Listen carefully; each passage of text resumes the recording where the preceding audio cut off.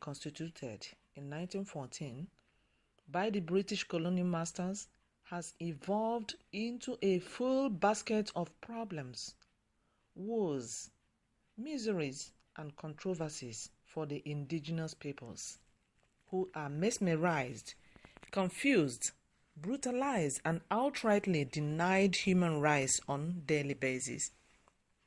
Nigeria is suffocating everyone in Nigeria.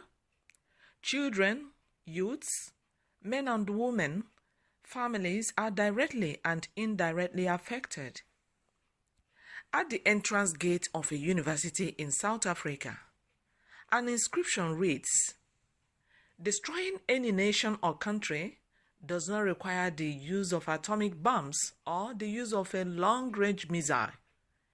It only requires lowering the quality of education and allowing cheating in the examinations by students. The consequence is patients die at the hands of such doctors, buildings collapse at the hands of such engineers, money is lost at the hands of such economists and accountants. Humanity dies at the hands of such religious scholars.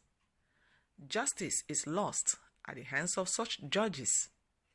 So, the collapse of education is the complete collapse of a nation or a country." Nigeria, as a divergent ethnic nationalities forced to be in one political union, the center no longer have the capacity to hold together democratically, such as plastic union.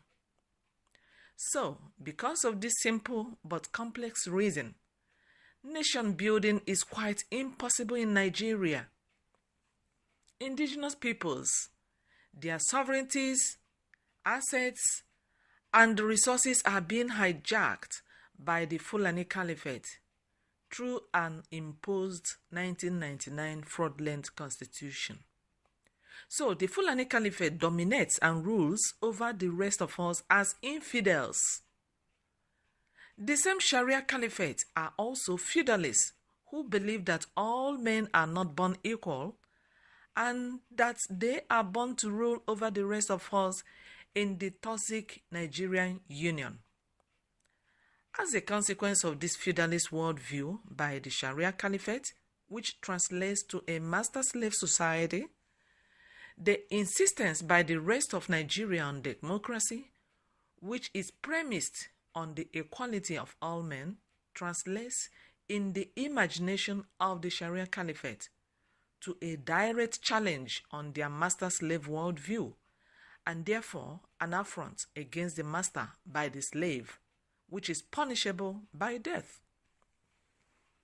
The situation to the majority of the people, the South and the middle belt of Nigeria precisely, therefore, is that of being guilty on two separate counts that each carry death penalty. A lot is very wrong with the current fraudulent constitution that does not allow for referendum for self-determination. Consequent on this fraud are a lot of hunger, hardship, anger, unemployment, frustrations, killings, corruption, injustice, nepotism, subjugation, marginalization, insecurity, political rape, election manipulation, ethno-religious killings, economic conspiracy and strangulation, and so many other human casualties. All these woes are traceable to this 1999 fraudulent Caliphate imposed constitution, and this is untenable. Another blindfolding ploy by the Caliphate is to use a political game against the gullible politicians from the Alliance territory of South and Middle Belt to go into elections in 2023. Some political actors from the Alliance territories do not seem to sense the danger ahead by thinking that a slot for Southern presidency will solve the Hydra-headed problems in Nigeria. The problem of Nigeria can't be solved by a president coming from Southeast or Southwest or wherever. Ninas is saying that all political parties should close shops. All political parties should close shops. and all politicians should retreat and surrender to the will of the peoples. All politicians should retreat and surrender to the will of the peoples, and they should be among the movement. They should join the movement of the peoples to decommission the fraudulent 1999 Caliphate imposed constitution, because it is not paying any person good. And the people say no more elections under the current 1999 fraudulent Caliphate imposed constitution. The peoples say all the ethnic nationalities which make up the peoples say no more elections under the current 1999 fraudulent Caliphate imposed constitution. Power belongs to the people. Power belongs to the people.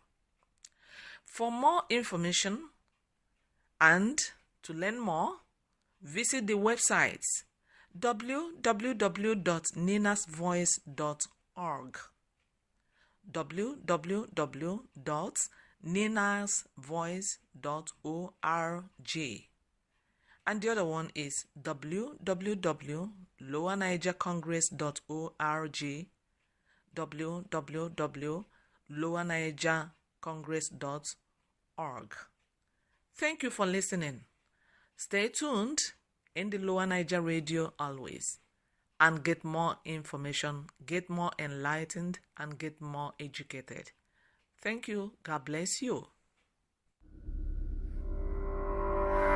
About 14 years now, I've been an event host, MC, compare, moderator, and in about 10 years, I've moderated several events in the oil and gas industry. Particularly over the last 2 years, I was moderator at the Oil Trading and Logistics event, Africa Downstream Week.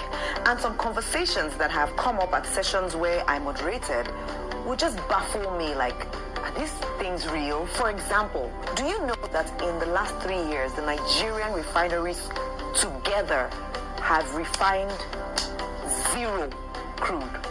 Nothing, zilch. But it has cost us 10 billion naira every month to maintain these same refineries. I mean, I'm like, do Nigerians know these things? The Nigerian refineries can be compared to a beat down, broken down, not serviced, engine not Peugeot 403, leaking, rusty, corroded. Nothing working. And even if we were to find the parts to change and upgrade to make it quite new, they'll be extremely expensive and even difficult to find. And should they work, the quality of refined products from these refineries will be less than desired. The standard way less than what is internationally accepted. So I'm wondering, what are we doing? One of the reasons I hadn't talked about this for some time is I was saying, what qualifications do I have? Am I an engineer? Am I a PhD holder? Am I an economist? No. I'm a Nigerian. And if it concerns me, it concerns all of us. So I wouldn't just like to talk about a problem and not prefer a solution or two. Solution number one. Can we please lease or sell these refineries to players in the private sector that know what they are doing and can bring them back to life and possibly convert them into income-generating facilities as they were built to be? Or number two, perhaps we should just shut them down completely, count our losses, walk away, and possibly use the funds to encourage those who have licenses for private refineries, so that at least as a country we can together prosper even more. Well, by all means, we have to change something. So tell me, what do you think? What do I think? Nigeria needs to shut down. Nigeria needs to have complete overhaul. Nigeria needs to pass through the scissors. Nigeria needs to go through the knife. Nigeria's constitution empowers all kinds of criminality, like everything from A to Z that is troubling Nigeria is rooted in the dubious, criminally manipulated constitution of 1999. The Fulani deed that enslaved the rest of the Nigerian indigenous nationalities. So go after that document, then you can begin to talk about other things that can be gotten right, including these Nigerian refineries that are consuming billions of dollars without producing a drop, without refining a drop of fuel or kerosene or whatsoever. That's the fraud called Nigeria. That is Nigeria real. That is the way Nigeria was meant to be, a fraud, a criminal. Something that will never work, was never designed to work. Nigeria. The eyesore of Africa. Nigeria. The land that consumes its own citizens. Very shameful country. What can you say about the recent increase in the electricity tariff? Electricity tariff? It is appalling. That is the reason why I have been in a companions lacuna. Wow. Not a recapitulation. But let me tell you this, that it is Leka and Pongwatidos, that in a Lekotla, in an imbecile, flacidious, and innovative matters were excogitatedly ruminated. We also see how the revidistical politicals move from budget disappearance to budget doctoration. Now, we are faced with a debilitating, exasperating, a reverberating, and a homogeneous electricity tariff. And this tariff is emulating with a financial lobotomization. But I pray that this is not ignite a clamorous demonstration. Now, come to think of it, how dare they deplete the citizens of the ossiferous and vociferous modus vivendi? Enough of this vilification and solecism. This is execrably pugnacious, pestilential, and attenuating. Imagine the imbibition of the political rodomotives, which has kept us in an urgent humiliation. Why? Now, Nigeria is in a political somnambulism and molocution. Nigeria is in a financial and economic bantigism. Look at the way the game politics has become a vocabulary. What a political holy-poly. What a political hoity-toity. What a political foodie-toodie. What a political hocus-pocus they have come. What a political jabberwocky. What a political publicon. What a political couple de corps. Sir! With this concentration, I ask that you accept my pentination circumlocution. Accept my pentination circumabagos, gadulukans, and madulukans. But I will tell you this, I will not koto in their puru. Thank you. I will refuse to koto in their puru. Thank you. Lower Niger Radio is your station for all things about self-determination, nation building, and liberty. With all the challenges and insecurity in our ancestral lands, the survival of our peoples and the political arrangements they decide on is our goal. We discuss solutions. We bring you messages of hope, truth, and trust. So, tune in today. Lower Niger Radio is the voice of liberty for the ethnic nations of the South, South, and Southeast. We are here for the peoples of Anang, Bini, Isan, Efik, Ibibio, Igbo, Ishekiri, Ijo, Igede, Kalabari, Obolo, Ogoja, Ogoni, Okrika, Urubo, and all the others. Lower Niger Radio, your voice of liberty.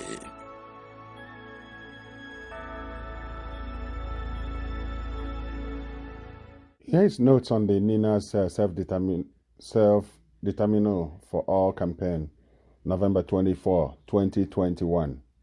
Notes on the Nina's self-determination for all campaign, November 24, 2021.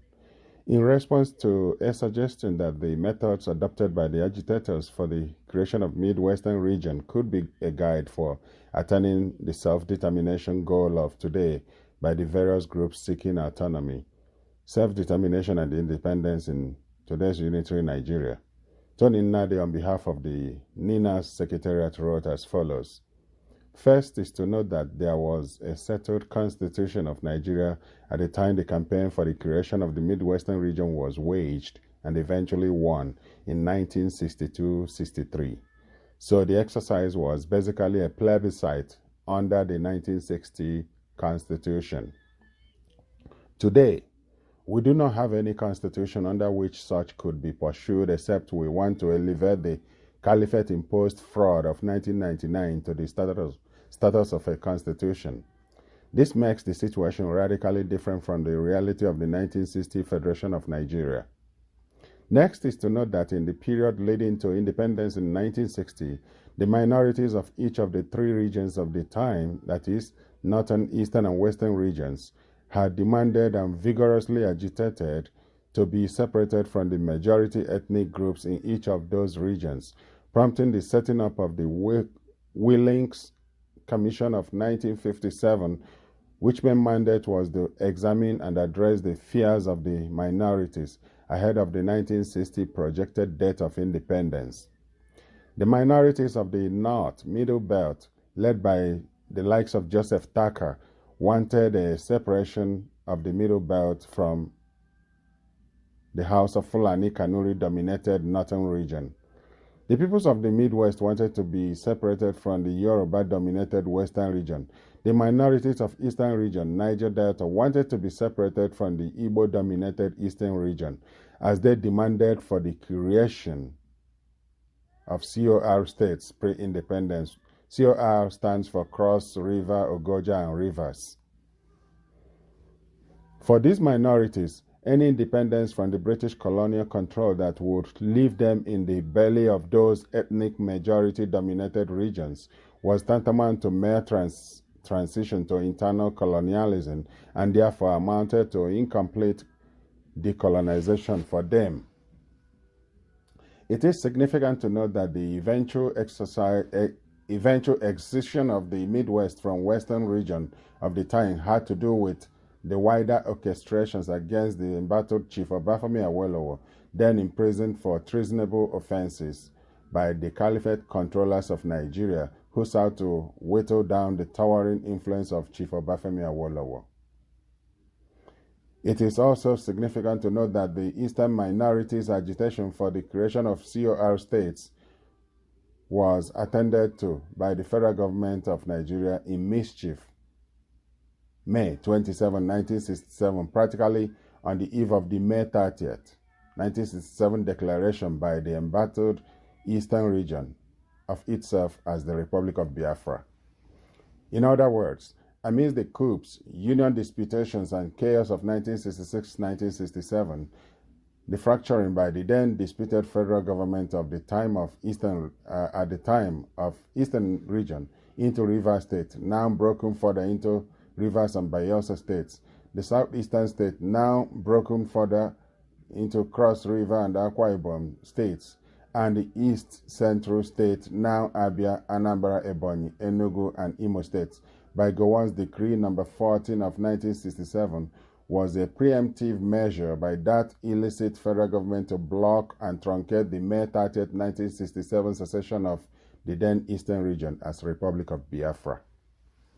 The pre-independence autonomy agitation by the Middle Belt has not been addressed to date, maybe because there has not arisen yet an occasion for the depth of mischief that bettered Midwestern region, the old River State, and the old Southeastern State.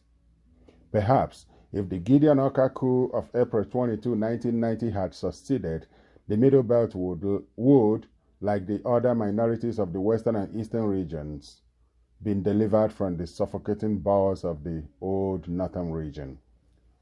Let it be understood by all that, armed by the history of these heavily manipulated nation-building processes and the lessons of that history, the strategic objective of the NINAS, Nigeria Indigenous Nationalities and Alliance for Self-Determination grant script, is to peacefully complete the decolonization of Nigeria in a manner that would fully restores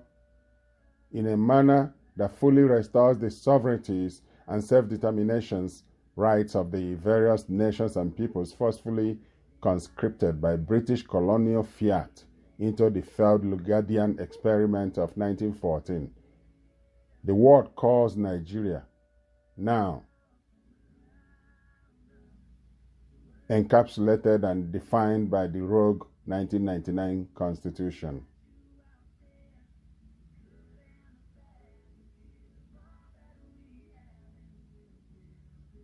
Visit ninasvoice.org, and lowernigercongress.org.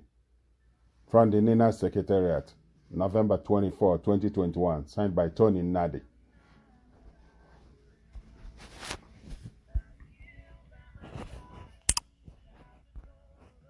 Good morning, good afternoon, good evening, wherever life may find you under the sun. Be it night, be it day, be it morning, be it whatever, whenever. Have a good time. There's an interesting thing that you need to hear. Somewhere in Zamfara State, or Katsina, somewhere there, you will hear it. At the government-owned school,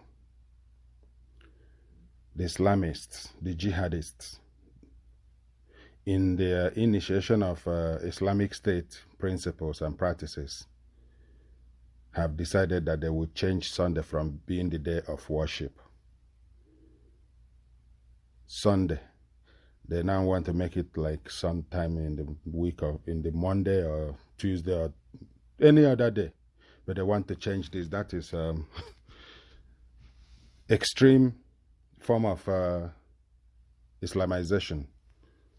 Like they want to wage war against Christians, which they've been waging. Not that they want to, they are advancing their cause. Their mission is being advanced, getting advanced. And we must not be ignorant of what they are doing. They expose themselves by their moves.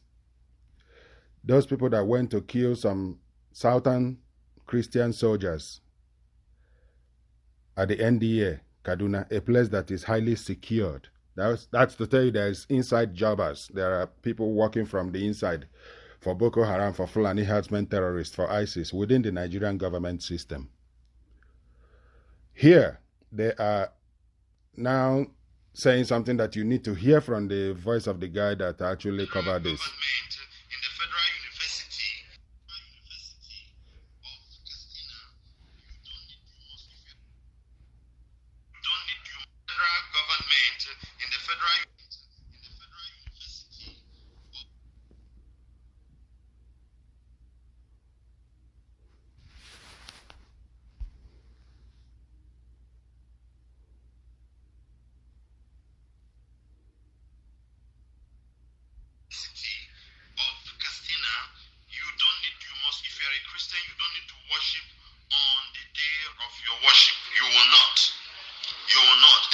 Sunday that day, that place as a general day. While church service will be held on Tuesday and Thursday between 6 p.m. and 8 p.m. I want you to underline this. They say that Sunday is now a general day. They did not give us much reasons why it's been changed to this way. And they said that while church service will be held on Tuesdays and on Thursdays, they give you specific time for your worship. If, for example, in your Christian belief, you people are the people who go to church early in the morning, who start your service. There are people who worship early in the morning as the sun rises. They're already in the church. Like a Catholic guy will go for morning mass and nothing like that. Inside the Federal University, Castina, where the dead Buhari comes from, the Sharia has started already. They are imposing it into people. They are forcing people into this. We need to let you know, because sometimes paralysis analysis is what disturbs us. You will say this and say nothing, and they give you specific time, 6 and 8. This is the time herdsmen normally come to slaughter. This is the time the herdsmen normally come to slaughter people. So as at that time, 6 to 8, people have left the campus. It's only you, the Christians, will be there shouting hallelujah, praise the Lord. Then these people can come and shoot on random, because they know that the majority in the school on Tuesday 6 p.m. to 8 p.m. and on Thursday 6 p.m. to 8 p.m. are Christians. Then you will be slaughtered. You will be killed. I am not making the news. The news is already there. Federal University University of Castina, where Buhari comes from, has put it. The security service, the director of security service, Audu Salisu, is the one who bested it. The list is there. Churches are asked to adhere strictly to the new days of the church service. They are the one telling you the day you serve your God. There you have it. Nigeria, in fact, the Sharia section of Nigeria, which comprises 12 states, they started initiating Sharia laws, Sharia legal code, in the year 2000 under Obasanjo, who hypocritically called it then political Sharia because he doesn't understand. He doesn't care to know what's going on, how the Islamists were seeping in gradually, steadily, continuing on the project of their grandfather, Ottoman Danfodio, and Ahmadu Bello, of unblessed memory. They continue pushing. They continue doing things to show us that they are not with us, that they are gone. And yet they want to stop others from leaving. They believe it is up to them to decide where Nigeria heads. They think it's up to them to decide how things will be. They think they've cornered all the instruments of violence in the country, so they can run it on every other person.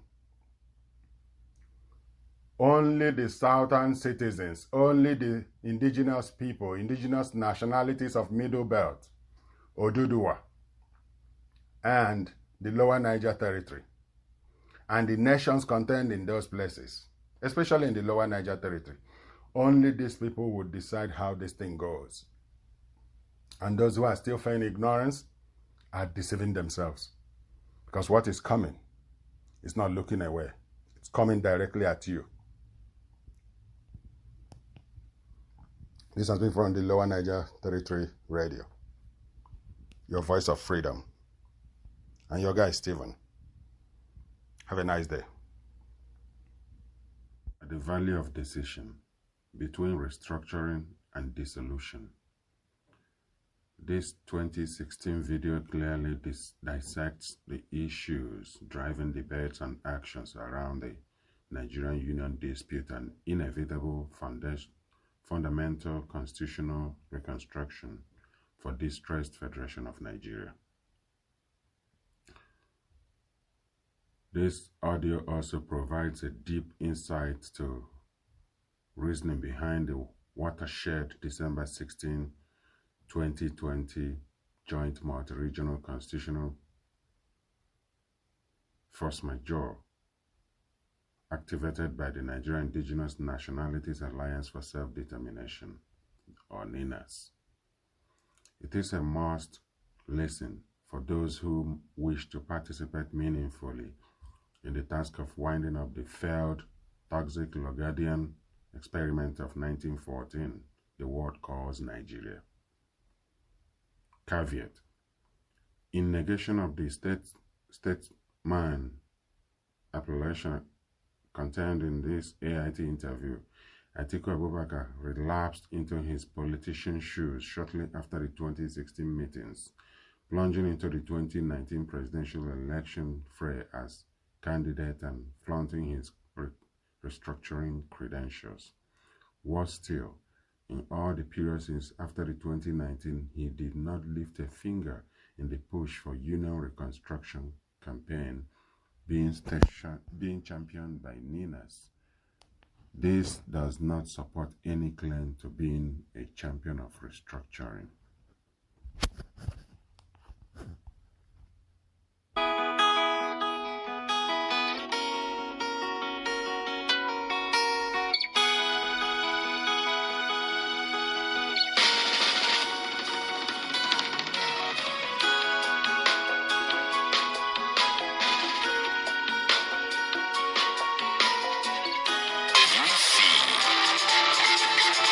You see,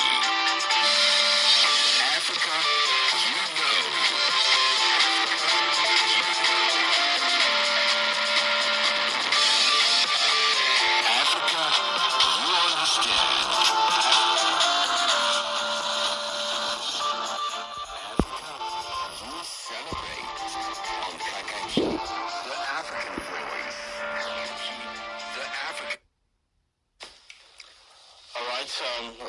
backing restructuring and the call to renegotiate Nigeria, former Vice President Atiku Abubakar has for some time now been advocating for that. In fact, he's been on the front line for that call for restructuring the country. And this time around, he said, unlike what different people have been saying, Nigeria is negotiable.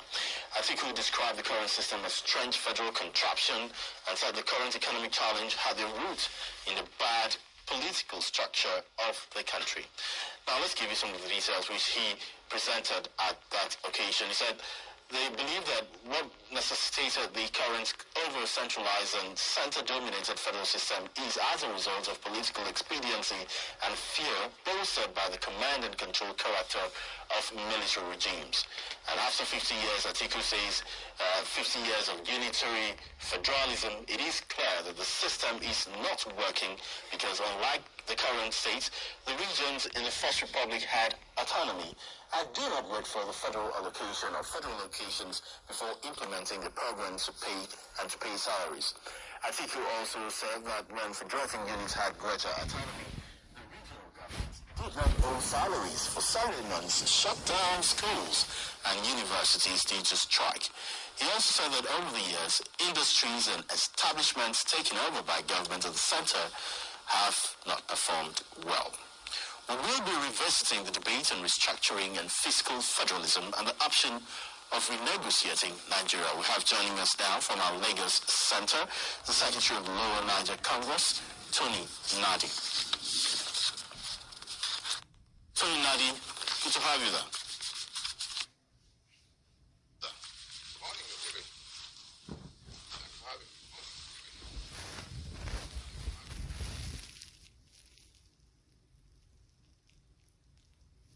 Point and the need for restructuring or renegotiating Nigeria. When people say, or like the former Vice President talked about renegotiating Nigeria, what in your opinion did he really mean?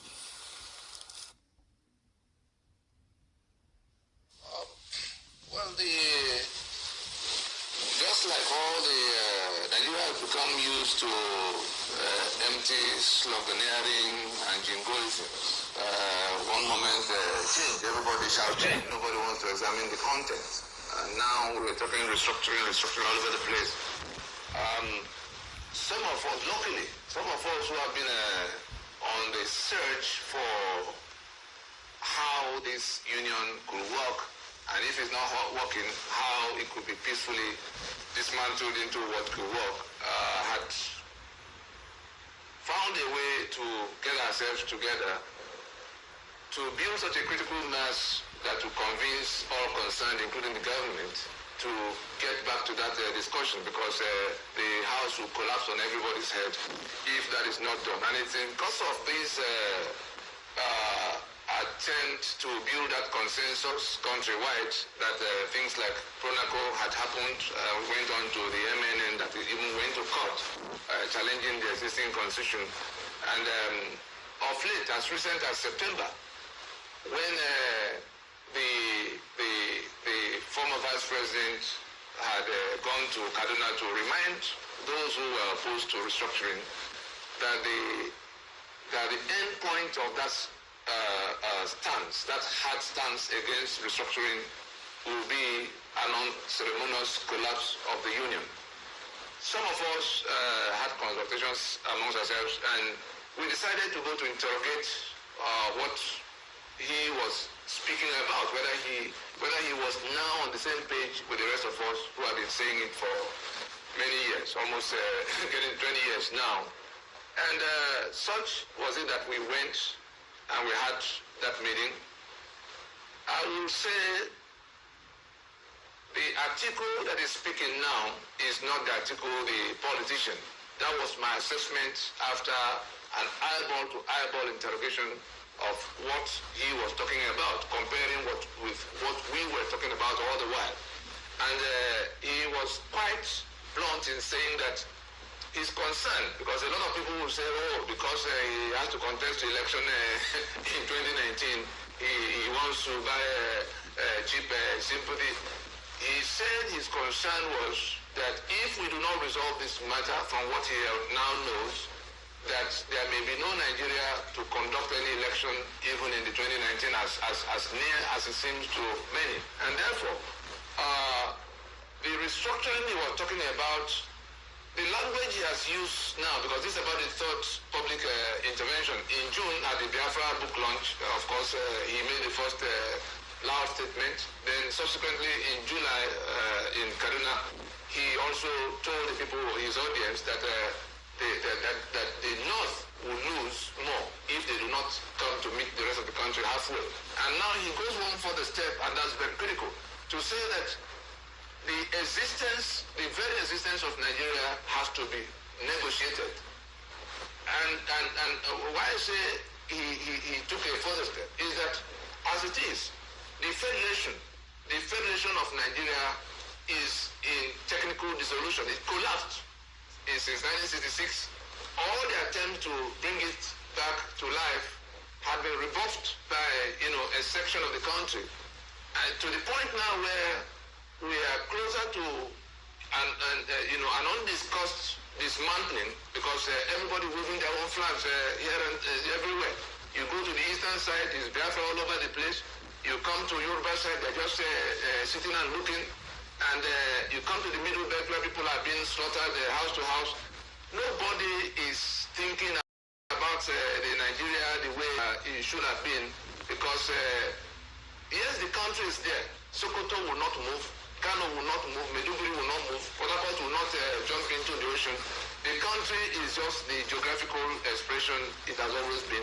But the federation is one in which the peoples of all those territories are joined together in one union, and that is what the Constitution does.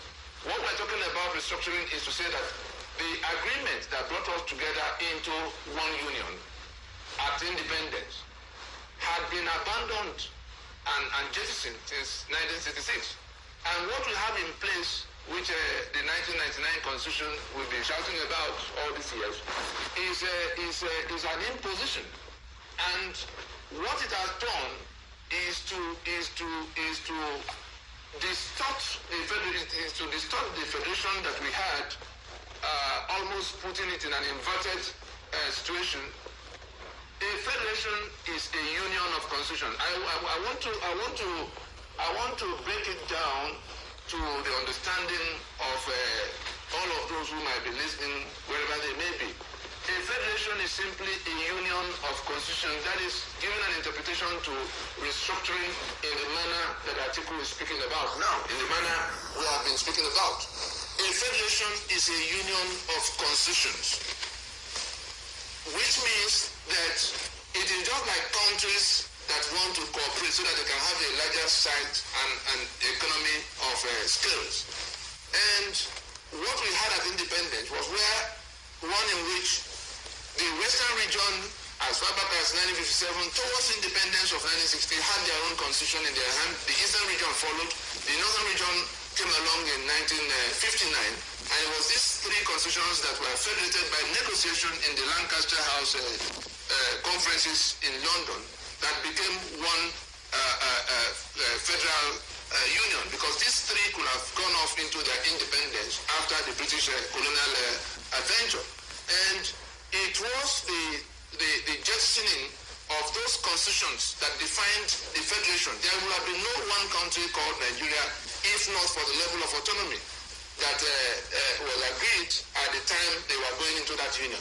So to have abandoned that autonomy by jettisoning those constitutions that come to, just like Europe under like European Union, in which Germany and France and Portugal are cooperating to form one larger union. That was the kind of thing Nigeria went into at independence. So for those five constitutions, that's four regional, Western, Eastern, Northern, and the Midwest that came in 1963, and then the federal, the one in which they donated some of their powers to the central authority to take care of some of the responsibilities. Of course, the financing being a contribution from them.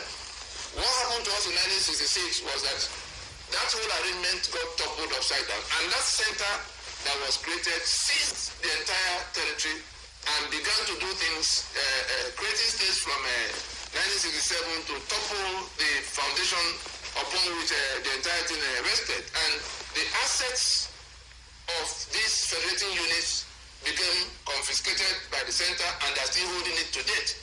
The power to work those assets became confiscated, and we have 68 items today on the Constitution 1999.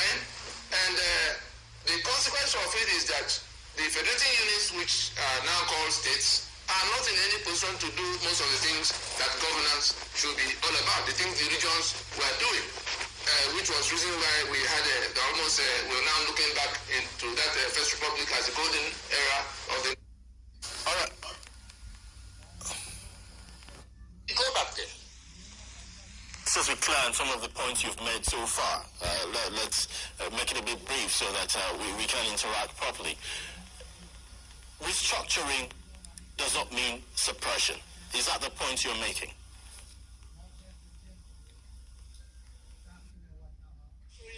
It's like a reconstruction, and it presents a gamut of outcomes depending on the goodwill still left to federate.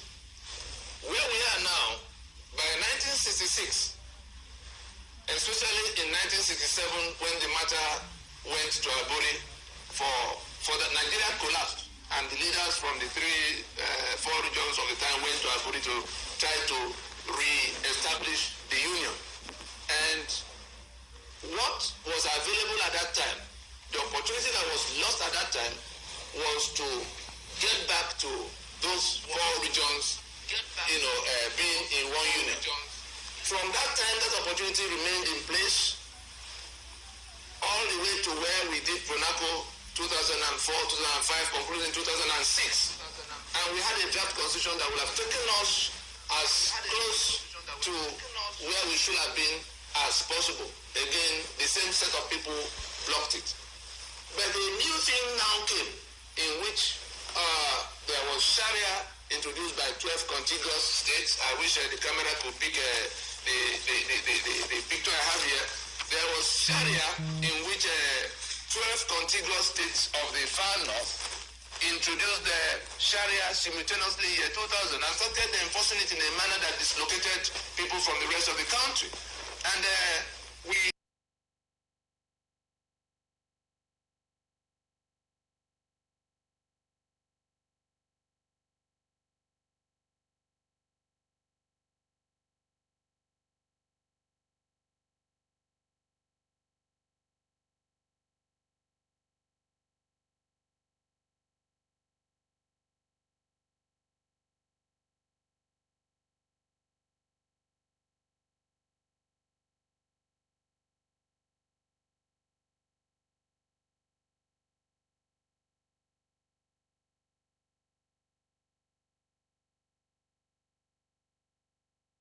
We now have that additional distortion to the discussion that was going on about how we live together.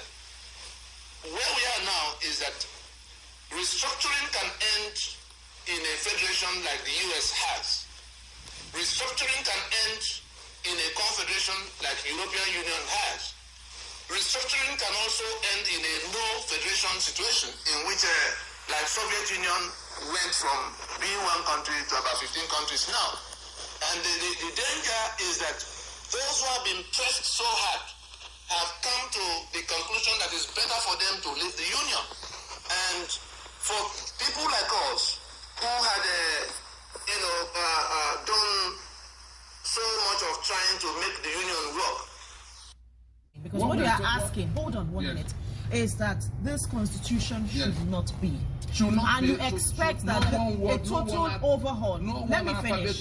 You want a total overhaul of this constitution, and you liken it to the South African apartheid. Okay, tell us the process to get into what you are saying, because the president also, do not forget, assumed office, or all the people you expect to do something about it, assumed office based on this document.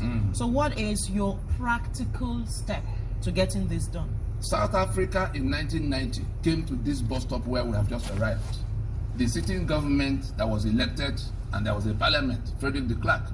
He now, for the first time, up to that time accepted that the apartheid constitution could no longer be the basis of the South African society because it was imposed by a white minority to take the lands and the rights of the blacks, and that is exactly what we have here. The Ijaw lost their land and their oil and gas to Nigeria because some military president under Gowa seized it by decree.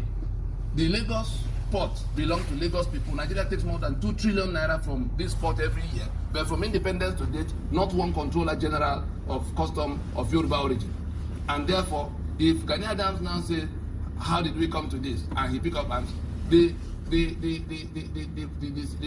discussion that should be holding is one in which the government of the day will have to accept that this apartheid constitution can no longer be the basis of Nigeria. We are not anarchists. In the suit we filed in 2007 against the constitution, we asked the court to give an order that will compel them within a period of 18 months to remain in office and work out that discussion that will lead to a new constitution. That's not too much to ask for because South Africa did it. They accepted that the apartheid constitution had to go, and they called everybody. Now, he's relying on them to work out a new constitution. No, they are not saying so. In that terms of reference, they say how to incorporate whatever. No, I'm asking you how you intend to arrive at a new constitution. How it will arrive at is that the people, those who are trapped here, before going to make a central constitution, because a federation should have a federation of many constitutions.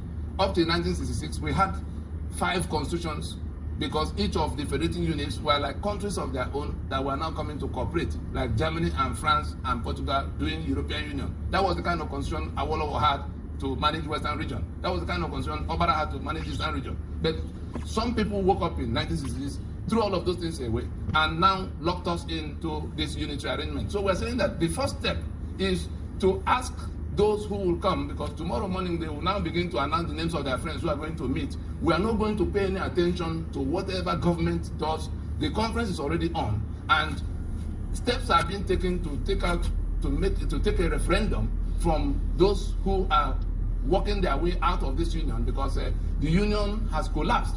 If we do not accept in good time that it has collapsed and go to sit down to discuss how we will revive it, I tell you that under the instruments available to those who are choked here, and 3.5 million people have been killed in eastern Nigeria on this same question. OD have been wiped out, Okerenkoko have been wiped out, Obakere have been wiped out. All kinds of things are going on. Just the other day, 78 students were massacred in their sleep because some people must be in power in Nigeria. They say they will make the country ungovernable, and they are making it ungovernable to date. And we are still thinking that there's a Nigeria. That Nigeria that will include a Sharia belt in which I cannot function in Sokoto or Kano or Meduguri. I will not be part of that Nigeria. I will rather invest all my energy in how to take out my portion. If those who are saying they have conquered us and they are going to keep us by all means for all times insist that we cannot discuss, then we do whatever comes within our reach to do to take our portion. Now, let me ask you, Mr. Nadi, yes. if at the end of the day we are having reactions from Afenifere, for instance, we are having reactions from Ohaneze people, we are having reactions from Arewa Consultative Forum, been with all how of them. be it speaking, saying that they do not, they will not agree for the name sovereign to be added to whatever conference. Now, let me ask you, would you say that these groups do not represent the blocks which they say they represent? They do not speak for and the people. If you do not agree with their representation, who are the people that you are talking to at this at this point about back to 75%? Tambuwa said that all of them politicians constitute only 25%. He said it on the floor of National Assembly the day they resumed last week or so, that they constitute only 25% of the country's population. I'm here to speak on behalf of that unrepresented. And the Arewa is not speaking for anybody. No, they all have vested interests. They all have things they share with people in government. What we're saying is that let us accept that Nigeria was not our making in 1914. Let us accept that the little discussion we had all the way to 1960 got toppled in 1966. Let us then accept that the product of that toppling, which is the current constitution, because from 1966 to date, all the 36 states that were created, who created them? Now they call me Abia State or Imo State or somebody else, Bayelsa State. none of the people in those places, like Delta State, cannot, the people of Delta in some areas were agitating for some autonomy. You now create a state and put the capital in Asaba. From that time to date, Delta State had not been the project of Ijo, Urobo, Ishekiri, and all of Mr. them. Nadi, would you not rather wait? Let's just see this process. No, because you have acknowledged that this is actually an act of statesmanship by Mr. President. I commend him. I commend him. At least to have you, to prove you right or wrong. Is it not a bit too early? I was actually expecting to see your name in that list. Of course, they know they will not put my name on any list of people who are going to be discussing, who are going to a meeting in which Nigeria is held sacrosanct, in which somebody will write in the terms of reference that the outcome of the conference will be integrated into a constitution, meaning that they want to preserve that constitution by all means. And we are saying we will not touch one alphabet from inside this constitution. So these are the two grounds, these are the two positions that will have to be married through the next few days. But in the event that this conference is convoked, yes, in the event that the different nationalities meet and do discourse, yes, would you now throw away all of that? Because your view can be seen as extreme. It is either this, it is either all or nothing. Do you think there is no halfway? There is no halfway in a matter of reconstruction. If you want to put a 40-story structure on this ground now, you know it will take it. But the first thing that will happen is that bulldozer has to enter here to level it, to be able to put up a new structure.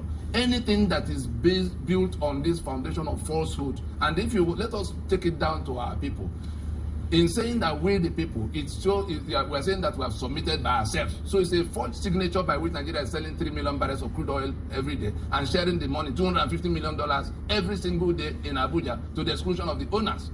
If you come to the provisions inside the Constitution, you then begin to see a chapter 2 that provides for all the good things of life, but a clause in section 6C, and shame on the lawyers in Nigeria, including the justices of the Supreme Court, that will hold this document up and say it's a constitution. Because those who wrote it had taken all of the content of the Treasury as their own by that provision, to say that nothing is for the citizen except as they deem fit. That is the unjust. Mr. Nadi, before we let you go on this segment, like Victor asked, and yes, it's the heart of the matter. The thing to do is to allow the ethnic nationality and have this discussion without what you are saying, and this scales through. If somebody, what does that Abacha held a conference, but Obasanjo held a conference. What happened to them? Because somebody sat in Abuja, like David Mark is sitting, to tell us that it is how they do it that we have to accept. What we're saying is that they must accept that sovereignty belongs to the people and let them organize themselves and send those who they will truly wish to discuss their future for them in a conference that will end in a referendum. Thank you, sir, for coming. Thank you very much, sir, for joining us this morning. Thank you. We have been speaking to Mr. Tony Nadi, who is the Secretary General of the Lower Niger Congress and the convener Movement for New Nigeria. Thank you once again. The story have never changed. It's the same thing. All the cosmetic measures being applied on Nigeria to make Nigeria, to get Nigeria going, is not working, because everything that is being done by the senators, by the members of the House, or even executive branch or the judiciary, they are all skirting around the fact that the foundation is faulty. Nigeria's foundation, rooted on 1999 Constitution, is a fraud, and you don't expect this fraud to fix itself. Nigeria needs a surgical operation. That's the only thing that will work.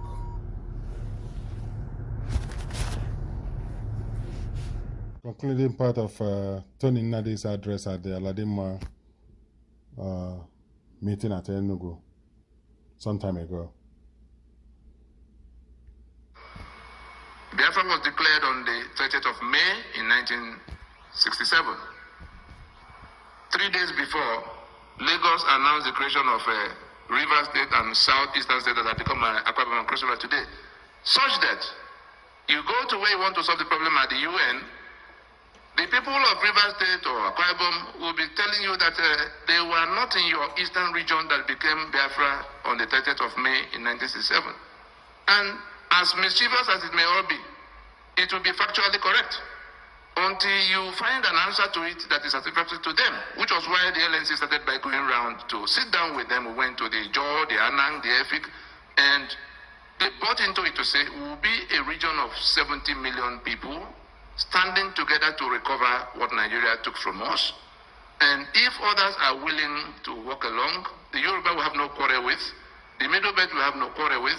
The only problem is the strange civilization Sharia and then 12 contiguous states, the Caliphate. And if anybody says we don't have a problem emanating from that, that person needs to do some more study. Between them and the British joint venture, they don't belong here. They came by jihad. They got the northern part and had it for 100 years before the British got here. They came from the Atlantic front, conquered and deceived. They met halfway in the Middle Belt area, the Lorry-Benue axis, and like two robbery gangs, after one target, they formed a joint venture to capture that target and share the benefits. That was what became Nigeria in 1914. That caliphate was part of how it was all worked out. We were not told until it was announced. It was resisted here, but there were Dobas up north in Sokoto and Zungeru to celebrate that merger.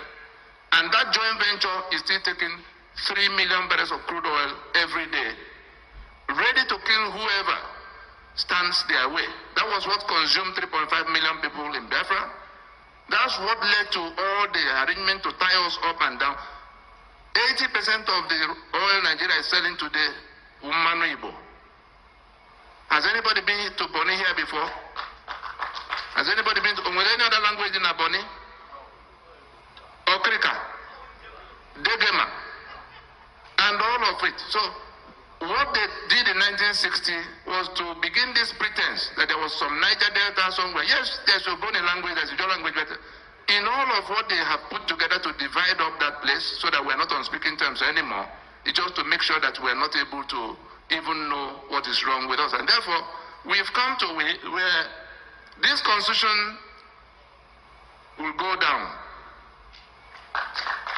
Those planning elections on it, those planning to renew it for another 4 years by holding elections on it, are going to have to contend with all of those who have repudiated it. Those repudiations were not matters of accident. They were worked out, programmed, and sold to the grassroots.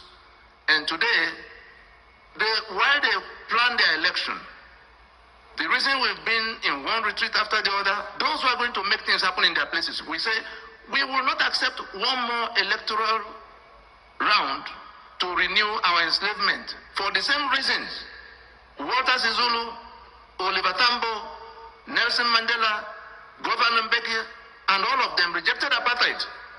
There was also the Bantustan regime in which some blacks in South Africa were persuaded to take it slowly, like some of our people talking restructuring. Let's go, take whatever we can find and not die. No. We say this document will go, and our strategy for shooting it down, because it's been talk and talk, nobody has seen much of action. The action around it is that those who reject it are rejecting election, and if elections are shut down, this document will not survive another month from the point that happens. And we're talking about 2018. We know security people are here. In fact, some of them are streaming live to Abuja. But it doesn't matter. We are convinced that it is within our reach to shut down this instrument of enslavement.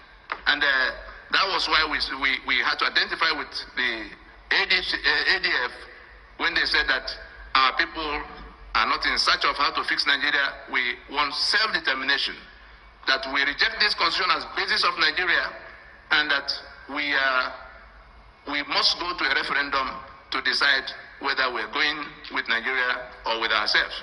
I think if all we take from this convention and this celebration is for our people to know that such is coming, that would have been a great achievement. Thank you very much.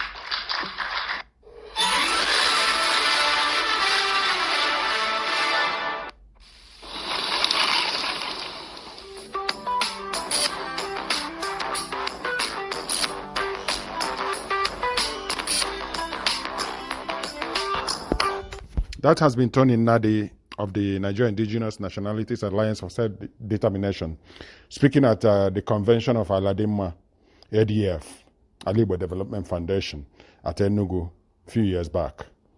I hope you gained a few insights as to why we need a referendum in Nigeria and why Nigeria is the way it is. Nigeria was set up to manipulate a particular people, to divide them, to sow the seed of discord among one people, telling Olobiri people, Boni people that they are not Igbo. Meanwhile, they are Igbo-speaking people. They are the same people. Nothing divided them. They are one people. But for it to work for Nigeria, they had to divide them. Now, our people have to actually wake up from their slumber and see the reality on ground, that all this thing has been designed to manipulate them. The 3 million barrels a day oil that is being lifted by Nigeria, which is now going for over $90 a barrel at the international market, it has not profited the people of Ijo. It has not profited the people of Akwa Ibom, Cross River, Ogoni. In fact, they have received massacres, genocides. So the earlier we subject Nigeria to referendum, the better for all of us. To come again 50 years after genocide was launched against one part of the country, to where that same part is being militarily occupied again, and people being killed with reckless abandon. We are much more closer to where we will discover a majority do not want to continue in the union of attrition. Yes, is it your point, Tony, that... Sorry, just a second. I said earlier, let's make your points a little bit brief so that we can interact properly. Is it your point that restructuring has an option for whoever wants to leave the union to do so? Is that what you're saying? Let's not box the discussion into an impossible angle. First things first, let us accept that the 1999 constitution by which Nigeria's democracy is being operated right now is an imposition arising from the invasions and the conquests of 1967 to 1970 by the Victorious Alliance. Just like apartheid constitution was imposed against by a minority against the majority. If we accept that, we will then come to the next bus stop of what do we do to replace it? What do we do to reach new agreements? What do we do to forge a new federation in the manner Article Abubakar is suggesting? That is where that negotiation comes in. And it is just a function of the goodwill to continue in one union. And it has to go to referendum, especially in the camp of those who are now saying they do not want to continue in a union where some owe it a duty to their faith to kill the infidel. A feudal system in which you have those who claim they are born to rule others and who have seized the assets of others by sheer military adventurism. Also, to achieve that would require a huge legal hurdle.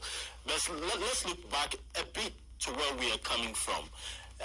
1967 to 1970, the breaking down of the structure, the regional structure, was a post-Civil War phenomenon, that we have the state structure that we have today from the regions we had before. Atiku Abubakar talked about political expediency, which led to this. He also talked about fear. And I suppose he was referring to the fear of having a regional structure where you have a cluster of states working together who perhaps have been able to utilize their resources in such a manner that they become very strong and they become perceived as a threat to others or a threat to the center, which I suppose was the reason why he said, okay, let's break down this eastern region that wants to, succeed from Nigeria, and let's have states, different states form out of them. is that fear still a potent fear in the country as at now? Because the former Vice President talked so much about that. The political expediency, do we still have that need for political expediency?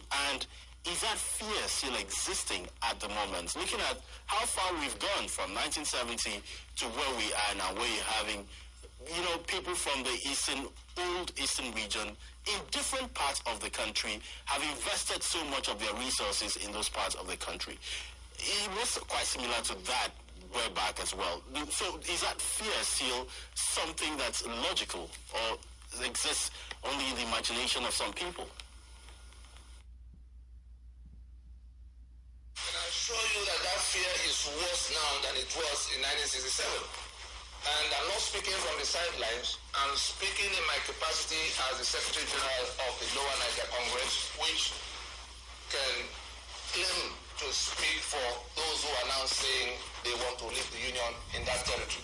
I can also speak on a countrywide scale, which was the reason we went to interrogate Atiku on the issue, as the co-convener of the Movement for New Nigeria. By the way, the map of that new Nigeria was the map I was showing you a short while ago.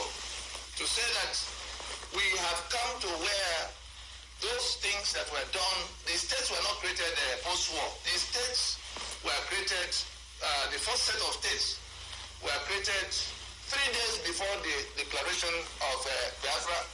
At the time, the Easterners were being slaughtered all over the rest of the country, and they fled eastwards. And that danger seemed to be pursuing them back home, and it fell on the shoulders of the then governor of the East to find a way to draw a line where people who are still alive will not be killed any further. It was in the period of that decision to draw that line that the government at the center, led by Gowon, now decided to truncate the basis of the region by creating states. So Eastern region was split into the rivers and the southeast state of the time being now Akwa Ibom and Cross River, to undermine the region and make it impossible for that region to stand up to defend those who had not been killed at the time. And from that point to date, it has been a further deterioration such that we now have 36 states hanging loose with no capacity, except perhaps for Lagos, with no capacity to fend for themselves because there's now oil money to use to fend for them. 704 local government areas created by Fiat. And you see who and who have done those things, and you see what it has resulted in the places where people are now saying they don't want to continue in that union. Assets that were seized, representation that is now one in which a majority has become a minority. The Igbo that all over the country can no longer have a voice in how their lives are run, whether it's the road they want to do or the reason what they want to do. The only reason why I don't have electricity in the East today is that I cannot generate it, I cannot transmit it. And that is what the Constitution imposes on me. So those are the reasons, and it doesn't seem to be abating at all. Look at the last election. Look at what has followed. Look at how the governance is going on. And now we have operation pythons and crocodiles dancing and smiling all over the place. Who wants to live with that? Let's also look at the aspect of equitable distribution of resources. I looked through some of the recommendations that were made in the 2014 National Conference and even the 2005 National Political Reform Conference, and that's still a component of the fear which we are talking about, the fact that a large chunk of the resources of this country, because I suppose resource control is at the center of all of this agitation as well.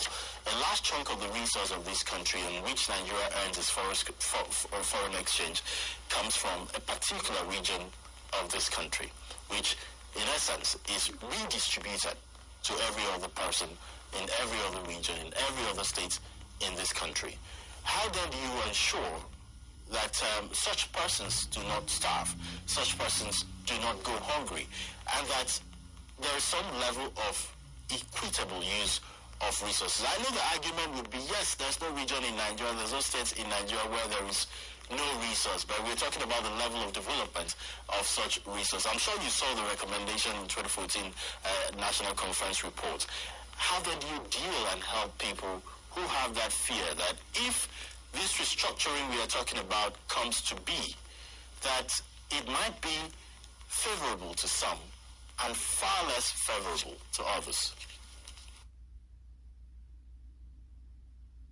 Bring your federation. If you bring your federation to a situation where it is working for some, is not working for the others, you have destroyed that federation, because those for whom it's not working are going to take steps to leave that federation. It's as simple as that. Before we begin to talk about distribution, the question of ownership of the assets will have to be established, because if a federation is a union of constitutions, each constitution is coming with all of what it owns, its people, its assets, to relate with the others, still being recognized as the owner, but contributing to the center maybe higher than what others bring. That's what was agreed at the beginning.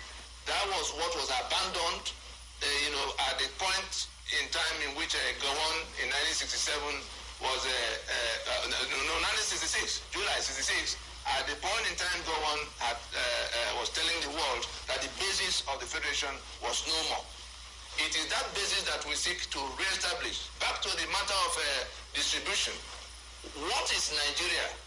We have come to that crossroad where we have to answer that question. When you go to, if you want to understand that question, you go to the preamble of the Constitution, current Constitution, which says, we the people have solemnly resolved to live in a union to be governed according to this constitution, which we now make and give unto ourselves. It is like the memo and articles of a company.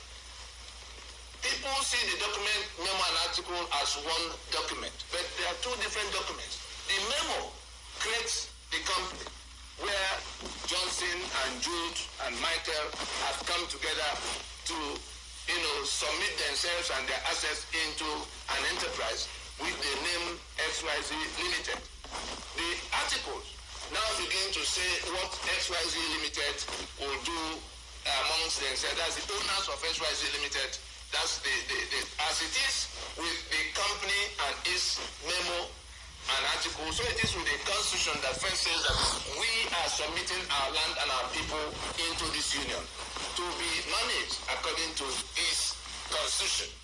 If you do not resolve that first leg of we submitting to this union, all the other things you write about the second leg, is a waste of your time, and that is where we have landed now.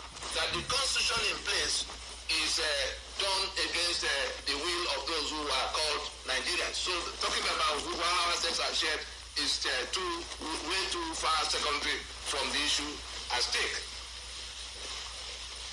No, because I've heard you in several forums. I think you even filed a case in court, I think some 10 years ago, where you said the constitution we're using now is a fraud. The preamble that we the people does not represent we the people. At no point did Nigerians sit and said this is how we want it to be. It was a military contraption. How then do you resolve that legal quagmire? Because for whatever it's worth that is being agitated for, you need to have a legal basis to have it pulled through. How do you resolve that? I'm a lawyer of 25 years with a specialty in jurisprudence. The way to resolve it is to accept that we have not agreed. What South Africa did with apartheid constitution, which was imposed by that minority, is what we must do now if we're still discussing any union. If we fail to do it, those who are talking are going to advance the steps they're already taken, and I'm in the thick of those steps to retrieve their portion from the fraud that have come to not only seize their assets, but now killing them in order to retain those assets.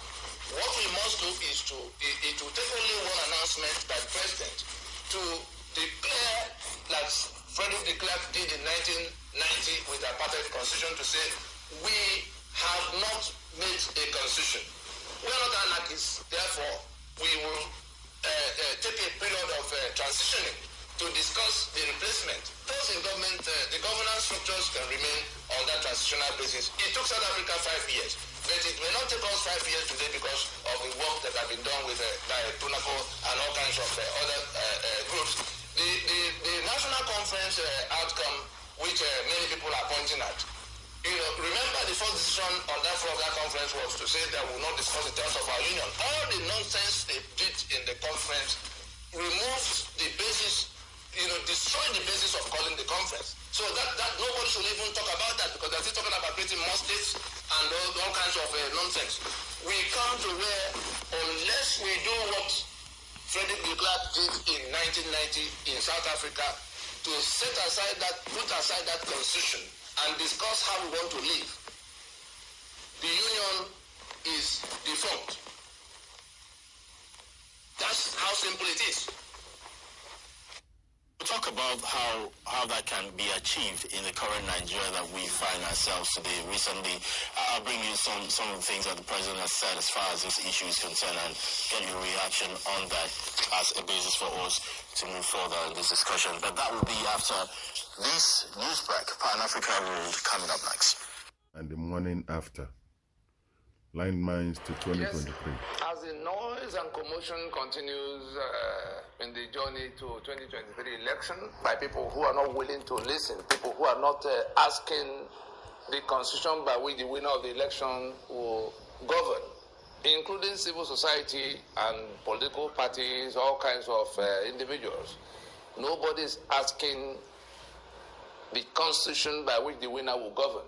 Nobody is asking what will change when, after the election, a new set of people come.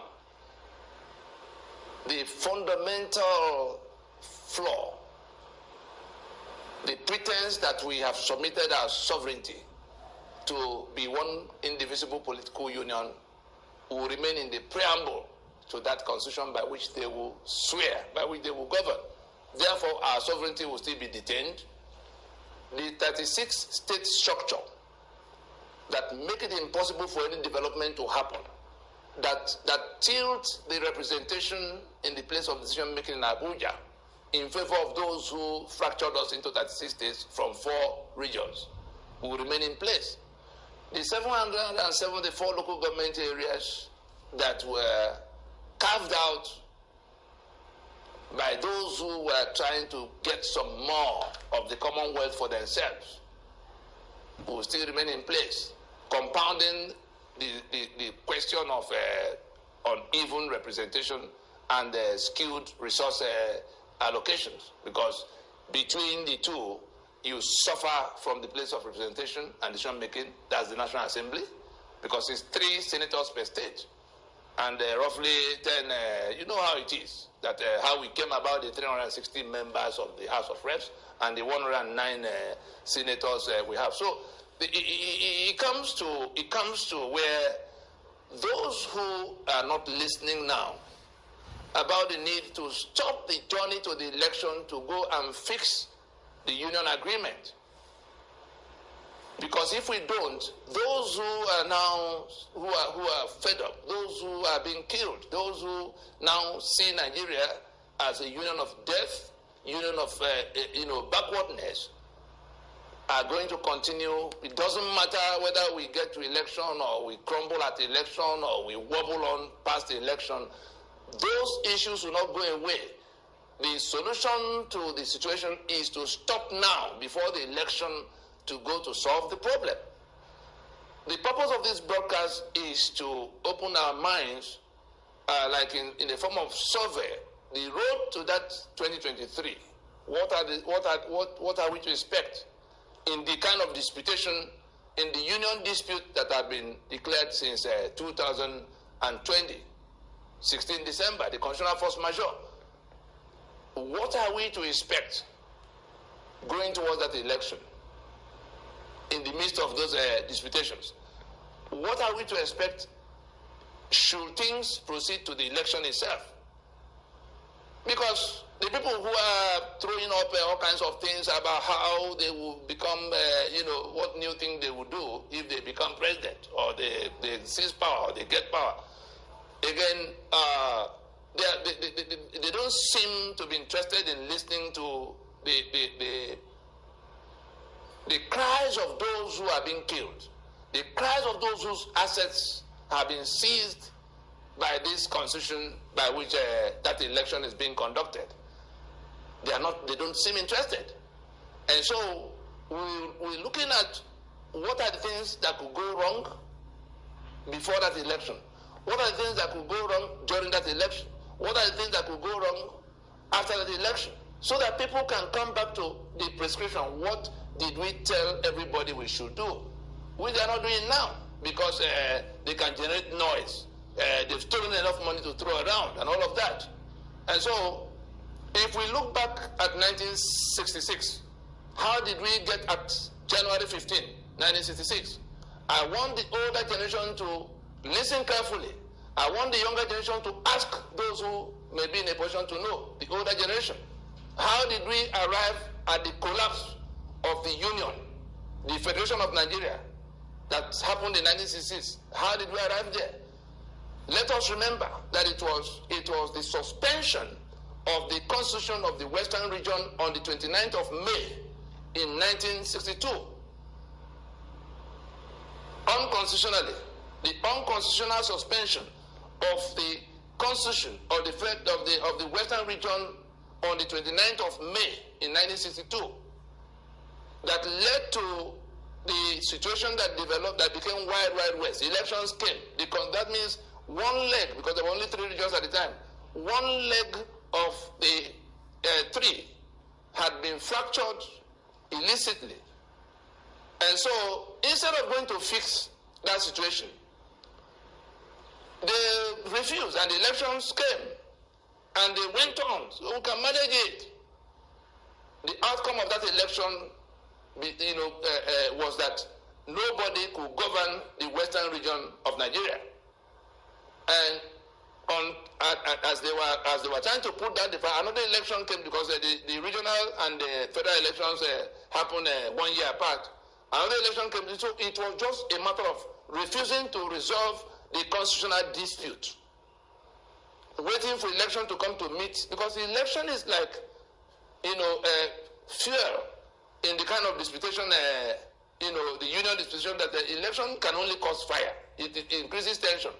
And so that election met that unresolved constitutional disputation, and then the union went up in flames in January of 1966. We've not recovered from that. Let us also remember that in 1983, it was the election of the second tenure election of our man Shagari, the MPN, landslide, 3 months after the whole thing was down, because of the tension that came with it. So elections will actually be the worst fuel for the kind of fire we're trying to prevent. And so, if people are refusing to listen, and we wobble on to so close to the election, these disputations and the agitations and the violent variety in the midst of the invasion that is going on, and the resort to self-help in all kinds of locations across the country, when the Minister of Defense had told people to go and get guns and defend themselves, some of the governors are also taking responsibility in that regard. And so, why do we sleepwalk? Why do we walk into this fire with our eyes so wide open?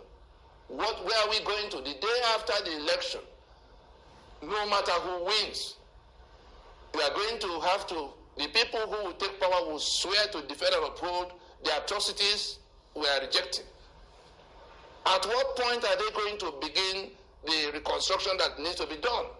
The 36 states, the senators that arrive in Abuja, the ones winning the election, the House members that will arrive in Abuja, the ones who won election. At what point are you going to now call them to a meeting of how the states can be reconstructed? Because the first thing that will happen in any kind of union reconstruction is that those 36 states that are serving no purpose will have to be put aside. the constituents will decide the formations in what and how many in what formations and how many units that will be the federating units. That's the first thing. So anybody who is telling you they're going to change anything the day after the election, they're just lying to you. Tell them, ask them now, at what point are they going to resolve the question of we the people having solemnly resolved to live in unity? At what point will that issue be taken, in which the Yoruba are sitting at a table with the Jaw and the Ogoni and the Berom and the Thief and the Fulani, if anybody is still willing to discuss anything with them, because they've taken their decision. They will set their own right to self-determination in the Sharia they adopted. And so, let us be clear in our minds that all this talk about what will happen to make things better in the day after the election, they are just deceit. You have to ask those who are saying that they will do ABC the day after. It doesn't matter whether APC wins or PDP wins or ABDA wins or Mega Party that was Tomia and his co-travelers, Jega and co, who are the other people in their midst, obvious sequestered. What are they proposing? What are they proposing? Compared with what we have placed on the table. So we are saying the morning after, quite apart from the fact that we could have a catastrophic collapse before the election, quite apart from the fact that the election itself could be the point of that collapse because we are refusing to address the issue. But we are saying, assuming that we wobble on to the point where they say election has happened, one candidate has become winner, what will change? What will that winner begin? That winner that will begin will take office by swearing to defend and uphold the lie that we have submitted ourselves to union, uphold the lie of 36 states being our own making, because everything in the constitution is then our making. This is 8 items of exclusive list is our making. Under that lie, and it's the judge that decided that the oil and gas will belong to Jigawa. Under that lie, it is Benue that decided that their limestone will belong to Dangote. Under that lie, it's Lagos people that decide that the ports of Lagos will be managed by Fulani people for all times. That is what that lie in that preamble represents. Under that lie, it is all of us that decided that the spare keys to the treasury will be in the hands of the executive heads of the executive branch, the 37 men whose signature move all the monies from the treasury in the appropriation provisions.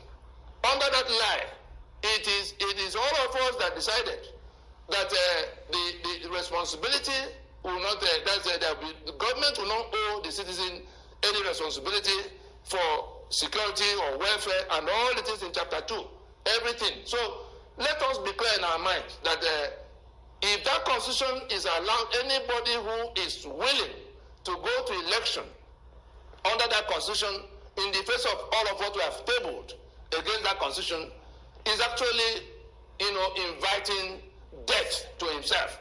Because, again, the guns will remain where they are, in the hands of the people who are controlling all the armed services.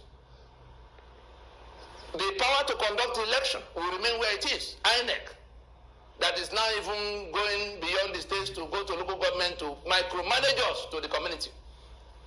That's what we're angling for by going towards election. What's our prescription? Nina says we take too much risk. We are walking with our eyes wide open into an inferno if we carry on with this constitution in the hope that the morning after it will get better. It can only get worse, except somebody amongst those people who are going about now saying they're going to do differently, except they come now, not tomorrow, before the election, to come to explain to us exactly what they're going to do. Are they going to tell the 36 governors that emerged that their states are no more? Are they going to tell the 109 senators that will be waiting for their own monthly reward for 48 years to come? Are they going to tell them that their states are no more?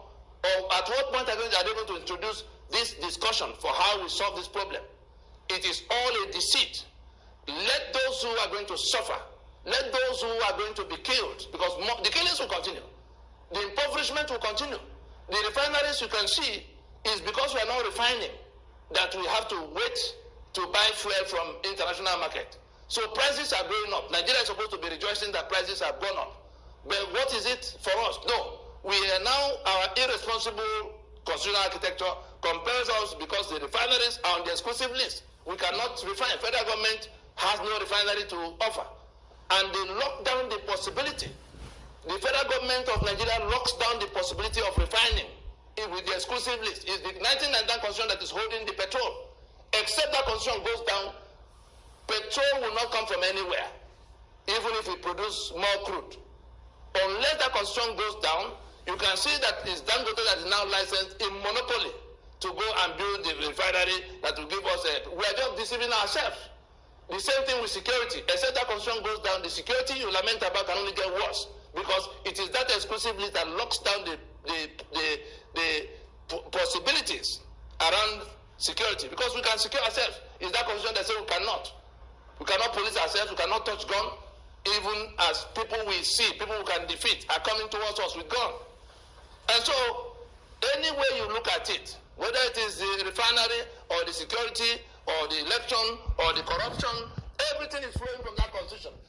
If you then say you want to go to another election under that constitution, it is your choice to be killed. It is your choice to be impoverished. It is your choice to be rendered hopeless.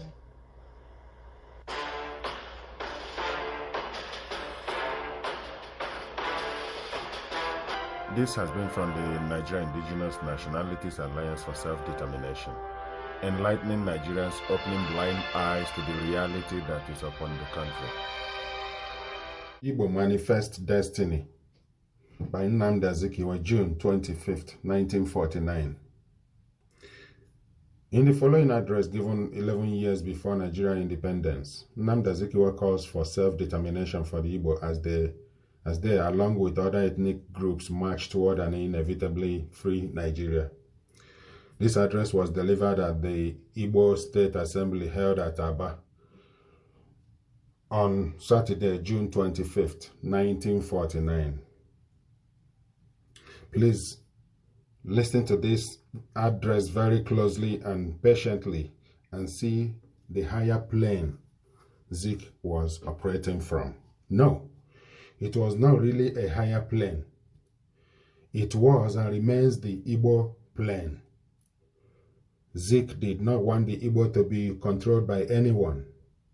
He knew the Igbos were not controllable by outside forces. He wanted the Igbos to be within a federated framework, part of Commonwealth Nigeria and United States of Africa. And we worked for it. After salutations, harbingers of a new day for the Igbo nation, having selected me to preside over the deliberations of this assembly of the Igbo nation, I am conscious of the fact that you have not done so because of any extraordinary attributes in me. I realize that I am not the oldest among you, nor the wisest, nor the wealthiest, nor the most experienced, nor the most learned. I am therefore grateful to you for elevating me to this high pedestal. The Igbo people have reached a crossroad, and it is for us to decide which is the right course to follow. We are confronted with routes leading to diverse goals, but as I see it, there is only one road that I can safely recommend for us to tread, and it is the road to self-determination. For the Igbo, within the framework of a federated Commonwealth of Nigeria and the Cameroons, leading to a United States of Africa. Other roads, in my opinion, are calculated to lead us astray from the path of national self-realization. At this juncture, excuse me, I must add that Nigeria Zik had in mind died less than 6 years after independence. And we're still on it till today. It would appear that God has specially created the Igbo people to suffer persecution and be victimized because of their resolute will to live. Since suffering is the label of our tribe, we can afford to be sacrificed for the ultimate redemption of the children of Africa. Is it not fortunate that the Igbo are among the few remnants of indigenous African nations who are still not spoliated by the artificial niceties of Western materialism? Is it not historically significant that throughout the glorious history of Africa, the Igbo is one of the select few to have escaped the humiliation of a conqueror's sword or to be victim of a Carthaginian treaty? Search through the records of African history and you will fail to find an occasion when, in any pitched battle, any African nation has either marched across Igbo territory or subjected the Igbo nation to a humiliating conquest. Instead, there is record to show that the martial prowess of the Igbo at all stages of human history has rivaled them not only to survive persecution, but also to adapt themselves to the role thus thrust upon them by history of preserving all that is best and most noble in African culture and tradition. Placed in this high estate, the Igbo cannot shirk the responsibility conferred on it by its manifest destiny. Having undergone a course of suffering, the Igbo must therefore enter into its heritage by asserting its birthright without apologies.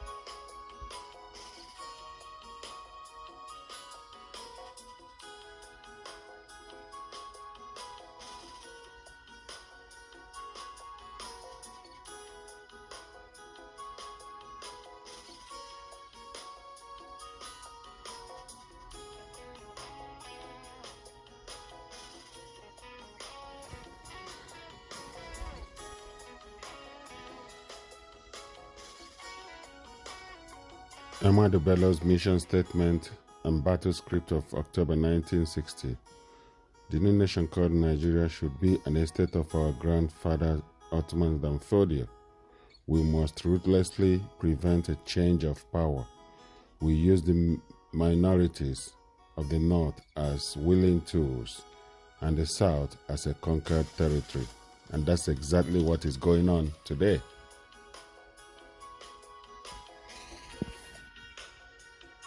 The full execution of the Ahmadu Bello mission statement and battle script of 1960 resulted in the current master-servant constitution of Nigeria, 1999, imposed by the political descendants of Ahmadu Bello between 1966 and 1999, everyone according to his station in the script.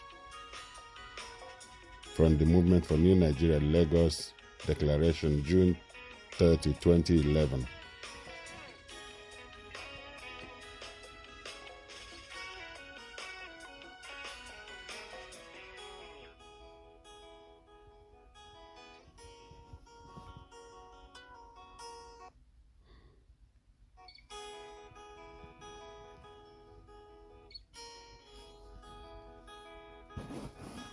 The Northern Bogoys and the Yoruba Bogoys have conspired to keep the Igbo out of the scheme of things. They have been defeated in war, rendered paupers by monetary policy fiat, their properties declared abandoned and confiscated, kept out of strategic public sector appointments and deprived of public service. The rest of the country forced them to remain in Nigeria and has continued to deny them equity. Our present political leaders have no sense of history. There is a new Igbo man who was not born in 1966 and neither knows nor cares about Nzogwu and Ojukwu. There are Igbo men in the streets who were never Biafrans. They were born Nigerians and are Nigerians, but suffer because of the actions of others. Anything short of a northern president is tantamount to stealing our presidency. If Jonathan or any other southerner becomes president, the North is determined to and will make the country ungovernable.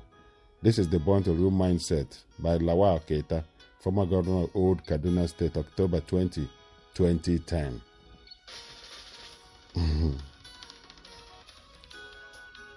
The North does not want Nigeria to continue to exist by their own very behavior, by their conducts.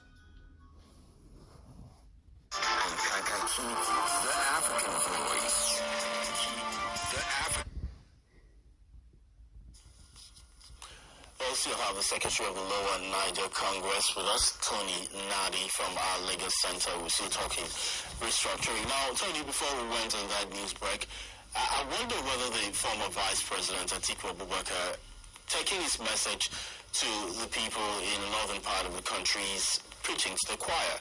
I mean, when you hear the sound bites coming from some persons from that region who really do not support this call for restructuring, and even the president himself, who recently said, look, Nigeria's unity is non-negotiable.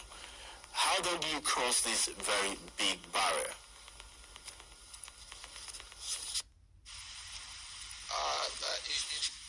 The president is behind the times on that issue.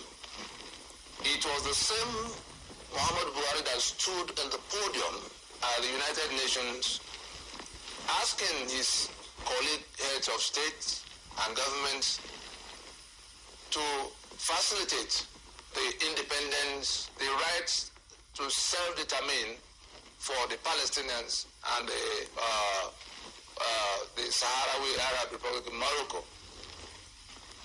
There came in 2007 an instrument from the UN to settle the kind of matter that Nigeria has found itself confronted with. That instrument has to do with what we call self-determination. And it is that self-determination that those who appear not to be aware of that, paradigm change are still calling secession and treason and taking people to trial for insisting that they are no longer interested in what was imposed on them.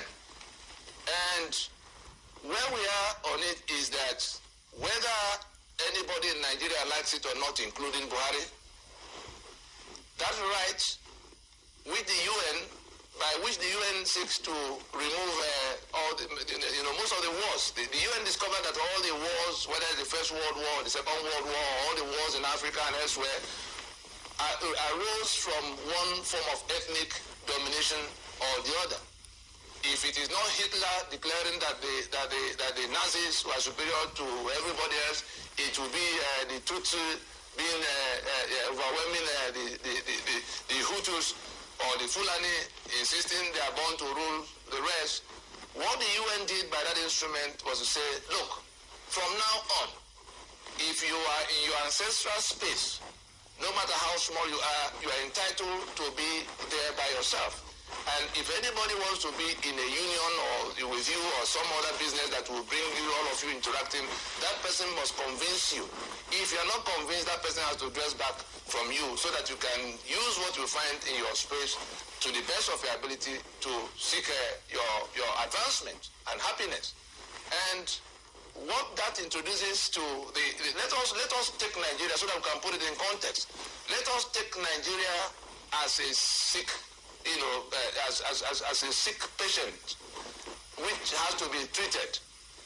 That sickness is the over-centralization that came upon us in 1966. That is unitarism. That's the name of the sickness. The cure to that sickness is federalism. The treatment plan that will deliver that cure is called restructuring.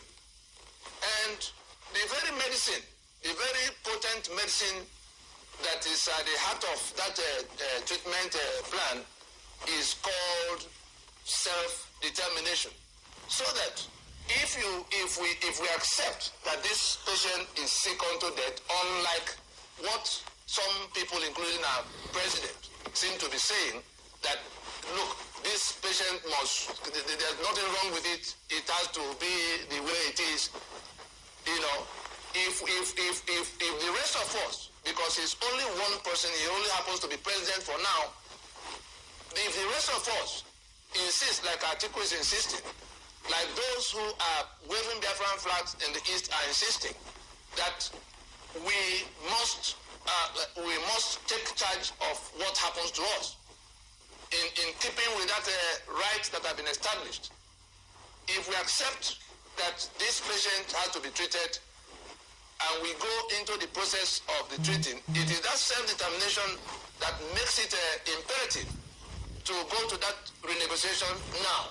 Otherwise, those who organize themselves will go to a referendum, and I can assure you that steps are being taken. I have myself been in places of discussion in New York, in Washington, everywhere, those who are going to get involved, because Nigeria, if Nigeria boils over, there are many stakes, that there are many things that will go wrong in many places. So we are discussing these things everywhere they have to be discussed, and we will go to referendum in the formations that we saw Scotland going to referendum in the UK the other day. We saw the UK going to referendum in EU. What is it about Nigeria, in which 3.5 million people have been killed in eastern Nigeria, not to go to referendum on this issue? Somebody.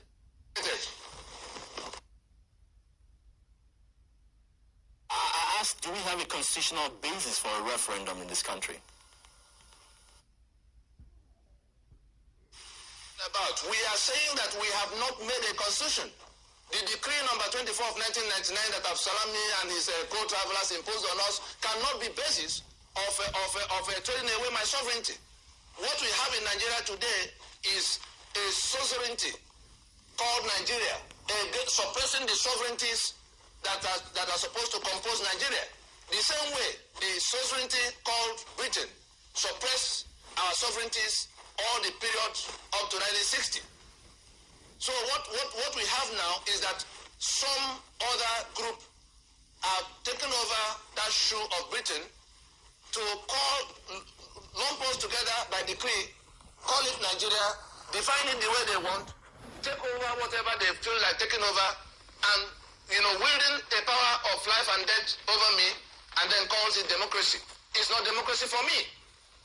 You cited the Scottish example, but there in that region, they have a legal basis for them to have called for that referendum. That's why I asked, do we, because it's easy for us to say we'll convoke a referendum, but you need somebody to convoke a referendum, and you need a legal basis to convoke a referendum. But if you are saying we don't even have a legal basis at all, because the constitution we are operating is a fraud, that means we don't have any basis legally to call this entity Nigeria. So what is your starting point? What is your starting point? Point is to accept the truth. The truth being that the basic, the basis of Nigeria, the federation, the constitution that defined the federation of Nigeria was toppled by force, and now we have a replacement by decree.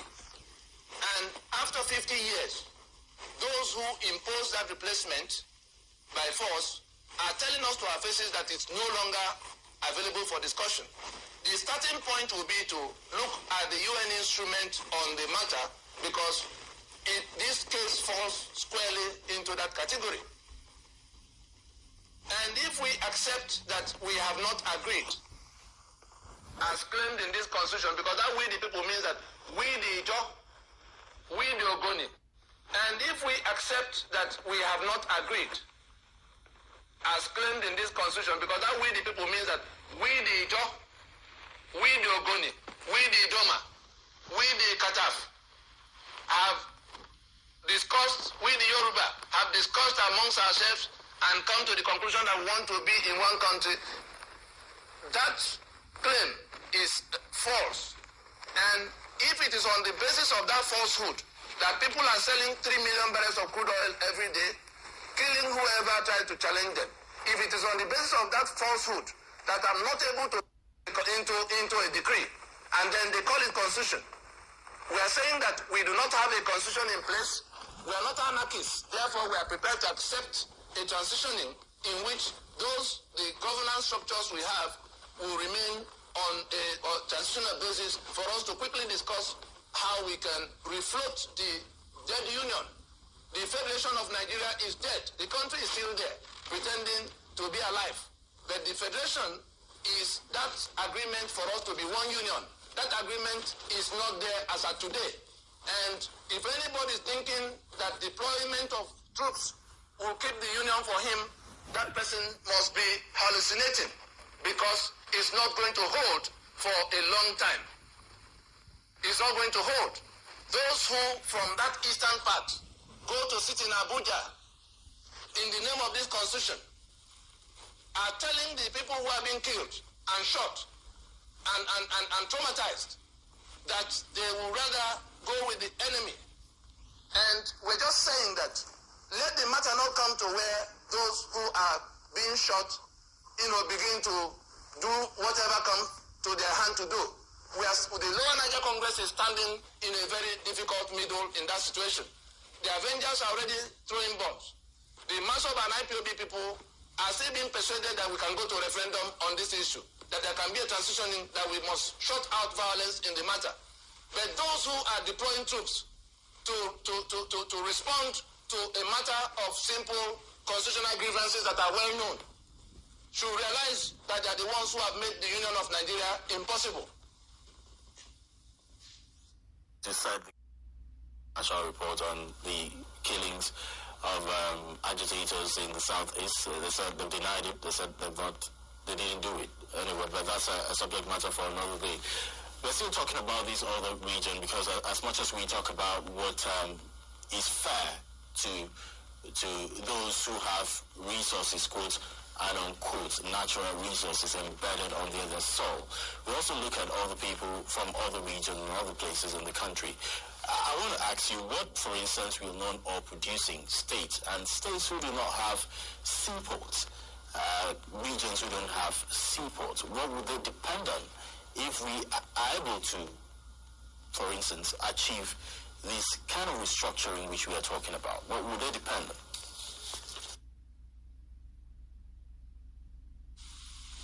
When people were carving out states as they deemed fit, some to settle their concubines, others for all kinds of reasons, because there was oil money they could take from, the oil having been hijacked and confiscated by force.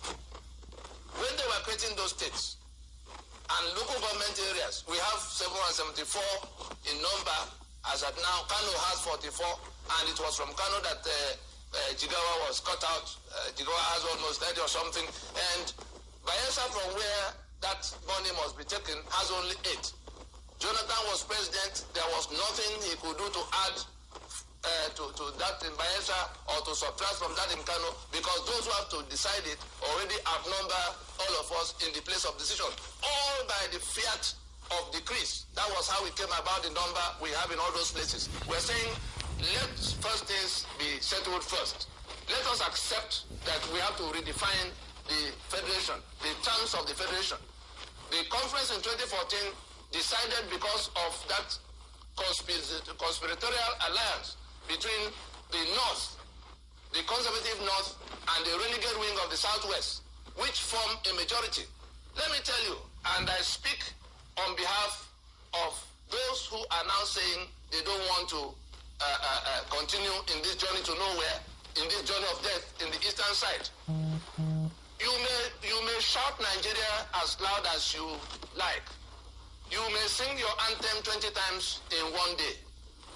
Those being shot, those whose assets are seized in the creeks, those being shot on the streets of Aba, there is an imaginary map in their mind upon which they place the actors in this whole shenanigans. They ask themselves, who is the commander-in-chief that sent this army? They place him on that map. Who is the GOC in Enugu or Port Harcourt? They place that GOC on that map. Who is the commander in the field? That's in the Aba or Nicha or Yenagua or Boni that is being occupied. They place them. Who are the police commanders? They place them. Who is speaking to the international community? Oh, Musa Sagir.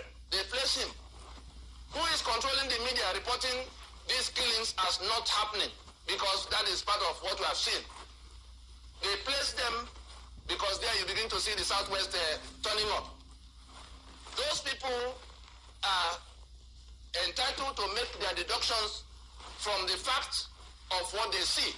That people from some of the rest of the country, so to say, are now parading, masquerading, and marauding in the name of Federal Republic of Nigeria, in the name of Federal Government of Nigeria, to do what they did in 1967 to 1970 in the East one more time.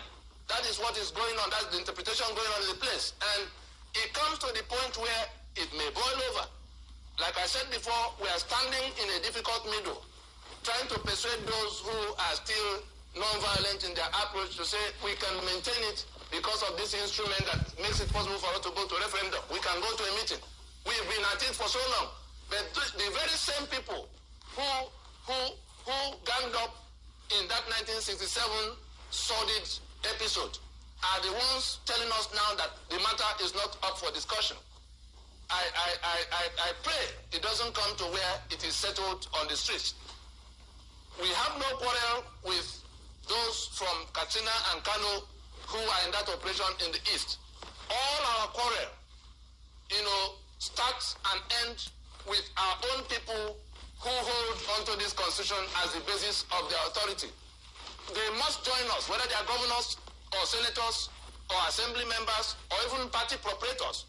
Those talking about election in 2019 on the basis of this constitution to go and reinforce and renew it are going to find out that the people who will die as long as this constitution remains in place will do anything to prevent them from renewing the democracy and the governance structures and the processes under this constitution one more time. We have almost 2.5 years to the next point of the election they are advertising. Atiku is shouting and crying now, nobody's listening to him. That we should seize the moment, seize this period to go and discuss that Nigeria so that we can re-establish that Nigeria as basis of election. Those from the East who are going to join the enemy to hold on to this constitution because of what they get every month are going to have to confront those people being shot in the name of Nigeria that does not exist. In Eastern Nigeria, Lower Niger Congress is shouting it to the whole world to hear that Nigeria as it is now was not the Nigeria we went into. It has been turned into something else, and it is costing blood, costing livelihoods. The region is being occupied by people from the rest of the country. And they call it democracy. Or simply, as much as we talk about equitable distribution of resources and justice and fairness, my question was, what happens to those in other regions where they're not oil producing, although they're telling us they're sourcing for oil in the Chad Basin and several other places. They don't have seaports as well.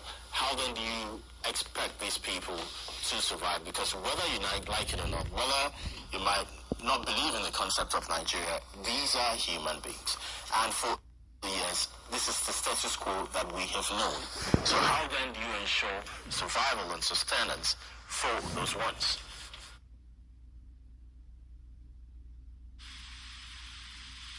For them a living. Does Japan have oil? Oil is the most, the worst distraction anybody can be citing in this kind of a thing. There are 1 million things that can keep us going.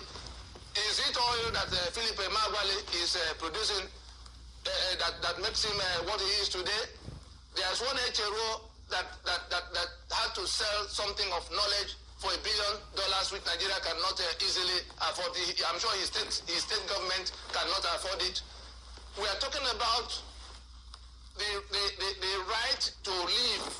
Somebody owes it a duty to his faith to kill me, the infidel.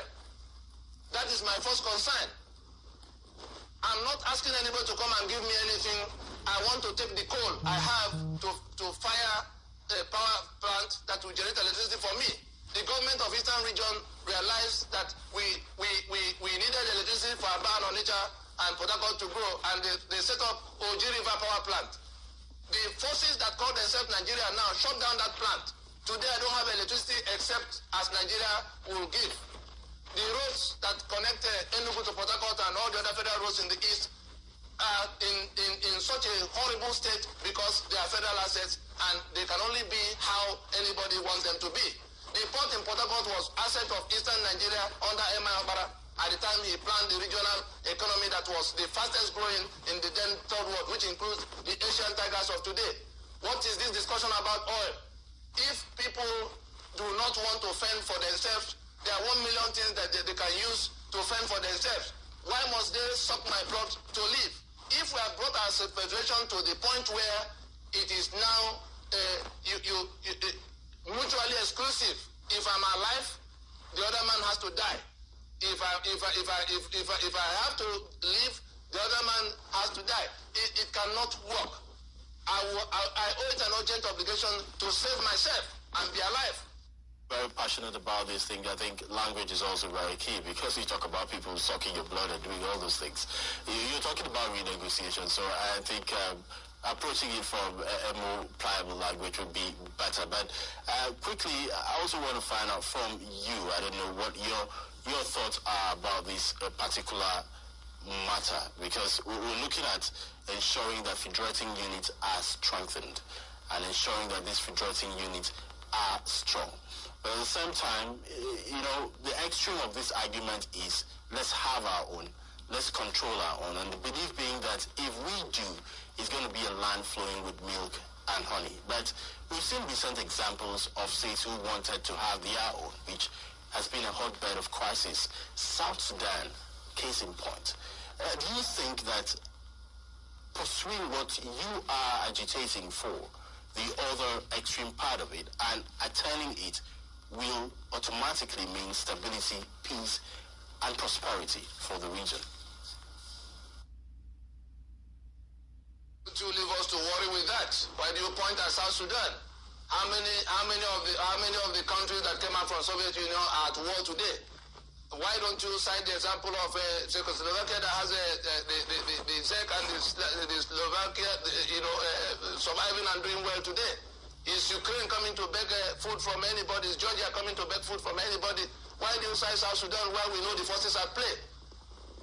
So the matter, all these shenanigans, the 36 states that were created by fiat, anybody who is hoping to build on such a foundation is going to come to naught in that thinking.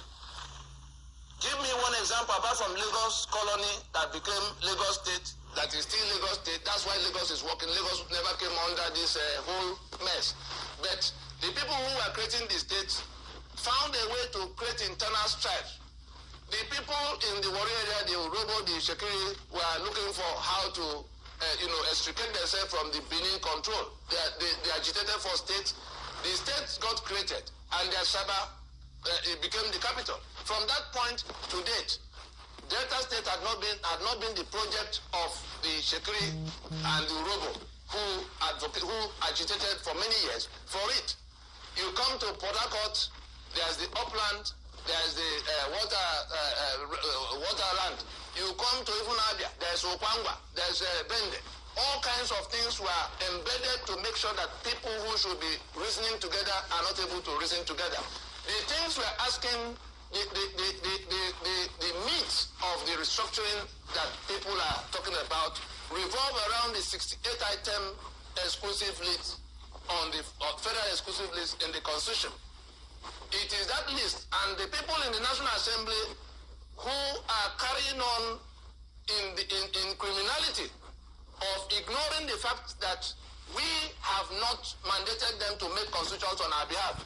Our contention is that we, the people, in exercise of our sovereignty, must decide the contents of the Constitution, having first decided to live together. We have not decided to live together, and it must go to referendum. We will then decide after that referendum what we want to give for and what we want to keep. Those who sit in Abuja hoping that just by cancelling small and adding small are going to save this constitution, not one alphabet will survive from this constitution when the rains as we can, so that it will be a consensual event. Thank you so much. Tony Nadi is the Secretary, Lower Niger Congress, and is very passionate about issues of restructuring and renegotiating Nigeria. He joined us from our Lagos Center. Thank you very much, Tony, for your time. All right, you're still watching Kakaki, the African Voices Midweek Edition, Wednesday. We'll be taking a short break now. And when we return, we'll have something. Igbo Manifest Destiny by Nnamdi Azikiwe, June 25th, 1949. In the following address given 11 years before Nigeria independence, Nnamdi Azikiwe calls for self-determination for the Igbo as they, along with other ethnic groups, march toward an inevitably free Nigeria. This address was delivered at the Igbo State Assembly held at Aba on Saturday, June 25th, 1949. Please listen to this address very closely and patiently and see the higher plane Zik was operating from. No, it was not really a higher plane. It was and remains the Igbo plane.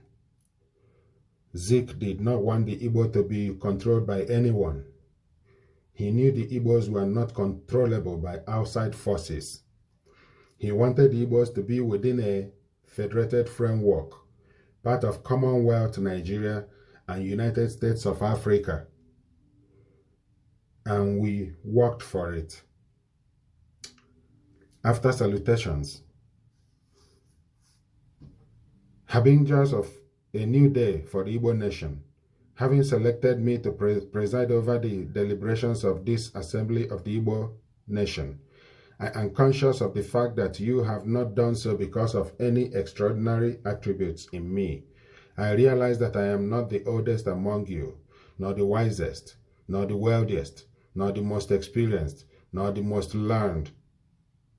I am therefore grateful to you for elevating me to this high pedestal. The Igbo people have reached a crossroad, and it is for us to decide which is the right course to follow. We are confronted with routes leading to diverse goals, but as I see it, there is only one road that I can safely recommend for us to tread, and it is the road to self-determination. For the Igbo, within the framework of a federated Commonwealth of Nigeria and the Cameroons, leading to a United States of Africa. Other roads, in my opinion, are calculated to lead us astray from the path of national self-realization. At this juncture, excuse me, I must add that Nigeria Zik had in mind died less than 6 years after independence. And we're still on it till today. It would appear that God has specially created the Igbo people to suffer persecution and be victimized because of their resolute will to live. Since suffering is the label of our tribe, we can afford to be sacrificed for the ultimate redemption of the children of Africa. Is it not fortunate that the Igbo are among the few remnants of indigenous African nations who are still not spoliated by the artificial niceties of Western materialism? Is it not historically significant that throughout the glorious history of Africa, the Igbo is one of the select few to have escaped the humiliation of a conqueror's sword or to be victim of a Carthaginian treaty? Search through the records of African history and you will fail to find an occasion when, in any pitched battle, any African nation has either marched across Igbo territory or subjected the Igbo nation to a humiliating conquest. Instead, there is record to show that the martial prowess of the Igbo at all stages of human history has rivaled them not only to survive persecution, but also to adapt themselves to the role thus thrust upon them by history of preserving all that is best and most noble in African culture and tradition. Placed in this high estate, the Igbo cannot shirk the responsibility conferred on it by its manifest destiny. Having undergone a course of suffering, the Igbo must therefore enter into its heritage by asserting its birthright without apologies.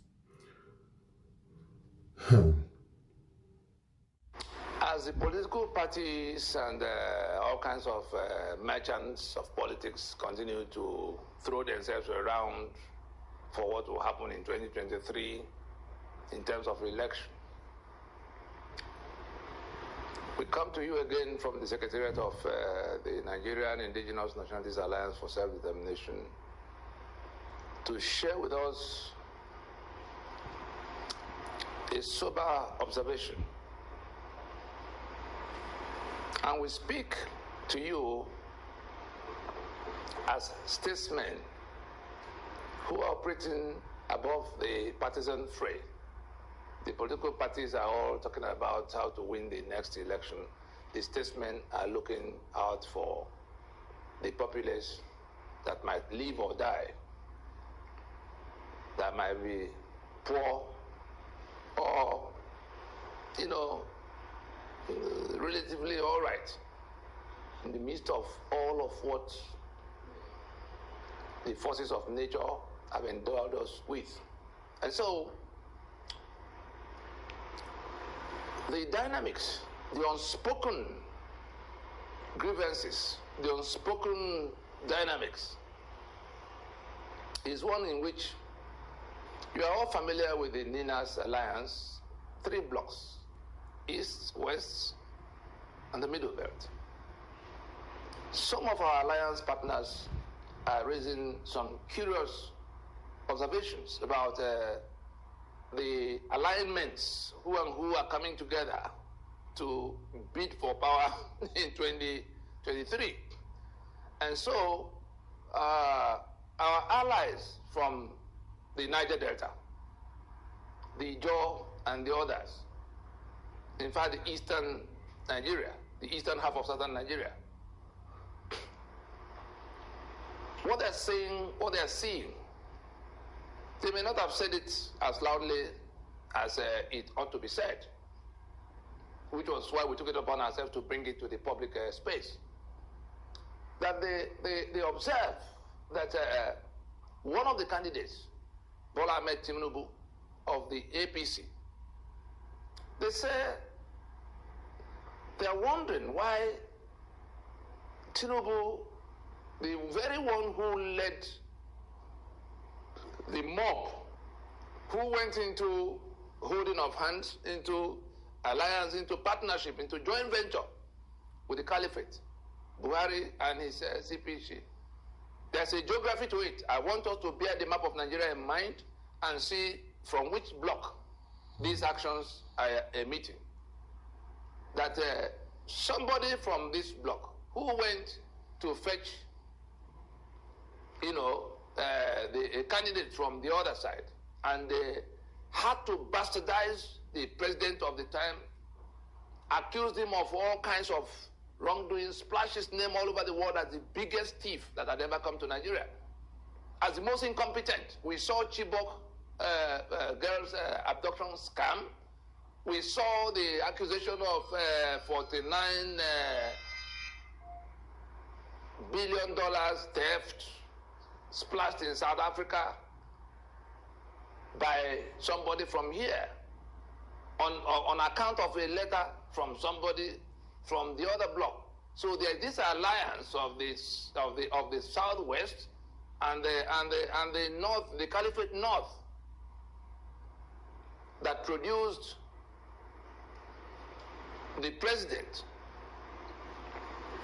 We saw all of what had happened to us, Fulani herdsmen that now became the Gumi's boys, from headman to terror to bandit back to terror. And now, those are our allies from the Niger Delta are wondering why that same champion that set up that alliance of that became APC, that seized power violently from one of their own, is now putting himself forward to take over from the Buhari they installed. And they're saying Is it that all is lost on them, that it is the oil, the money realized from the oil from their block that will be used to manage that Nigeria? Or is there some other new source of money? Or is it loan from China they are going to rely on? These are the things they are discussing. And so they are just waiting for when it will all crystallize. Let the party, let the ticket go. But let us read between the lines that the judge didn't just discover that the Constitution of Nigeria sees their oil and gas assets. If we listen to what they said in Yanagua, if we listen to what they said about now having to take care of themselves, from the recklessness of Obasanjo that was telling them that their oil and gas belong to Nigeria, because the Constitution of Nigeria, see, he actually quoted the section. Where is he from? Go back to that map. So this alliance of the Southwest and I will actually say the renegade wing of the Southwest, because there are, noble patriots from the Southwest every point of time. And also the arrogant conservative wing of the North, the ones that characters like Gumi speak for, characters like Baba Ahmed, Hakim Baba Ahmed, and everything in between. What's the name of the professor the other time that was in ABU? All those people that come to speak Arewa this and Arewa that. So that joint venture of the renegade wing of the Southwest and the arrogant conservative wing of the Caliphate North, that will always, array itself, that will always undo the Eastern side. They even went back in history to show, periods of those alliances. Akitola and his the Bello of the time, Awolowo coming to, they gave all kinds of examples and the things that happened in those periods. Obasanjo, Murtala Mohammed, look at the map again. Idagbo and Buhari, look at the map again. Osinbajo is there now, dealing with the same Buhari, look at the map. One from here, one from there, to the exclusion of the other side. That is what we are hearing in the background. It will be irresponsible of us not to bring it to the public space. That these people are saying, except Nigeria finds other resources to run its life, if it is the oil from that part that will be used to govern that Nigeria, that will be managed by the people who have been in this kind of, I would say, adversarial aggression against them, then they will have to think of alternative sources of resources. Of course, China already said they are not going to do much of loaning everybody. Let us go back to what Ninas has placed on the table to solve the problem. Elections will not solve this problem staring us in the face. We have a union dispute we have to resolve. It is about the Constitution, the Union Agreement. It's about the imposition on all of us by this alliance that imposed that Constitution, that have maintained their stranglehold by brigandage. We can solve it. We can also let it explode. I hope we are taking a close look at the drama going on between Ukraine and Russia, because we know at the heart of that contestation is the question of self-determination. There's no other way to get to any solution to that problem than to see the self-determination imperative. Go to the history of it, come up to date, and recognize that sovereignty belongs to those who find themselves in their natural spaces to decide what they do in terms of political arrangement. let us be wise and solve this problem before it begins to solve itself. I think we'll leave it there.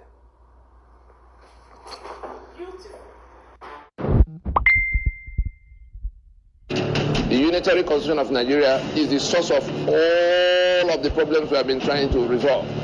Everything that has brought Nigeria to where it is, that is now wobbling to some kind of catastrophic collapse, are coming from that constitution.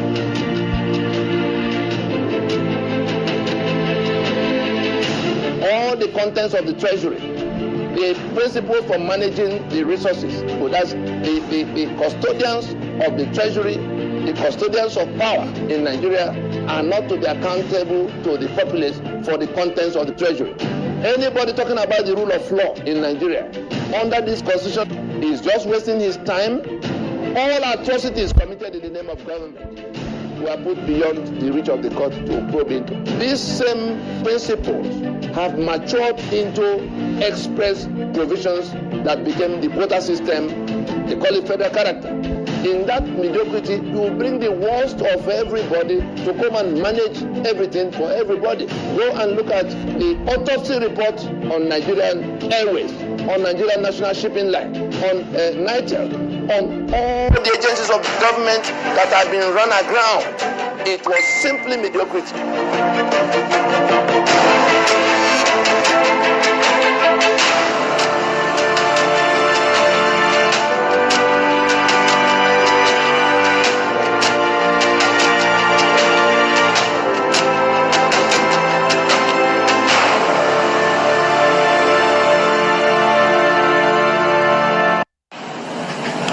Chief Awolowo attended the constitutional conferences for the review of Nigeria's constitution in 1953, 1954, 1957, and 1958. The welfare of millions of people for generations to come may be affected by the wisdom which we here display. If Nigerian leaders and our British partners are to prove themselves worthy of their trust, now is the time for us solemnly and truly to dedicate ourselves to seeking the greatest good of the greatest number of our people in Nigeria. It is to this end that my colleagues and I pledge ourselves. The first main task of the conference is to resolve those problems which defied solutions in 1957 and to evolve for Nigeria a constitution of which both the British and the Nigerian peoples can be proud. The second is to get Her Majesty's government to agree to April 2nd, 1960 as the target date for Nigeria's independence. Independence for Nigeria in 1960 is imperative. But independence for Nigeria as a corporate entity is not enough. The peoples of Nigeria must at the same time be guaranteed their freedom.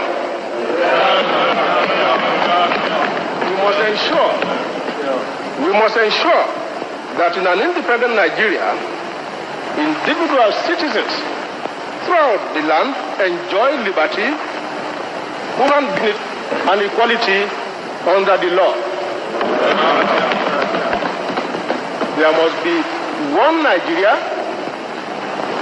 with one constitution and one law for all.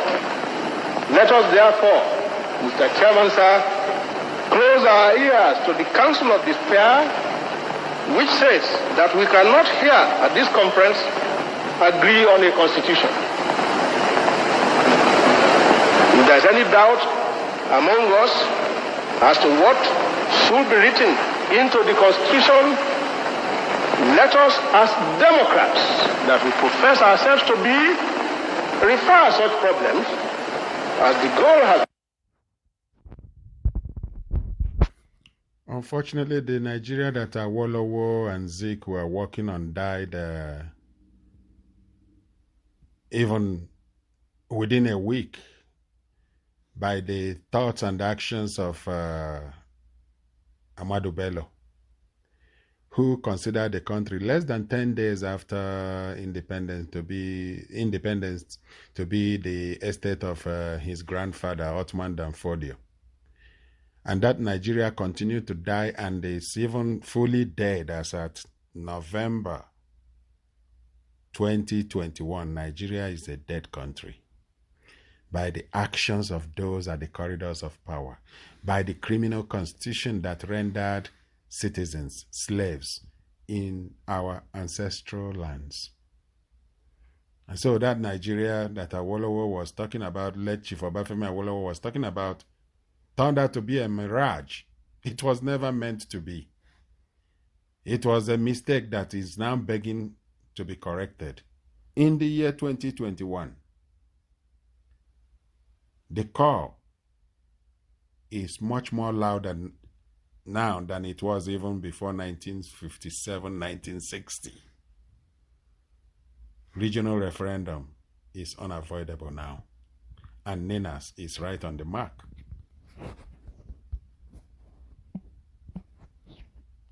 Amidst the union dispute declared by the Nigeria Indigenous Nationalities Alliance for Self-Determination, NINAS, on December 16, 2020, when the regional political merchants are done with their horse-trading charade labeled political solution to separatists and secessionists, they will dismount from their high horses and soberly engage the self-determination questions arising from the grave constitutional grievances inflicted by Nigeria's imposed unitary constitutional order on the peoples of the distressed Federation of Nigeria. Until then, let folly reign in the refugee camp of regional renegades called Abuja, said by Tony Nadi, December 2nd, 2021. There's something else that is like this. That one had questions to ask.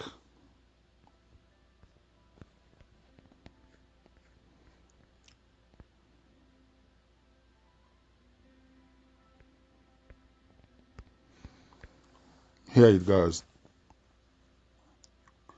Wale Arishekola asked the following questions. He says, if anyone has any answers, they should please wake him up and in the morning and let him know what the answers are to these questions. What suddenly happened to the Bring Back Our Girls movement?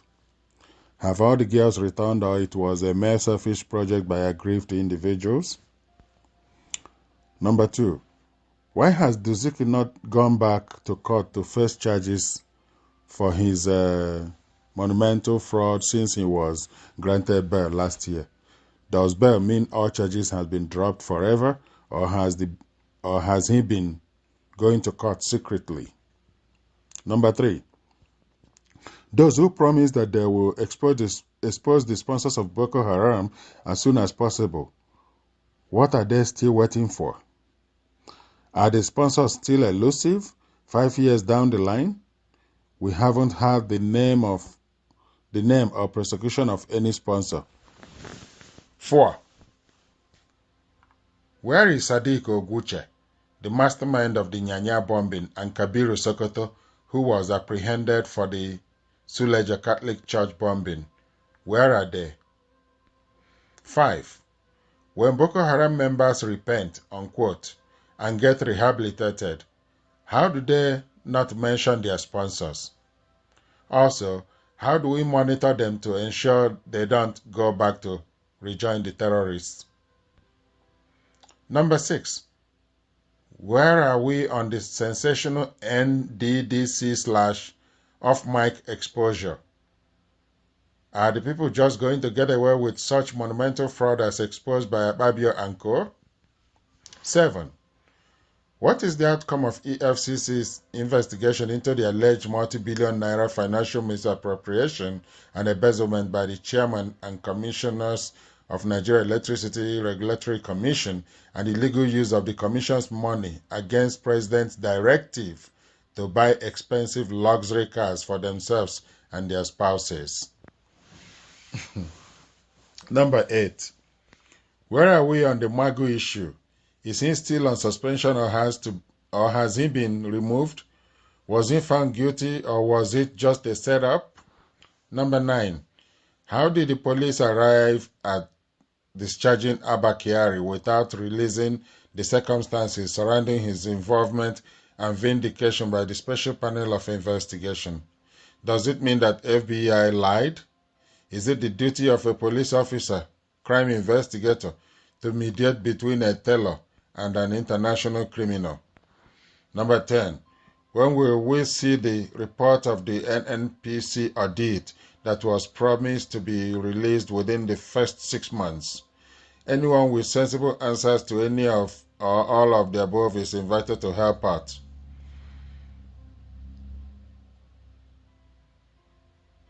This is courtesy of Advocacy for Good Governance Social Network.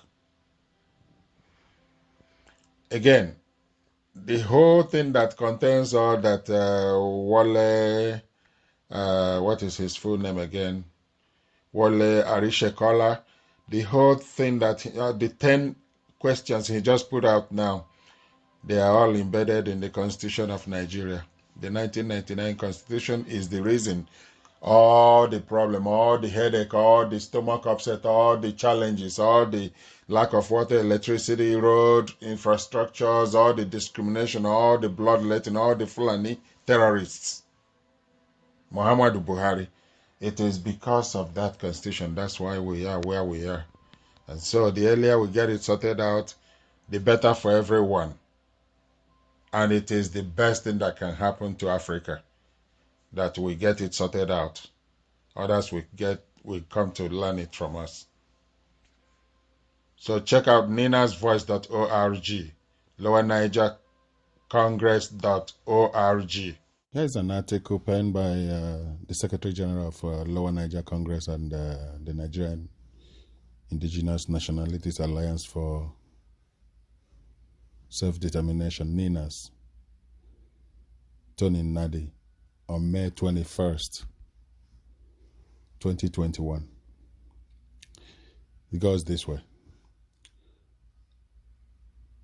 The wisdom of setting your own roof on fire. The conquest, designs, and murderous invasions of the Fulani is countrywide in Nigeria and was long in coming, facilitated immeasurably by the Caliphate imposed 1999 constitution that tied everyone's hands to the back.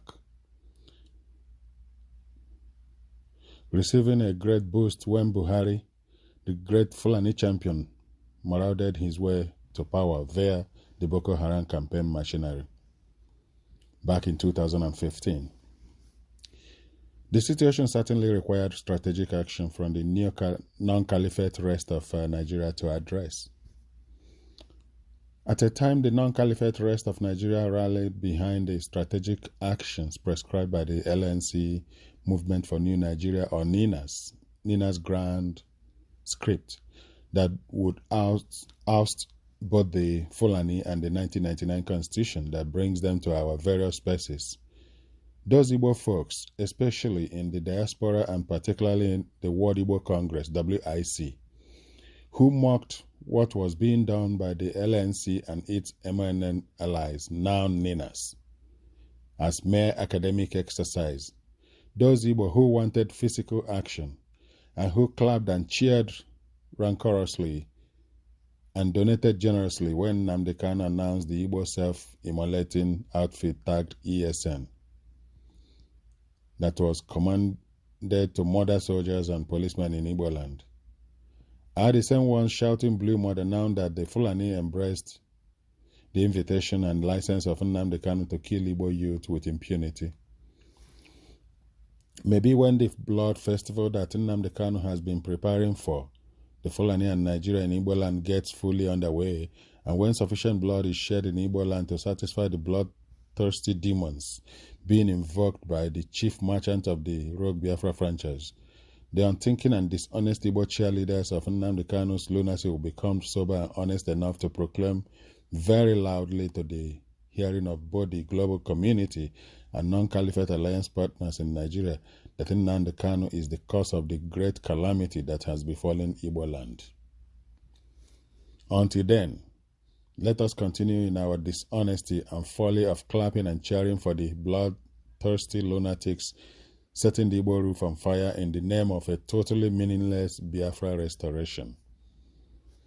No one is rejoicing about Nigeria's current genocidal onslaught in Igbo land and consequences will attach for the crimes against humanity now being committed in the East by the illicit federal government of Nigeria. But while all steps are being taken to get that, to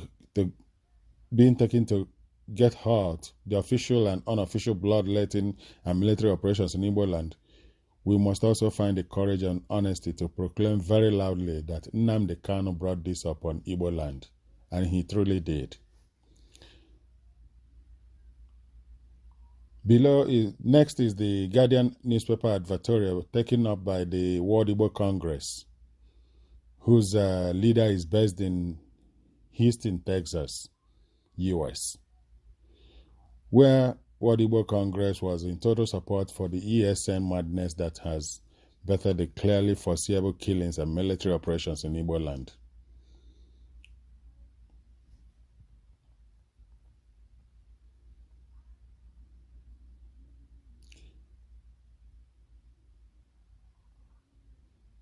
Hailing and expressing support for the so-called Eastern Security Network set up by Nnamdi Kanu and his IPOB, which rapidly degenerated to unknown gunmen, which prompted the massive military operation, was unleashed in Igbo land by the federal government of Nigeria as a reaction to what Kanu was doing.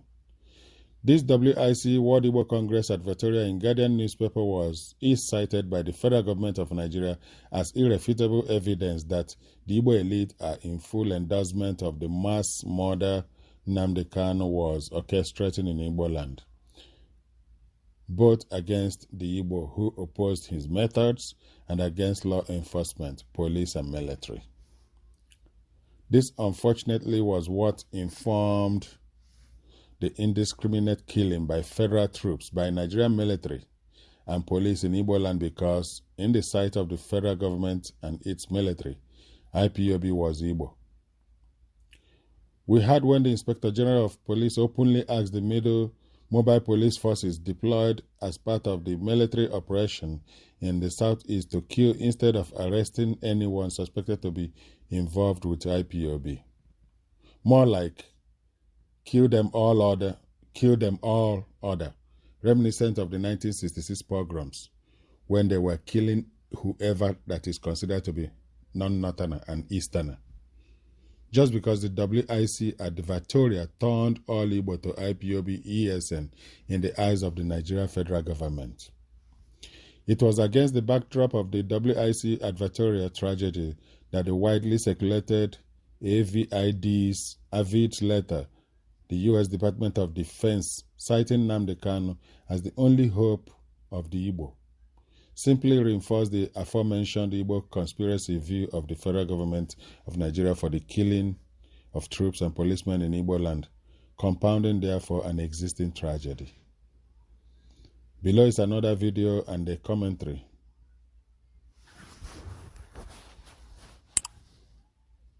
Been hearing that for so long. I haven't seen anyone who organized well enough and just take over the government of a region in Nigeria and declare a republic, and we can say, wow.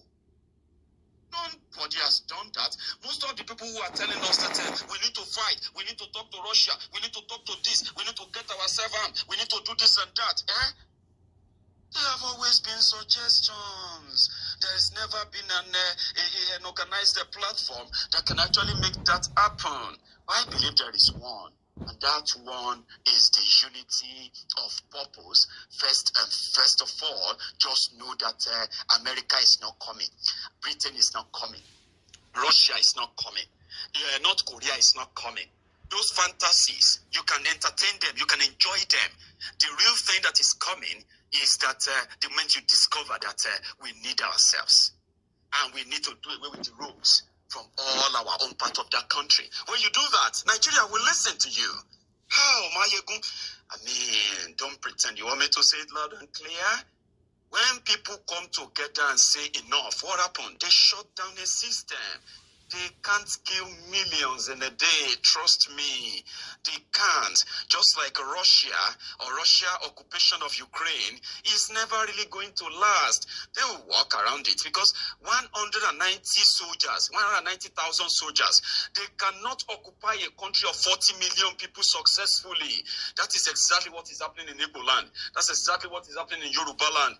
Because Nigeria has been occupying our land, our resources, abrogating them for themselves, while our people live in penury and abject poverty. But they didn't do it alone. They did this in collaboration with those who were supposed to speak for us, who were supposed to fight for us, who were supposed to be on that table to say, no, Yorubas will not take this. No, Igbos will not accept that. They went to bed with them and they were comfortable with them. Did you get that? I don't know if you did. Basically, what Mayegu is saying is that our people need to wake up from our decades of slumber. Our people need to wake up and gain some strength instead of the weakness that we're displaying all over the place. We are expecting a Messiah to come down from the sky to set us free. We're expecting some foreign powers who do not care, who are actually favored by current status quo, so much so that they wouldn't bother. We're expecting them to change their mind and forget about their so-called national interest and then come for our rescue. They will not do it. So we have to actually rearrange ourselves, as it were, internally. We have to reorganize ourselves, rearrange ourselves, tell ourselves the bitter truth, that this is our problem to solve. This is our challenge that we must figure out. Not some external intervention that would never happen, because they don't really care. It's us against them, so to say. When you don't get rid of those who enable them, you can shout on the United Nations from now till eternity. It's never going to happen. I'm looking for that day, that spark. I can feel it. I can sense it. But at the same time, yeah, it is so gloomy, it is so bleaky, and it is so blurry too. As long as we are so divided, looking for vainglory attention. Oh, you know what I mean? I won't say more, but trust me, the day we find that spark, the world will listen. Not that they will come and fight. They won't come and fight for you, but they will listen. And when they listen, your criminal rogue politicians and leaders will see where they can run to. But if you think reporting them to this Western power, will make your politicians shock, it will make them buckle up, then you are not paying attention. That's the point. You are not paying attention. Nobody is coming. Pay attention to what is happening in Ukraine. If Nigeria starts killing us in Yoruba land, nobody is coming. You would have to what? Get yourself guns and all of that and do that. But before you get to that stage, why not win the people over? Let them know what we are asking for is this. Okay? Nigeria is not working. Trust me, it is not. They can use all manner of manipulation, propaganda, threat, fear to drink you or to continue to condition you. But you know it in the inner you, I mean, the inside of you that it is not working and it's doing a lot of damages. So, well, if Nigeria is not working and there is a way out, like the call for referendum by the Nigeria Indigenous Nationalities Alliance for Self-Determination, how come Nigerians are acting ignorant? How come many people are not keen in and figuring out that, look, this is the most peaceful way out? What is wrong with our people? What are we looking for? Some extraterrestrial humans to come and die for us? To come and make the impossible possible? It's really in our hands to make it happen. Not some forces from the Azores. What we make of it is what it's actually going to be at the end of the day. How do you deal with that? You don't let those who make that, who brought you to this stage, you don't let them continue to decide on how to bring you out of it. You have to push yourself forward. Like we have seen those who have done that. Yeah? So you get rid of these rogues. At some point, you're going to get rid of them. Oh, no, they're going to be reading that. We're going to get rid of them at some point. Yeah? But when you have people on your side, it becomes easier. And I'm preaching to you today, okay? If everybody who travel to Ukraine tell you their stories, our brothers and sisters are in Dubai right now. They have been facing hell for the past 1 year. No joke. Many of them are facing the obstacle of not having their work visa renewed in Dubai. And it is deliberate. When they called it on Nigeria, what happened? It is a dead silence. We are working on it. We are coming back to you. We'll do something about it. Many of you are the victims today. Some of you are going back to Nigeria this weekend, I've been told. Some of you are going back to Nigeria by next week. It's because even when you run away from Nigeria, in far away Dubai, Nigeria still happened to you. Yeah, Nigeria still haunt you. Do you get what I mean now? Yes. So once we have ourselves on our sides and say, listen, you may love Nigeria, but it's not working. These criminals don't want to have a chat about it. If you want to keep Nigeria, there should be an arrangement that says the people agreed, and this is going to be the terms and conditions. Why is that difficult? Referendum. Why is election the next thing? Of course, it's because you haven't really learned any lesson. Yeah? And you are probably never going to learn one until it becomes obvious that you have no other way to go. Deal with it now or perish with one Nigeria. Yeah. I don't preach hate, I don't preach division. I just tell you the facts that we all know. The division is obvious. And the people that brought this division upon us, there are no other people than the politicians. The politicians who told you to be careful of this person, careful of that person, careful of this tribe, careful of that tribe, and in all to their own advantage, not yours. At the end of the day, our people, majority of our people are left in abject poverty, in total destruction and ruin, and they want it to look like everything is normal. No, it's not. Until it is the politicians that rendered our people slaves to the Caliphate.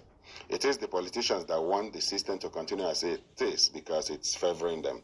It gives them access to the treasury. It gives them open access to the presidency, to every office that they ever so desire to walk into. And so disrupting them should be our number one assignment, to stop them. Because when we stop them, then we can get to the next level, which is to discuss our continued staying together with our killers. That is what the indigenous nationalities must do to break the cycle of slavery that is killing thousands in Benue, in the Middle Belt, in the Southeast, in the South-South, in the Southwest. We need to get ourselves, our act together and go for it as one. That concluding part of Tony Nadi's address at the Aladima meeting at Enugu some time ago. Biafra was declared on the 30th of May in 1967. 3 days before, Lagos announced the creation of a River State and Southeastern State that have become Akwa Ibom and Cross River today, such that you go to where you want to solve the problem at the UN, the people of River State or Akwa Ibom will be telling you that they were not in your eastern region that became Biafra on the 30th of May in 1967. And as mischievous as it may all be, it will be factually correct until you find an answer to it that is satisfactory to them, which was why the LNC started by going around to sit down with them. We went to the Jaw, the Anang, the Efik, and they bought into it to say we will be a region of 70 million people standing together to recover what Nigeria took from us. And if others are willing to walk along, the Yoruba will have no quarrel with, the Middle Belt will have no quarrel with. The only problem is the strange civilization Sharia and then 12 contiguous states, the Caliphate. And if anybody says we don't have a problem emanating from that, that person needs to do some more study. Between them and the British joint venture, they don't belong here. They came by jihad. They got the northern part and had it for 100 years before the British got here. They came from the Atlantic front, conquered and deceived. They met halfway in the Middle Belt area, the Lorry-Benue axis, and like two robbery gangs, after one target, they formed a joint venture to capture that target and share the benefits. That was what became Nigeria in 1914. That caliphate was part of how it was all worked out. We were not told until it was announced.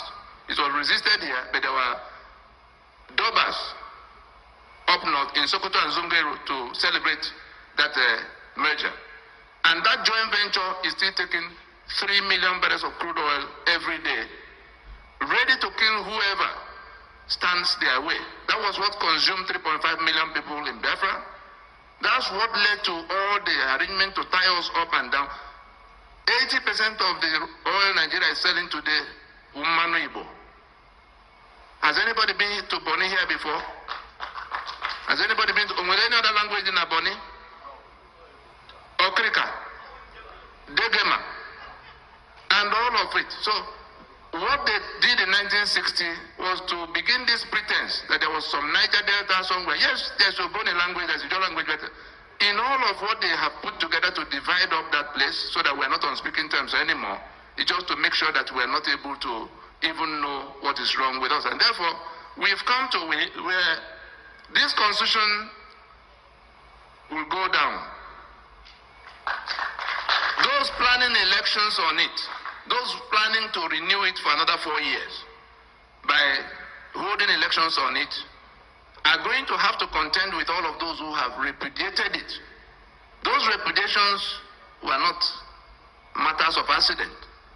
They were worked out, programmed, and sold to the grassroots.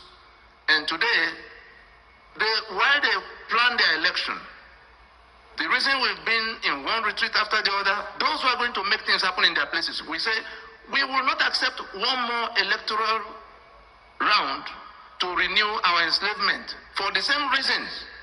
Walter Sisulu, Oliver Tambo, Nelson Mandela, Governor Mbeki, and all of them rejected apartheid. There was also the Bantustan regime in which some blacks in South Africa were persuaded to take it slowly, like some of our people talking restructuring. Let's go, take whatever we can find and not die. No. We say this document will go, and our strategy for shooting it down, because it's been talk and talk, nobody has seen much of action. The action around it is that those who reject it are rejecting election, and if elections are shut down, this document will not survive another month from the point that happens. And we're talking about 2018. We know security people are here. In fact, some of them are streaming live to Abuja. But it doesn't matter. We are convinced that it is within our reach to shut down this instrument of enslavement. And that was why we had to identify with the ADF when they said that our people are not in search of how to fix Nigeria. We want self-determination, that we reject this constitution as basis of Nigeria, and that we must go to a referendum to decide whether we're going with Nigeria or with ourselves.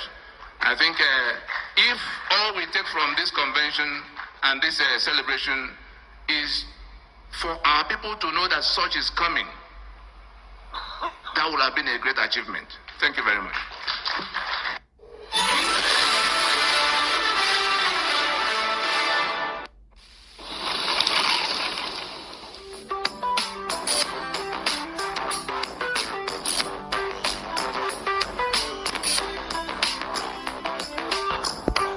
That has been Tony Nadi of the Nigeria Indigenous Nationalities Alliance for Self-Determination, speaking at the convention of Aladima ADF, Alibo Development Foundation, at Enugu a few years back. I hope you gained a few insights as to why we need a referendum in Nigeria and why Nigeria is the way it is. Nigeria was set up to manipulate a particular people, to divide them, to sow the seed of discord among one people, telling Oloibiri people, Boni people that they are not Igbo, meanwhile they are Igbo-speaking people. They are the same people, same people. Nothing divided them. They are one people. But for it to work for Nigeria, they had to divide them. Now our people have to actually wake up from their slumber and see the reality on ground, that all this thing has been designed to manipulate them. The 3 million barrels a day oil that is being lifted by Nigeria, which is now going for over $90 a barrel at the international market. It has not profited the people of Ijo. It has not profited the people of Akwa Ibom, Cross River, Ogoni. In fact, they have received massacres, genocides. So the earlier we subject Nigeria to referendum, the better for all of us. Here's Abakoya's position today. On deadline, Ibadan, December 2nd, 2021. Constitutional grievances, union dispute, and countdown to the enforcement of the people's will. Abakoya declaring that no further national elections in Yoruba land under the fraudulent 1999 constitution, whilst demanding the immediate release of Sunday Igboho and rejecting any increase in petroleum prices. Between December 2020 to December 2021, the NINA CFM Constitutional Force Majeure implementation has moved from enlightenment to mobilization, and it's now heading to the enforcement threshold. Here is Abakoya on their release earlier today.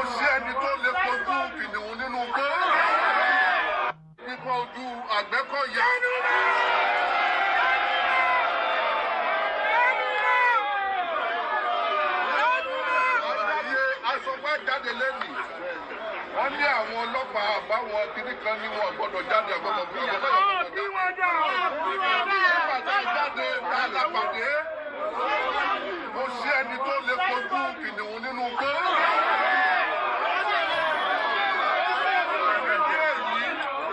Agbẹ́kọ̀yà ń fi àsìkò yìí yàtọ̀ sí lẹ́tà tá a fún àwọn kábíyèsí wa.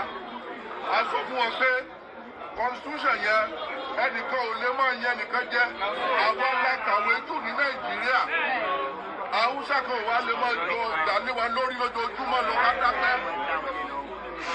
Constitution wa tí ọba lè tẹ́gbọ̀n wọn lé lọ 1960 láti lọ bàbá owó lọ́wọ́ kí wọ́n jẹ́ ká jókòó ká ṣe constitution míì láì ṣe bẹ́ẹ̀ kò ní síbò 2023 o.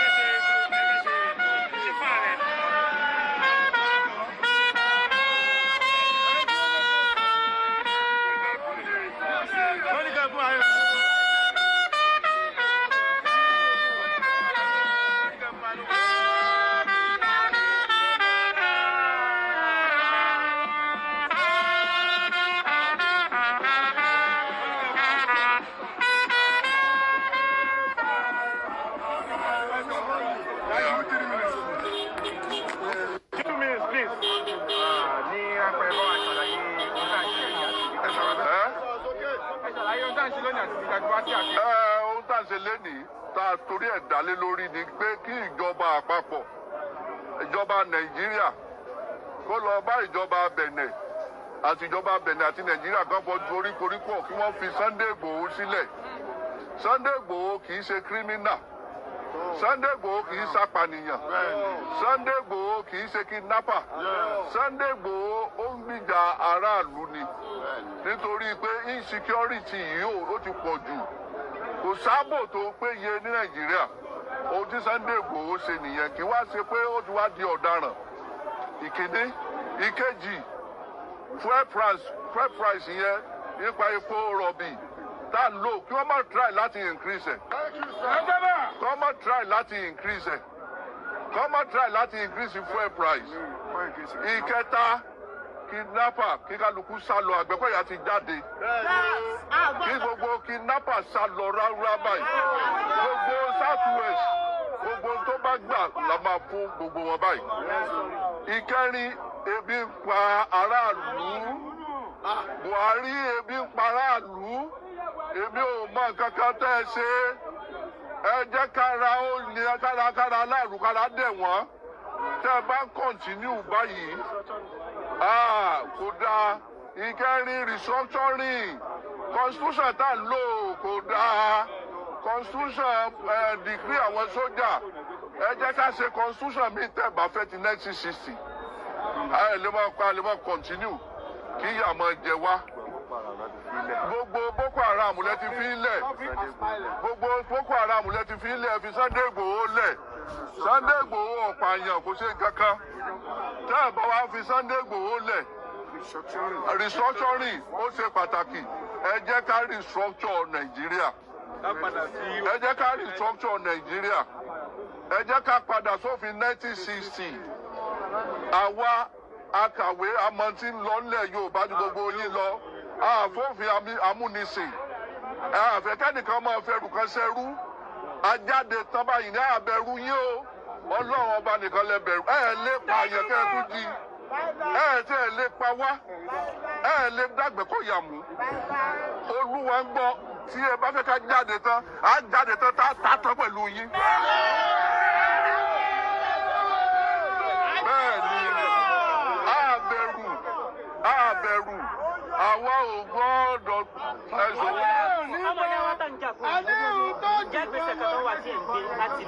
Ìgbésẹ̀ agbègbèsẹ̀ àwọn àgbààgbà ilẹ̀ Yorùbá, àwọn kan wọ́n ṣàwọlé.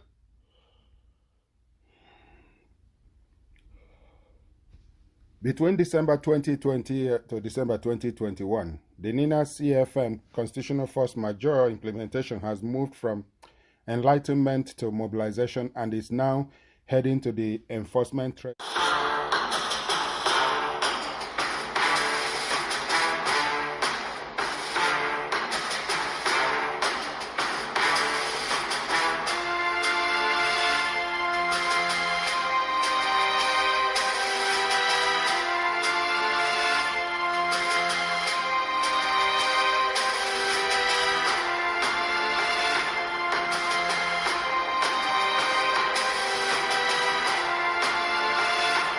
The intention in Nigeria is to permanently take over the entire political space.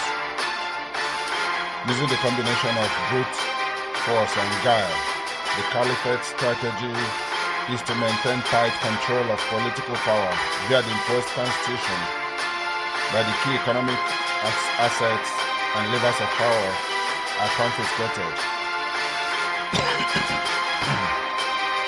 The same constitutional impositions guarantee exclusive control of military power and all firearms, and those are used to facilitate the terror against the ethnic nationalities by the government and the terrorists.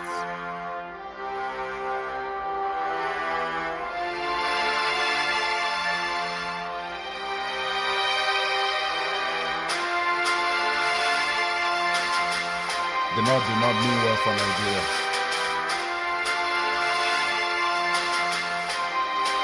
NINA's alliance repudiates everything about the 1999 Constitution. In the face of the alliance defeat of the Caliphate title deed, which is the Constitution of 99, They already the rest of Nigeria to another round of elections in 2023 under the repeated 1999 constitution is the only viable strategy left in the hands of the Caliphate now. It's up to us to defeat them and make sure that they never rise up again.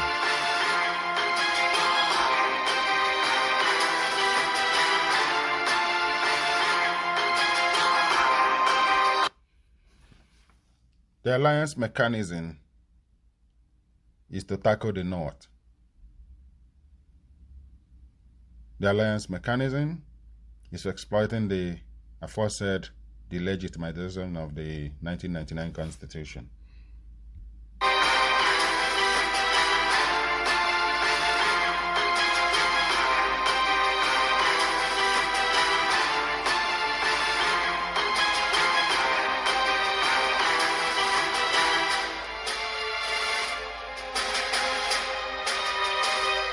Let us win the war peacefully. Stop the march towards elections of 2023. All political parties must shut down now if they are really for the people and not for themselves.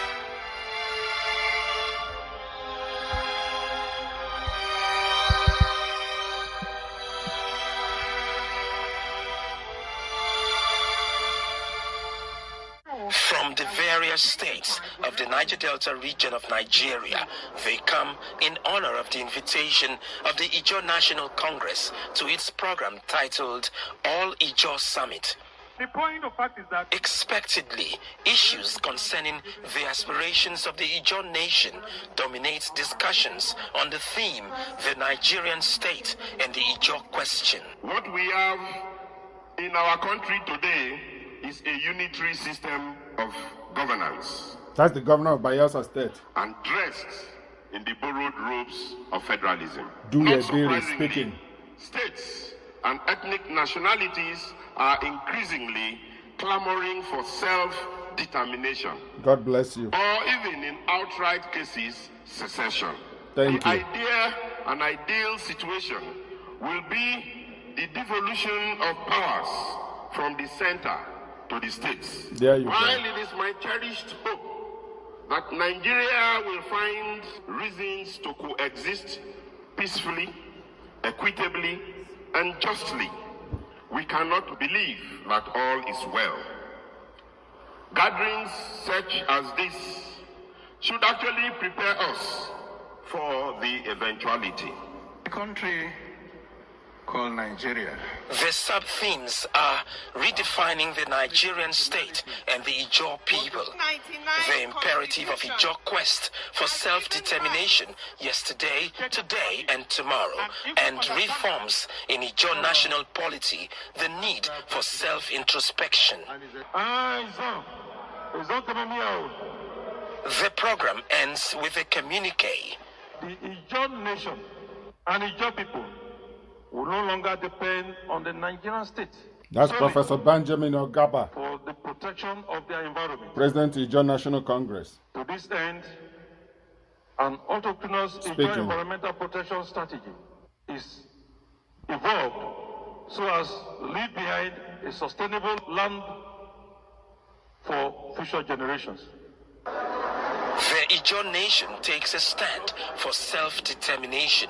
We have resolved from this summit to employ and engage all peaceful, diplomatic, and non-violent means and pursuits to actualize our right to self-determination as a distinct people of common historical, linguistic, and cultural affinity and geographical contiguity. The Ijaw people shall stop at nothing to drive, to pursue this target of self-determination until it is achieved. Amen. A common denominator among participants is the leaking wellhead of ITAO's OML 29, the pollution in Nembe, and the cry of the people. Ovietime George, Arise News. The leakage is continuing and nothing is being done about it. The leakage in Nembe is ongoing. You can see the pipe leaking. Nobody's doing anything about it. Meanwhile, a northerner, Aminu Seira, wrote the following about the South. The Igbo people need to follow exactly what the Ijaw people are doing. We need to follow through with it. Ndi Igbo through Ohaneze needs to come out and make our position known. We're not interested in the next 2023 election. We're not interested in who becomes the president of a dysfunctional country, Nigeria. But we're interested in having a referendum to help us find out from our people whether they want to remain in Nigeria or they want to remain outside of Nigeria. This is what our people are clamoring for, not who becomes the next president of Nigeria. The president of Nigeria would do no Igbo any good. It may make a few people billionaires in naira or dollars, but that's how far it can go. You will still be in jail under the 1999 Constitution if your neighbor, if your town's guy becomes the president. It doesn't change anything about your future, anchored on the 1999 Constitution. Now, this is what this Northerner had to say against the South. Notice how he addressed it, the Southerners. No Southerner will smell the seat of the president in this country again. Politics is a game of number, not by education or derogatory comments, says Aminu Seira. We are just watching the actions of the Southerners against the Northerners without taking any decision, without taking any decisive action against them, because we know where we are waiting for them. The North is telling the South that they have the population. Maybe they are counting the sands in the desert to outnumber the South, but we're not interested in the election. We're interested in a referendum that will happen before we even get far. That they are focusing on something else. So he says no Southerner will smell the seat of president in this country again. Politics is a game of number, not by education or derogatory comments. We have the number and we are at liberty to decide who becomes the next president of this country. We've watched Southerners humiliate, insult, abuse, kill, and torture our people, and as well destroy the means of livelihood of our people, doing their legitimate business in the South. In all of this, we never revenge because we know, wow, the Northerners are master of liars. These are the people that has been beheading people, destroying businesses and houses and lives across the North. When something happens in Europe, Christians in Nigeria get killed by Islamic extremists and terrorists in Nigeria, in Arewa, Nigeria. These people killed an old lady in Kano just a few years ago.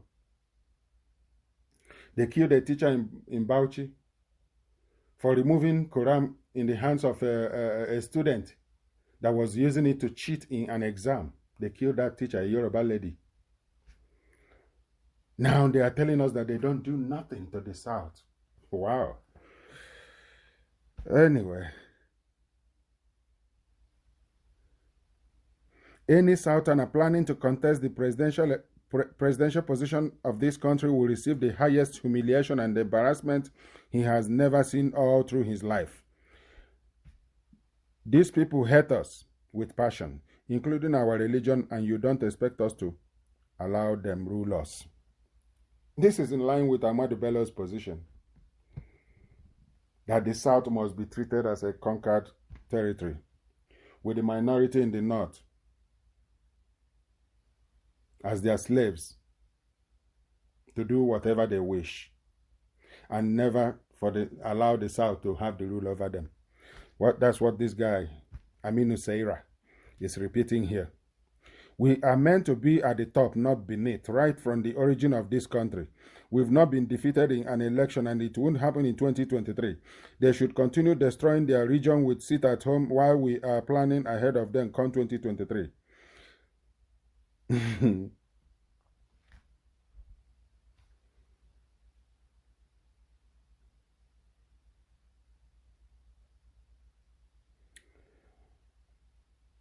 If the South does not follow through with what the judges did, I mean particularly Southeast, Ndi Igbo must follow through and make their position known in Nigeria. Ndi Igbo, we are not interested in any further election about who rules Nigeria. There is future beyond Nigeria. There is future beyond present Nigeria that is not working. There is something better. That is what Ndi Igbo should be suing for, not who becomes the next president of a dysfunctional country. Ndi Igbo must not die because of Nigeria, but Ndi Igbo can live outside of Nigeria. Outside current arrangement that is not working. A hijacked arrangement. Nigeria, as presently constituted and administered, is a rogue country, worse than North Korea. Worse than North Korea. I mean, North Korea even have road. Whether it's few, it doesn't matter, but they have road. Maybe there are not much cars on it, but they have road. Their electricity may be epileptic, but it's better than that of Nigeria.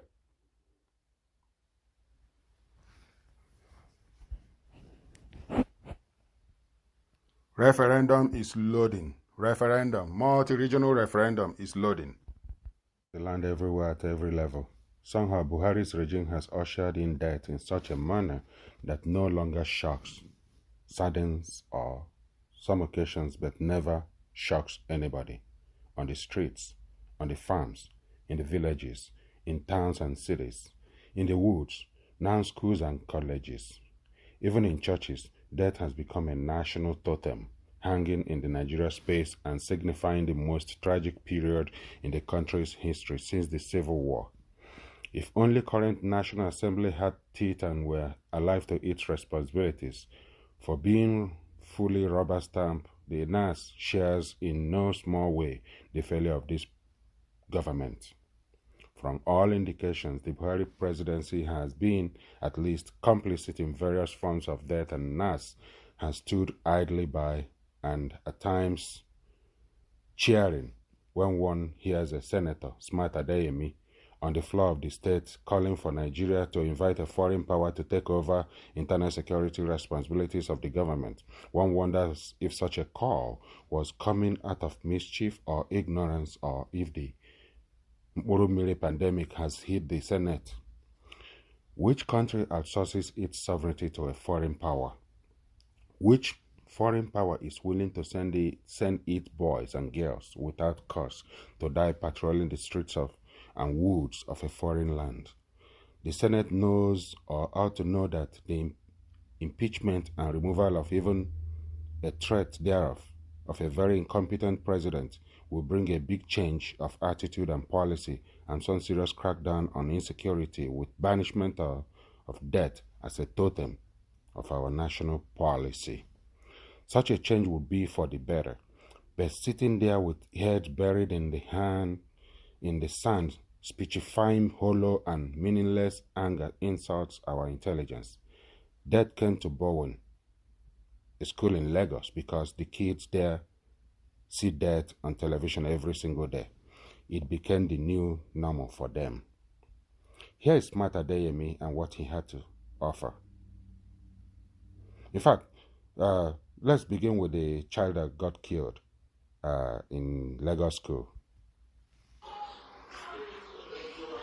He had already been crippled before his family was called to come and pick him up.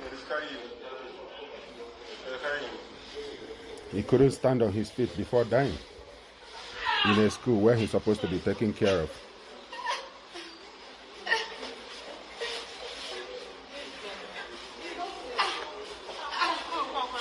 He was beaten down mercilessly.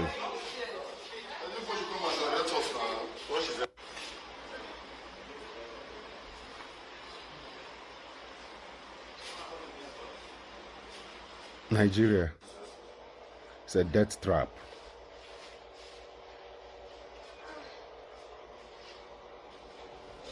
Nigeria is a shame to humanity.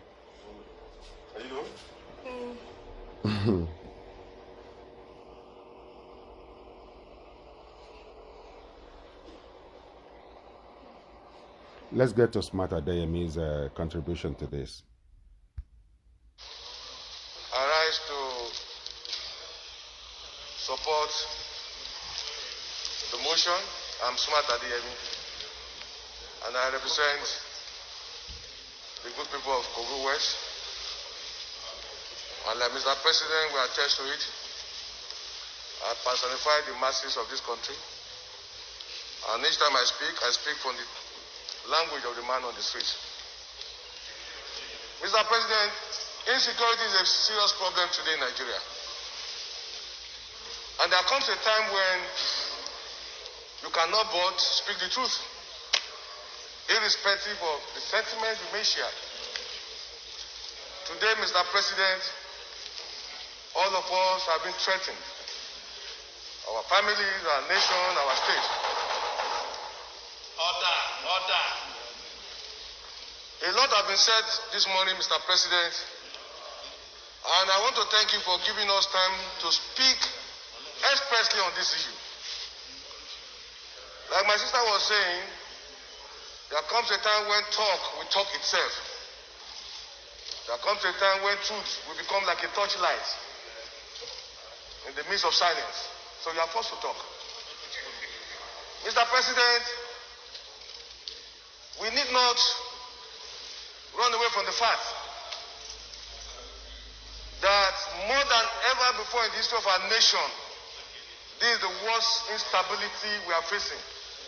In fact, this is worse than the Civil War. Are you in PDP? Mr. President, the solution is very simple. Today there are a lot of misgiving, a lot of misinterpretations of what is happening. Some people believe, some people in government are supporting this move. Some people believe, some people sponsor those who are destabilizing our nation within the country. The answer is very simple. We cannot pretend that we are capable of confronting the situation in our hands. America, as powerful as they are, when the pandemic came, it got to a point that China had to claim, they came to their rescue. We shouldn't pretend that we needed foreign support now. Let nobody deceive us, Mr. President. A lot of billions of naira have been voted for security services. Nothing is coming out of it. We wouldn't wait until our nation gets bombed. Let us shout and call for foreign support. I am a APC man and I've been supporting my party. But the president should get to know that it has gotten to a point that we who are supporters, who are members of the APC, we can no longer keep quiet. The president must rise to the occasion. You will not see the truth and you are afraid to say it because you will die. We must open, Mr. President. The nation is on fire. The president must rise to the occasion. It costs us nothing to get foreign support. We must rise to the occasion. We must bring in people to save this country, or else we will be consumed. Every one of us will have a chapter for history. Whenever the history of this period will be written, whatever is our position, we have a chapter. We cannot keep quiet any longer. It has gotten to a point that we cannot sleep with our two eyes closed. We are not free. Our children are not free. The president must rise to the occasion. There is no nation that is so powerful that doesn't need support of other nations. Individual cannot say you will leave the war without any other person with you. So we must rise. The situation is our security system has collapsed. It has failed. And because it has failed, we need to look for foreign support. It costs Nigeria nothing. Forget the ego, forget the superiority of Nigeria in African nation. Today, we are facing serious problem. If our nation is to survive this period, I'm not in doubt that the security architecture we have today cannot cope with what we are facing. Every part of this country is threatened. From the north to the south, nobody is safe. Nobody can travel 50 kilometers in our nation. I feel like shedding tears for a country that we grew up, where nobody harassed you when you travel from Lagos to Maiduguri. I done it in time past. Today I cannot travel from here to Kaduna to Niger State where I was born. The president must know that this is a bad time for our nation. We must look for foreign support to save this nation.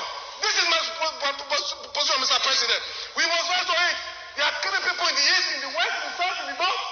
We should shut down the National Assembly. Let's shut down. If we cannot save this country, we stay in our homes. Our country is bleeding. People are in poverty. There's no food. People are hungry. Insecurity is threatening us. We cannot pretend. It's better we're not here. That's the next thing that here. People are dying. Every day Nigerians are dying. We must rise to the occasion. As for me, Mr. President.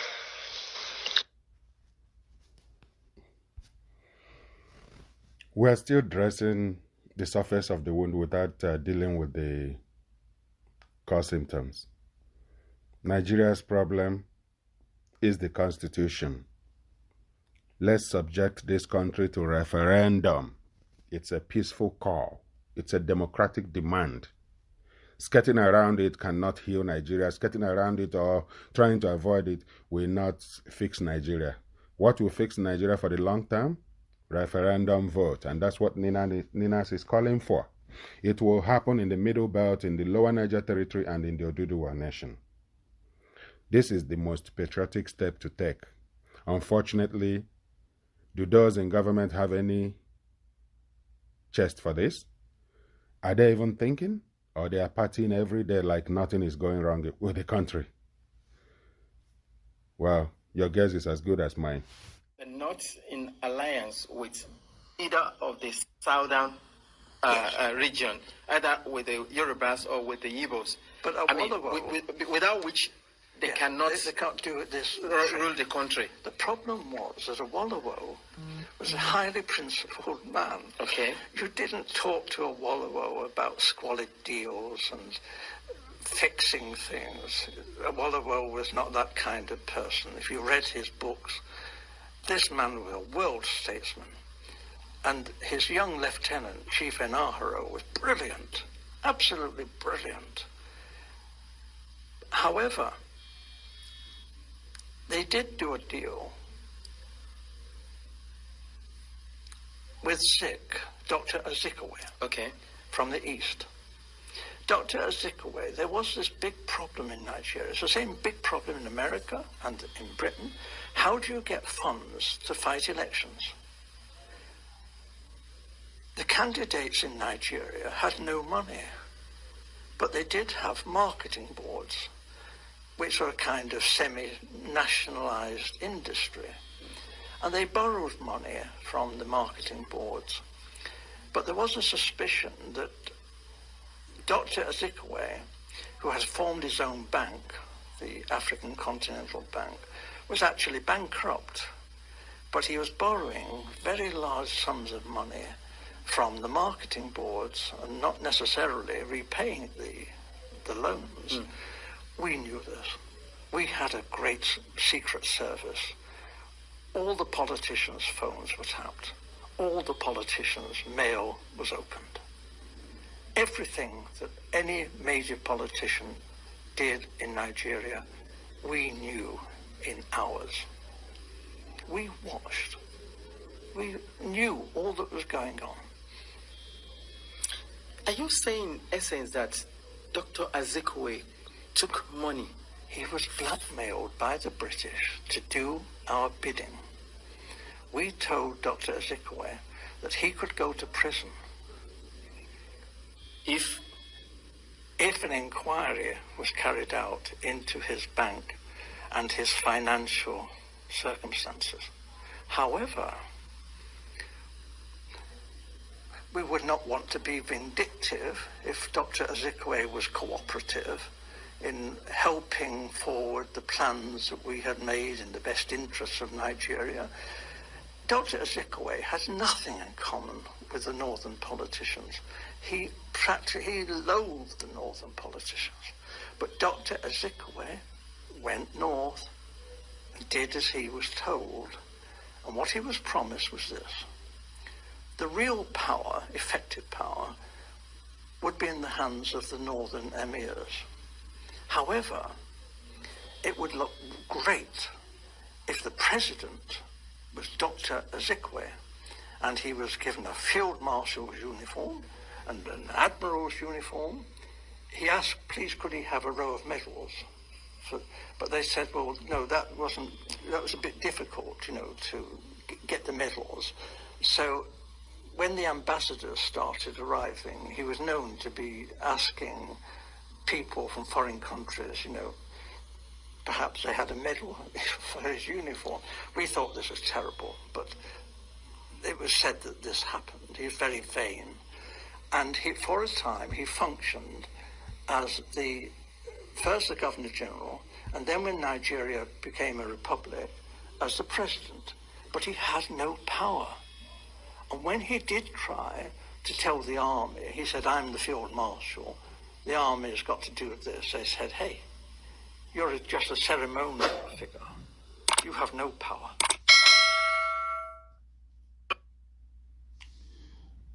This is now repeating with all the southern politicians. You can see criminals, former drug pushers, those that actually relinquish their own properties to the state, like Bola Ahmed Tinubu gave up properties to U.S. Justice Department as a plea bargain to be let free over drug-related issues, or people who have looted their states like Rochas Okorocha and Ojus Okalo. Thieves, people who should be in jail for the rest of their life for stealing from the public. These are the people lining up to give 4-year life to the crooked, criminally motivated, Fulani-inspired 1999 Constitution. Tinubu actually said that he was born to rule Nigeria. he must be the next president before any other person. And that he's going to get dirty. And already he's getting dirty. Now, these are the type of people that the Caliphate would work with. These are the kind of people that are promoting the Southern and Caliphate relationship. Like a Caliphate agent was so bold enough to tell us that the alliance that Tinubu built to make it possible for Muhammadu Buhari to emerge as president must be sustained, so that the Yoruba people will continue to be slaves to the Ariwa, so that the entire South and Middle Belt will continue to be taken for granted by the Ariwa.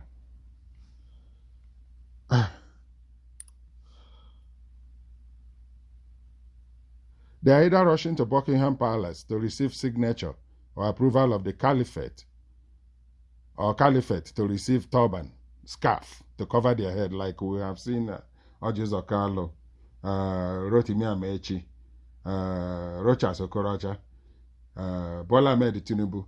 These are all Southern Judas goats going to receive the approval of the British colonial masters who are still ruling Nigeria in proxy, and the Caliphate. They want to be identified with the Ariwa in order to be relevant. They have all been compromised and are therefore being blackmailed. Yes. Just like what Harold Smith said here about Zeke. How Zeke got cornered, and the great Zeke was only looking at physical appearances. Zeke was compromised to the point that he never even remembered our people anymore. The great Zeke of Africa became so cheaply evaluated by the British. And that's how the slavery has continued to this moment. Our only hope is ourselves, the indigenous peoples, the Nigerian indigenous nationalities and alliance for self-determination. That's the only lifeline left for our people right now. Each standing on her ancestral land while holding hands together in alliance with others who have also agreed to dress back to their own original ancestral land, bearing our fathers' names as documented in our original documents. Not Nigerian new names or states' names of divide and conquer system, that is rogue Nigeria. We must never give up on this great opportunity that is presenting itself before us right now. Going for another 4-year election will extend the life of that criminal document that is holding us, tying us with our killers, with our enemies, with our land grabbers, you know, those that are being brought in by the Arewa through the open borders in the north, while the southern borders are closed. They are coming in to encircle the country and overpower the indigenous nationalities. We can only make it possible for them by going for another election again. It doesn't matter who they present from the south. If it is from the Igbo, it doesn't make any difference. That Igbo is already their agent. He is not for any Igbo family. If it is Tinubu or any other person, it's still same thing. They are all agents of the sense left takers. Let's call it straight and stop monkeying around.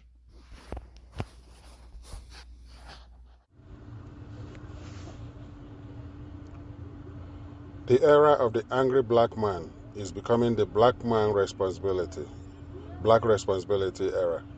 It's about looking within to find reasons for being victimized and addressing them. It has become very imperative for the victims of the catastrophic rape, pillage, plunder, and deprivation currently going on in Africa, especially Nigeria, to rise up and take charge of their collective destiny. The stench of death, the evil, thick darkness, and the signs of impending doom looming and lurking around can no longer go unnoticed. What do you do when you are daily exposed to horror, yet you have no voice to express your woes because the perpetrators of your woes have silenced you with the barrels of gun they placed over your head? It is time for the indigenous peoples trapped in British Caliphate colony of Nigeria to lead the initiative to end and correct the evil done to them and their peoples. It's no more acceptable for the beneficiaries of the ongoing abomination to tell us what to do, let alone lead this all-important life-saving conversation. However, there is a way to do it. But how would you know and understand this way? If you refuse to listen to those who initiated this project about 20 years ago. Unlike you, remember, they have taken time out to study the pitfalls and landmines on this chosen pathway. So, for safety reasons, everyone cannot direct at this time. How come you like Nina's proposition but hate the messengers? Are you like the proverbial dog who refused to pay attention to the whistle of the guide because he has accepted that getting lost is his fate? You keep asking, why should it be him, her, them? As our enemies approach to swallow us while we have the key to our escape in our hands, bickering like toddlers. How can it be that we're so intelligent, yet our intelligence has refused to work for us? How is it that we are so spiritual and religious, yet our spirituality has refused to work for us? Is it the barber that lacks barbing skills, or is the hair clipper that is not sharp? Or could it be both? Please join Daughters of Truth for a thought-provoking session of their Saturday talk show, Saturday, November 20th, 2021. Here are the times from different time zones around the world. Central, 9:30 a.m. Texas Central Time, 10:30 a.m. New York Eastern Time, 4:30 p.m. local time in Nigeria, 3:30 p.m. London, 8:30 a.m. Mountain Time, and 7:30 a.m. Pacific Standard Time, PST, which is Vancouver time. You can also check this out on Lower Niger Radio 24/7. It's there. Or YouTube, or even on Facebook. Thanks for listening.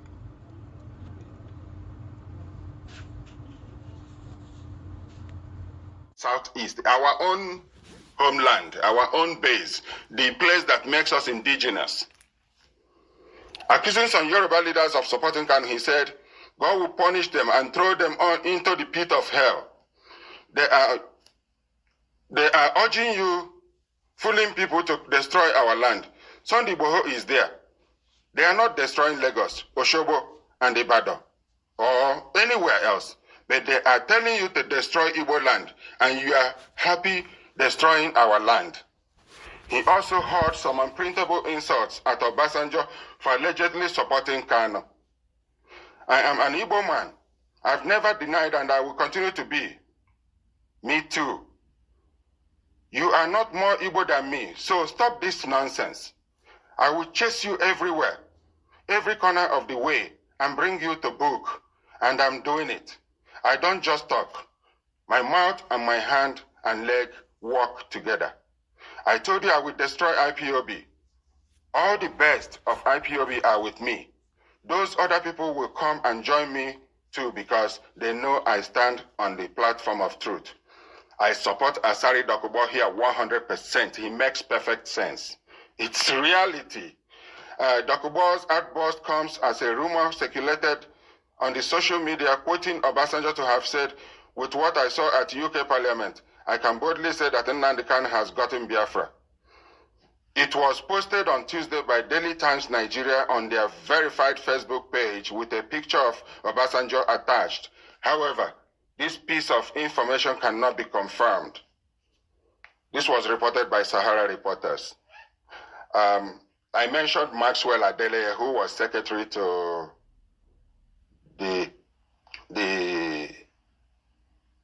a faction that is actually part of NINAS, because Shade Olukoya is still a founding member of NINAS and a great lady that I respect and highly esteemed in NINAS movement. That Yoruba is part of NINAS, and they are doing it the right way. They are defending the interest of all the nations, South and Middle Belt, the nations, the federations, the countries in the South and the Middle Belt as one. I got their back. I will support them. I will continue to support everyone as one family, as one. But this particular element that is supporting Nnamdi Kanu, that is actually bringing destruction to Igbo land, reducing Igbo land to a dysfunctional environment. Supporting them is working against the interest of the Southeast. I was in Warri. I had to quickly leave the Southeast for Warri when Nnamdi Kanu had court cases on Monday, which was, now it's official. It's every Monday lockdown of the Southeast. And then Tuesday, Wednesday, when Kanu appeared in court, the entire Southeast was also shut down. People were killed at Umochu. People were killed at Ogais, I understand. People were killed at Ekulobia. Cow sellers, meat sellers had their tables upturned and their meat burnt and the Okada destroyed by these enforcers of this sit at home. And IPOB tells us that they are not their members, and some morons somewhere actually believe that cock and bull. IPOB is more powerful, the elusive is more powerful that has no face, tells us that IPOB have nothing to do with it, and we take it line, hook, and sinker. It is not poisonous, it doesn't kill, it's the gospel truth. This is working against the interest of Ndi Igbo. Ndi Igbo, wake up from your slumber. Tetano Nora, stop taking deception for real. Join the movement that is actually getting you somewhere. And that is the Nigeria Indigenous Nationalities Alliance for Self-Determination. That group that contains South-South, entire South-South, and Niger Delta, Middle Belt. A greater portion of Oduduwa Nation. Because all these few people that are calling for Biafra, they are pro-Tinubu.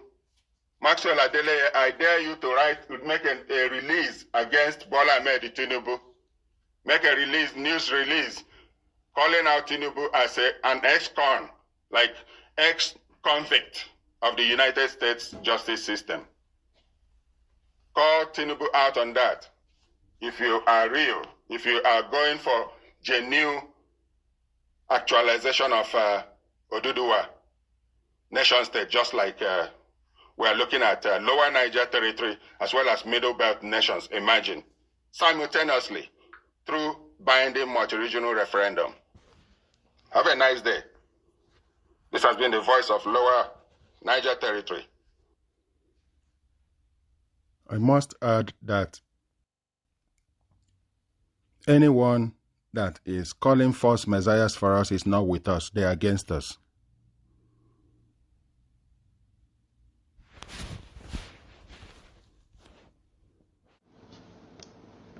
Nigerian Union Dispute: The Folly of Building on a Rickety Constitutional Foundation by Tony Nadi, Ninas, January 7, 2022.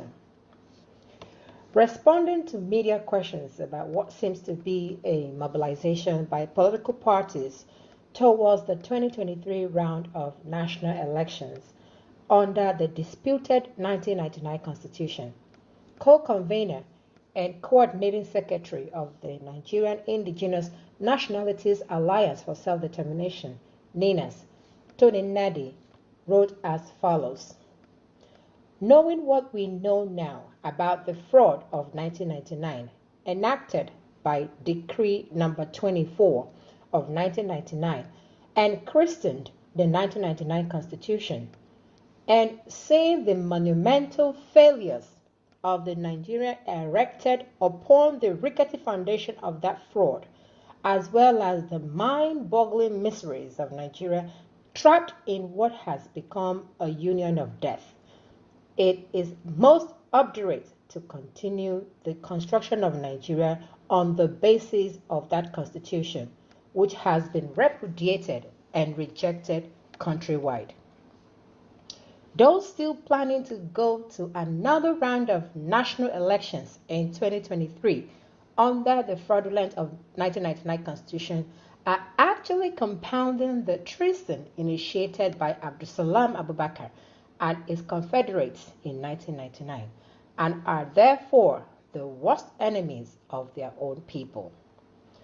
As they continue to defy the will of their people and undermine the sovereignty of their people, they will soon find themselves on a head-on collision with those who are being killed, impoverished, and enslaved under that constitution. We must now formally halt the preparations for any further renewal of our damnation in 2023 by way of another round of national elections under that Caliphate imposed engine of fraud called the 1999 Constitution. We must now go into a transitioning process to undertake the orderly decommissioning of the defeated 1999 Constitution and the distillation of fresh constitutional protocols dictated by the self-determination imperative for Nigeria's constituent components as ratified by referendums. This would be in a two-stage process that begins with regional self-determination referendums to either recommit or opt out of the failed and unworkable union defined by the 1999 Constitution. Depending on the outcome of the aforementioned regional referendums in the first stage, it is in the second stage that the question of negotiating or drafting another federating constitution would arise. All political parties in Nigeria must be told in clear terms that the issues confronting Nigeria and Nigerians now cannot be resolved by elections, since the winners of any further elections under the 1999 Constitution must swear to and govern by that Constitution. They cannot, therefore, be allowed to frame the grave issue of existential threats confronting the peoples of Nigeria at this time as capable of being resolved by the emergence of one party or the other in power after another election ritual in 2023. The 5-point proposition of the December 16, 2020 Joint Multi-Regional Constitutional Force Majeure, activated by the Nigerian Indigenous Nationalities Alliance for Self-Determination, NINAS, provides a clear, comprehensive, time-bound framework for the immediate undertaking the inevitable grand reconfiguration of the failed Lugodian of the 1914. Anything outside calling off the voyage to 2023 and the commencement of the remediation anchored on the sovereignty of the constituent components of Nigeria within the context of the self-determination Imperative for those constituent components is an invitation to the unceremonious collapse of the rickety union. This is written by Tony Nadi, January 7, 2022, and is being read by Dr. Augusta Anosike. Thank you for listening. Bye-bye. The land everywhere at every level. Somehow Buhari's regime has ushered in death in such a manner that no longer shocks, saddens, or some occasions, but never shocks anybody. On the streets, on the farms, in the villages, in towns and cities, in the woods, now schools and colleges. Even in churches, death has become a national totem, hanging in the Nigeria space and signifying the most tragic period in the country's history since the Civil War. If only current National Assembly had teeth and were alive to its responsibilities, for being fully rubber-stamped, the NAS shares in no small way the failure of this government.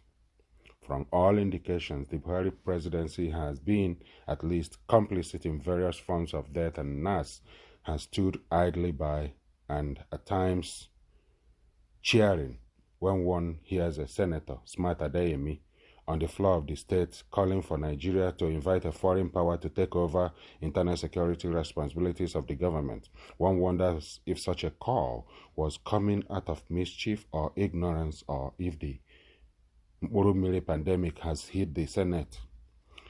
Which country outsources its sovereignty to a foreign power?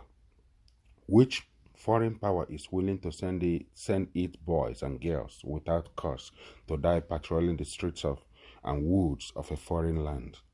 The Senate knows, or ought to know, that the impeachment and removal of even a threat thereof of a very incompetent president will bring a big change of attitude and policy, and some serious crackdown on insecurity with banishment of debt as a totem of our national policy.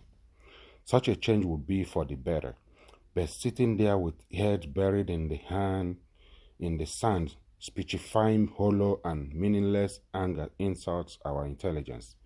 Death came to Bowen, a school in Lagos, because the kids there see death on television every single day. It became the new normal for them. Here is Smart Adeyemi and what he had to offer.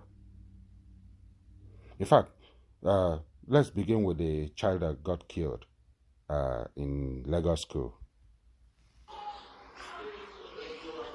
He had already been crippled before his family was called to come and pick him up. He couldn't stand on his feet before dying in a school where he's supposed to be taken care of.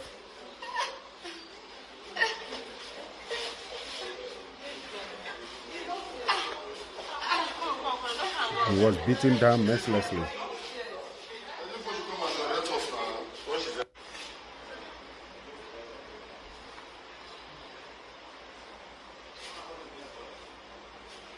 Nigeria is a death trap.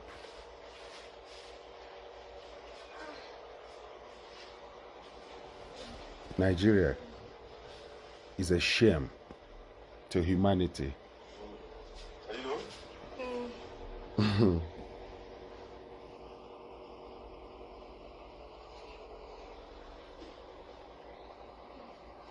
Let's get to Smart Adeyemi's contribution to this. I rise to support the motion. I'm Smart Adeyemi, and I represent the good people of Kogi West. And like Mr. President will attest to it, I personify the masses of this country. And each time I speak from the language of the man on the street. Mr. President, insecurity is a serious problem today in Nigeria. And there comes a time when you cannot but speak the truth, irrespective of the sentiments you may share. Today, Mr. President, all of us have been threatened. Our families, our nation, our state. Order. A lot have been said this morning, Mr. President, And I want to thank you for giving us time to speak expressly on this issue. Like my sister was saying, there comes a time when talk will talk itself. There comes a time when truth will become like a torchlight in the midst of silence. So you are forced to talk. Mr. President, we need not run away from the fact that more than ever before in the history of our nation, this is the worst instability we are facing. In fact, this is worse than the Civil War. Are you Mr. President, the solution is very simple. Today there are a lot of misgiving, a lot of misinterpretations of what is happening. Some people believe, some people in government are supporting this move. Some people believe, some people sponsor those who are destabilizing our nation within the country. The answer is very simple. We cannot pretend that we are capable of confronting the situation in our hands. America, as powerful as they are, when the pandemic came, got to a point that China had to claim that they came to their rescue. We shouldn't pretend that we needed foreign support now. Let nobody deceive us, Mr. President. A lot of billions of naira have been voted for security services. Nothing is coming out of it. We wouldn't wait until our nation gets bombed. Let us shout and call for foreign support. I am a APC man and I've been supporting my party. But the president should get to know that it has gotten to a point that we who are supporters, who are members of the APC, we can no longer keep quiet. The president must rise to the occasion. You will not see the truth and you are afraid to say it because you will die. We must open, Mr. President. The nation is on fire. The president must rise to the occasion. It costs us nothing to get foreign support. We must rise to the occasion. We must bring in people to save this country, or else we will be consumed. Every one of us will have a chapter for history. Whenever the history of this period will be written, whatever is our position, we have a chapter. We cannot keep quiet any longer. It has gotten to a point that we cannot sleep with our two eyes closed. We are not free. Our children are not free. The president must rise to the occasion. There is no nation that is so powerful that doesn't need support of other nations. Individual cannot say you will leave the war without any other person with you. So we must rise. The situation is our security system has collapsed. It has failed. And because it has failed, we need to look for foreign support. It costs Nigeria nothing.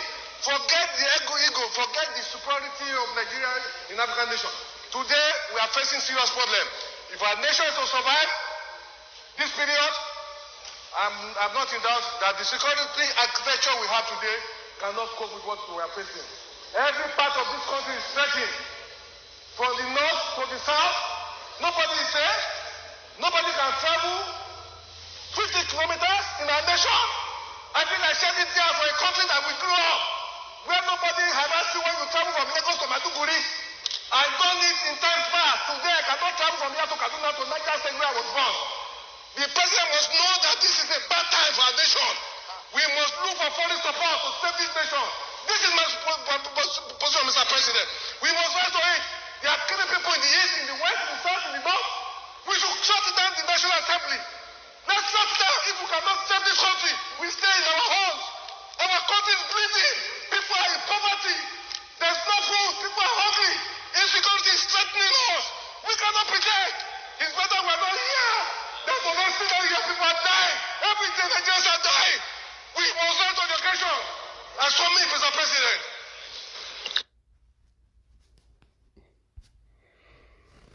We're still dressing the surface of the wound without dealing with the core symptoms. Nigeria's problem is the constitution. Let's subject this country to referendum. It's a peaceful call.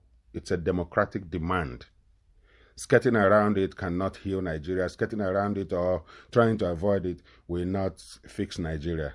What will fix Nigeria for the long term? Referendum vote. And that's what Ninas is calling for. It will happen in the Middle Belt, in the Lower Niger Territory, and in the Oduduwa Nation. This is the most patriotic step to take. Unfortunately, do those in government have any chest for this? Are they even thinking? Or they are partying every day like nothing is going wrong with the country? Well, your guess is as good as mine. Former Minister of Foreign Affairs, Professor Bolaji Akinyemi, yesterday argued that Nigerians would be disappointed if they were expecting the United States to treat the country the same way it treats Israel. Akinyemi was speaking against the backdrop of a threat by the United States to invoke the Leahy Statute against Nigeria if there are established cases of human rights violations against the military and police, as opposed to its measured silence on alleged cases of similar breaches by the Israeli government. Now, this is my take here. If the case of Nigeria is to be compared with that of Israel, and then you consider the fact that Israel is fighting for her very existence against those that would want to destroy the country and wipe it off the map, it means that internally in Nigeria, Nigerians are faced with a very dangerous system whereby those in government are the enemies of Nigerians. And they are using the instrument of state to kill Nigerians who are demanding for the right leadership, who are demanding for respect for their own lives. So how do you compare the two? Anyway, Bolaji Akinyemi continues. He said this during an interview on The Morning Show, a program monitored on Arise News Channel. This day's broadcast arm. The renowned professor of international affairs stated that the dynamics of the relationship between the United States government and those of Nigeria could not be compared. Some security experts recently described the development as a clear case of double standard, as the United States had said Nigeria risked arms embargo for alleged violation of the laws on armed conflicts in the fight against banditry, terrorism, and other forms of violence in different parts of the Federation. Speaking in an interview with CNN International after a tour of some African nations, including Nigeria recently, the U.S. Secretary of State Anthony Blinken had said that his country would apply the laws against Nigeria if the allegations were found to be credible. However, while being very critical of Nigeria, the United States was said to have vetoed over 50 United Nations Security Council UNSC resolutions critical of Israel since 1972. During the last escalation of violence between Israel and the Palestinians, the U.S. had, according to reports, stuck to same playbook, blocking a joint statement calling for an immediate ceasefire between Israel and Hamas. Several resolutions condemning violence against Palestinian protesters and the illegal Israeli settlements in the occupied West Bank were also reportedly thwarted by the U.S. Of course, we also have laws in place. The Leahy Law, for example, that makes sure that if there are units that have committed abuses, we're not going to provide equipment to those units. If there is genuine transparency, accountability, and change that follows from these incidents and these abuses, I think that is very important, not only to our administration, it is also important to the U.S. Congress in making judgments about continuing to assist the security forces, Blinken had explained. But Akinyemi, during the interview, maintained that Nigeria would continue to be disappointed if it expected the same treatment given by the United States to Israel, stressing that the Jewish people in America are a very strong voice to be reckoned with. Again, here is my take. The Jewish people in the United States indeed are a voice to be reckoned with. Are the Nigerians in the United States voice for Nigeria, or they are actually exposing the crimes of the Nigerian government against the people of Nigeria? See the difference? The difference is so clear. The voices that are now coming out Nigerian voices are on side with the people of Nigeria, the indigenous people. They are the ones that were protesting in the US, and Nigeria went to recruit foreigners, paid demonstrators to counter the genuine aspirations of Nigerians at the UN. He said, look, you will only break your heart if you expect the United States to treat you the way it treats Israel. This is not hate speech on my part. I know better than to do that. But Jewish voters in the United States are very, very critical to the electoral success, especially in presidential elections. And there is no presidential candidate and no administration that goes out of its way to antagonize Israel or to do anything that may be perceived by the Jewish voters as being inimical to Israeli interests. They have a powerful voice in the media, which they will be prepared to use. I wouldn't mention names, so there will be no ad hominem attacks on my part. But there are powerful voices. There is one of the global media in the United States which work for Jewish interest, public interest organizations. They won't put it out there. But if you go and look at their profile, which would have been removed, so you would think that they are neutral, whereas they are not neutral. Like hawks looking after its chicks, those voices are looking out for Israeli interests. Akiyemi argued that Israel remained one of the few countries in the world that can afford to be rude to America without serious repercussions. Reason why a former Prime Minister Benjamin Netanyahu was rude to former President Barack Obama, who was perceived as not being pro-Israel enough. So there is no basis for you to try to differentiate between American attitude to Nigeria and American attitude towards Israel. That difference is very, very clear, he explained. He said it was a positive move by the Biden administration to remove Nigeria from the list of countries that muffle religious freedom, in line with the new American government's branding of being seen as highly democratic. He stressed that the State Department of the United States had probably found out that the terrorists were killing both Muslims and Christians in the north, reason the country's name was removed from the list of countries of particular concern, CPC. Everybody can see that that churches, mosques, reverend fathers, students in Christian schools as well as students in Muslim schools are all being brutalized, he stated, but added that there is not a doubt that there were religious issues in Nigeria. What the department is probably saying is that we share equally the sufferings of the two religious groups that we have, he posited. On pledges made by the United States during the African tour, he said, recall what I said earlier, which is that Americans are first-class speech writers and you've got to deconstruct what you're talking about for the real meaning of what they are saying. However, he said that Nigeria remained an important voice in Africa, stressing that despite the battery Nigeria's economy has received, the country cannot be ignored. Nigeria is self-destructive. There is no two way about it. Nigeria is a country at war against itself.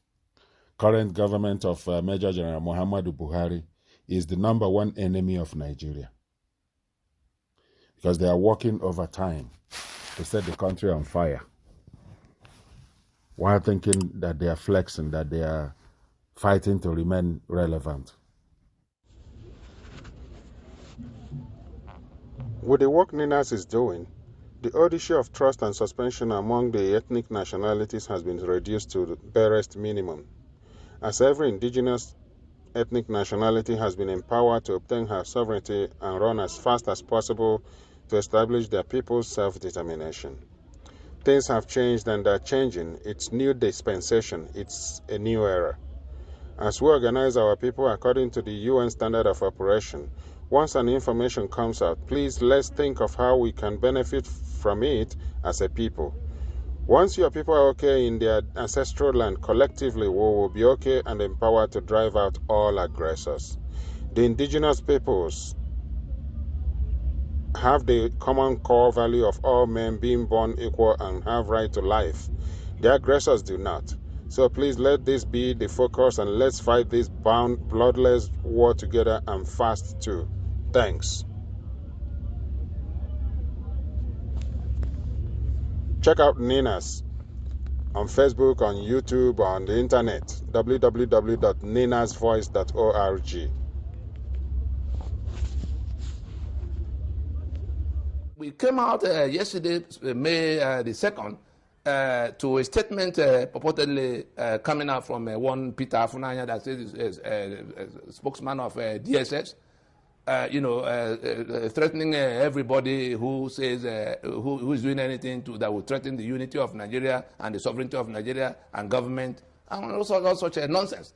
Well, I will be surprised if it came from DSS because one cannot trust what we find on social media these days. But if anybody is still at that mundane level of thought of describing self-preservation actions being taken within the rights of self-determination that's inalienable to the constituents of the disputed Federation of Nigeria, because this Constitution 1999, that is a forgery, that has our signature at the base as authorization. As long as that constitution is in place, Nigeria is a disputed project because the people who are purported to have agreed to live together have come forward to say we never met, we never agreed on anything. It is a forgery, it is a fraud against all of us. It is in that kind of setting that one will be addressing on behalf of NINAS, addressing that State Directorate of State Services, DSS, to point them, to explain to them, just in case they didn't know. They should be finding out from their principal what is going on. That is the federal government of Nigeria. They should realize that what the people who are demanding an immediate reconstruction of the constitutional basis of Nigeria, the one they call restructuring, or even the ones that say they are fed up, they want to go to be countries of their own, they are not the ones threatening the unity of Nigeria. The people that are threatening the unity of Nigeria, that are pushing Nigeria towards disintegration in the manner that the Vice President had warned about in September of 2020, are the ones who are holding on to that forgery of a constitution to say we cannot, that Nigeria is non-negotiable and not indivisible and all of that. They are the ones who are refusing to come forward for that imperative of reconstruction for a house that is on the verge of collapse. They are the ones pushing Nigeria towards disintegration, and one will expect that. They will, the DSS and all of those who are trying to. The other time it was some semi-literate governors that were talking about people who are doing secession and others who are doing treason. The only secession on the table now are the ones who declare themselves Sharia, who have seceded from the secular union of Nigeria, these 12 states. The only treason on the table now are the ones who are clinging onto the constitution that's a forgery, against the rest. Here are some narrative of what happened in Lagos State, where the CSP was flouting the order of the governor of Lagos State. Like we always tell you guys that the constitution is the problem of Nigeria, and not until that constitution is brought down, nothing can be done. I won't blame that police officer. If you read the narrative, you discover that he is actually following the constitution of Nigeria. And as at that, even the chief security officer of the state, which is the governor of Lagos State, has no power to control the policing of his own state. So you all can see that constitutionally, the man is doing his job. And I want you to listen to this clip where the lawyer that works with Arise TV said it openly, that the constitution, Nigeria needs to go through restructuring, through a referendum, whereby this constitution will be brought down and giving every territory their self-determination right to participate in the new constitution, if we agree to be a nation. My name is Donald Obaido. I'm the one presenting this narrative. Please listen to this video from the Arise TV. Can you call your superior in Abuja and tell them that the governor is here and I'm the chief security officer and that you don't have any business being in my state right now and that I want you to disengage forthwith from him? Thank you very much, sir. Your Excellency, sir. I'm not here on my own orders. That's why I'm asking you to make a phone call and tell them, your superior, that I'm here standing in front of you. Make that phone call. Thank you, sir. I'm here on instruction of this Inspector General of Police to the AGF, sir. And that is why I'm here. I'm too small or too low to call them. Your Excellency, sir, with due respect, sir, you can call them directly, sir. I have spoken to the Attorney General this morning, okay. So he's not aware that you are here. We are expecting the call that we should disengage. That's what I'm saying to you. Yes, sir. Because when I make the phone call, it will be tougher. If you can call and say that the governor is here in front of you, what should you do? It is not my duty to call because I'm too low to do that, sir. Okay. If you call... So where are your men? My men are here. They are all over the estate, sir. How many men do you have here? I have several of them, sir. No, what number? What's the number, please? I cannot precisely tell you the number. So now, even if anything happens to your men, you don't even know the number of men? I know the number of my men I have here. What is the number? We sought for some other people to join us now. What is the number that you have here? I'm sorry, sir. Your Excellency. So you cannot even do a head count of the number For the security purpose, I cannot say this is the figure, sir. So you don't know the number of men? I know the number, but for security purpose, I cannot say this is the figure, sir. So you know I'm the one talking to you? Yes, sir. You say you're assistant, what is it? I'm a chief superintendent of police. Oh, CSP? Yes, sir. Okay, right. So, pressman, don't worry. I'll make 2 phone calls, right? One to the Inspector General of Police and one to the Attorney General of Police, Attorney Inspector of the Federation. I have spoken with him this morning and says he knows nothing about the fact that they are still here. Very illegal operation. They have absolutely nothing, and I'm the chief security of the state. Not even with the Inspector General wrote me, and before I said Jack Robinson, his men are here. They're not from the Lagos State Police Command, like you have said, right? They are not from Lagos State Police Command. It says it's coming from Abuja. And I don't know what other interest do they have beyond just keeping peace of the country. Absolutely. This is not an expectation that I will expect for them to keep peace, because they don't have any business here at all. The case is between the state government, and I'm this governor standing in front of you, not with my residents. These are my residents that have been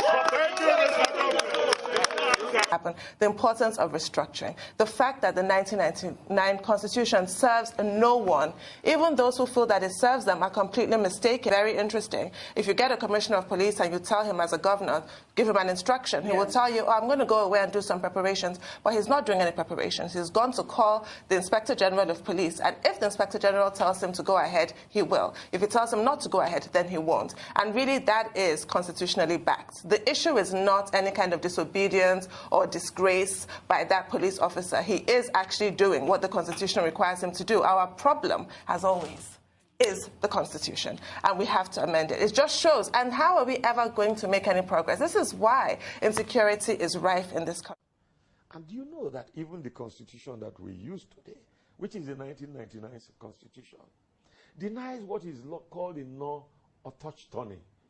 In other words, there is no referendum, there is no plebiscite. The people of Nigeria did not vote to say, this is the Constitution we want. It was imposed on us by a military decree, and yet it remains the ground norm. I mean, what a misnomer. We are not in a dictatorship, but we are running a constitution that we didn't vote for. And our administrative units have been carved on the basis of that constitution, supplanting our regional... The constitution that operates in Nigeria today is a fraudulent, mischievous document foisted on Nigeria by a departing military junta. In fact, it is Decree 24 of 1999, which will have been a mere transitional instrument for governing a country of the stature and standing of Nigeria within the international community. I would have thought that the first item on the agenda of the government that came to power in 1999 was to address the issue of that constitution, its legitimacy. Because, like the Patriots observed, it told a lie against itself by saying that we Nigerians, under God, have agreed to live together, blah, blah, blah. There was no time when we were asked that question. And Nigeria, I believe, still requires what lawyers call an autochthonous constitution, a constitution that that captures the needs and interests of the Nigerians. A constitution that finds legitimacy in the eyes of the citizens, not one handed down from low and high by a military junta. Our present extant constitution is an imposition of the military. A supreme military council that was not elected by anybody, that did not respect any known parameter in its recruitment except seniority in the army, that was lopsided in terms of its geographical identity of membership, imposed a constitution, enacted it like a legislation. It was not subjected to a plebiscite. It was not subjected to a referendum. In law, you say it's not autochthonous because the people did not agree that the 1999 Constitution is their constitution. We didn't vote for its approval. So it's not cognizable in law as a valid constitution. It has been imposed of us by sheer force. And no government has had the courage to subject it to a national plebiscite. And if you do, most Nigerians will say this is not our constitution. We've created local government and states administrative structures that do not obey any known parameter. We've taken away the sovereignty of natural resources from our people and concentrated in an omnibus and amorphous federal government that is characterized by inefficiency over time. Wole Soyinka, as a man of knowledge, has just expressed the fact, unlike individuals that parade themselves as professors of constitutional law and constitutional lawyers, senior advocates, and the rest, who still continue to defend the 1999 Constitution as if it doesn't matter the source, it doesn't matter that it's a forged document, by claiming that the people made it and it has been shown that the people didn't make it, in a suit that was filed on behalf of Anthony Naro, Wole Soyinka, Bishop Bonigi, Dokubo Asari, Ralph Wazurike, and a couple of others, Alhaji Yerima Shetima, who just gave that ultimatum. Yeah, he was part of the signatory to the lawsuit that was filed on their behalf by the Secretary General of the Lower Niger Congress. I dare to tell this nation today that this is the problem. This constitution can never give us progress. This constitution can never give us peace. This constitution can never give us unity. And unfortunately, most of us in this National Assembly, we don't have the spine to face what we need to give this republic to have peace and progress. What do I mean?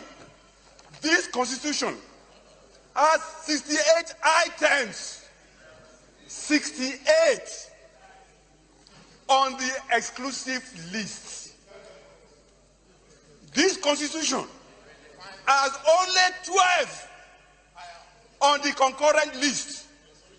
And those 12 are written so nebulously, so fraudulently, that you know that the intention is to even undermine those concurrent lists. The formal name of this republic is Federal Republic of Nigeria. Unfortunately, we don't run a federalist system in Nigeria. Otherwise, what is so unique about all those things that are in the exclusive list? In this chamber, we try to federalize the police system. In this chamber, we failed. Every crime is local. And the solution to every crime is local. The earlier that senators in Nigeria summon the courage to say, we should not continue to deceive ourselves. Nigeria is threatening everybody and groups. When we lie to ourselves and we're reaping the fruits of lying, we're victims of the lie that we call our own, the social contract, which is another name for the Constitution. We say we in Nigeria gave this Constitution to ourselves. We didn't. It was imposed. And it's not working. It's centralized. And the good things of life are not available for Nigerians. And they are crying. And you begin to blame them. You don't blame victims. You blame the system that produced the victims. This constitution is not made by Nigerians. It's imposed. A federal constitution should be truly a federal constitution. You don't centralize everything. Nobody can fix this system. It's like putting square peg in round hole. It wouldn't work. It's not Buhari's fault, or Jonathan, or the previous ones. They were handed, and still being handed, instruments, i.e. the Constitution, that cannot work the way it is. Let us do an agreement. Constitution is an agreement that we agree to live together by these rules which we would spell out about governance.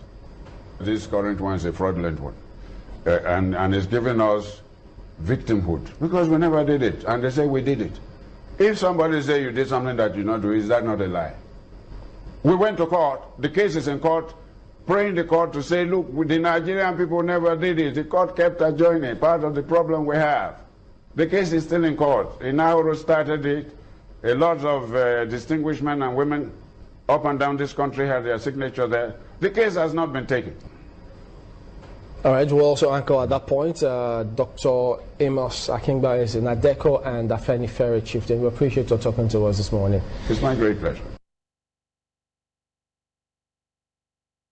Federation. And do you know that even the constitution that we use today, which is the 1999 constitution, denies what is called in law autochthony. In other words, there is no referendum, there is no plebiscite. The people of Nigeria did not vote to say, this is the constitution we want. It was imposed on us by a military decree, and yet it remains the ground norm. I mean, what a misnomer. We are not in a dictatorship, but we are running a constitution that we didn't vote for. And our administrative units have been carved on the basis of that constitution, supplanting our regional. The constitution that operates in Nigeria today is a fraudulent, mischievous document foisted on Nigeria by a departing military junta. In fact, it is Decree 24 of 1999. Which should have been a mere transitional instrument for governing a country of the stature and standing of Nigeria within the international community. I would have thought that the first item on the agenda of the government that came to power in 1999 was to address the issue of that constitution, its legitimacy. Because, like the Patriots observed, it told a lie against itself by saying that we Nigerians, under God, have agreed to live together, blah, blah, blah. There was no time when we were asked that question. And Nigeria, I believe, still requires what lawyers call an autochthonous constitution. A constitution that, that captures the needs and interests of the Nigerians. A constitution that finds legitimacy in the eyes of the citizens, not one handed down from low and high by a military junta. Our present extant constitution is an imposition of the military.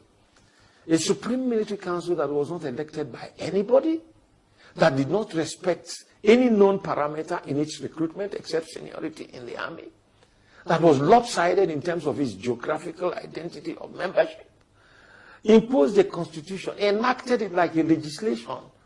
It was not subjected to a plebiscite. It was not subjected to a referendum. In law, you say it's not autochthonous because the people did not agree that the 1999 constitution is their constitution. We didn't vote for its approval. So it's not cognizable in law as a valid constitution. It has been imposed of us by sheer force. And no government has had the courage to subject it to a national plebiscite.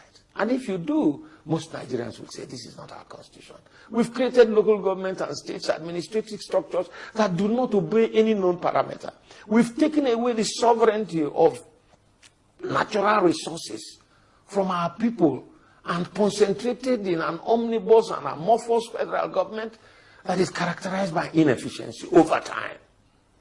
Wole Soyinka, as a man of knowledge, has just expressed the fact. Unlike individuals that parade themselves as professors of constitutional law and constitutional lawyers, senior advocates, and the rest, who still continue to defend the 1999 Constitution as if it doesn't matter the source, it doesn't matter that it's a forged document, by claiming that the people made it and it has been shown that the people didn't make it, in a suit that was filed on behalf of Anthony Naro, Wole Soyinka, Bishop Bonigi, Dokubo Asari, Rafu Wazurike, and a couple of others, Alhaji Yerima Shetima, who just gave that ultimatum. Yeah, he was part of the signatory to the lawsuit that was filed on their behalf by the Secretary General of the Lower Niger Congress. I dare to tell this nation today that this is the problem. This constitution can never give us progress. This constitution can never give us peace. This constitution can never give us unity. And unfortunately, most of us in this National Assembly, we don't have the spine to face what we need to give this republic to have peace and progress. What do I mean?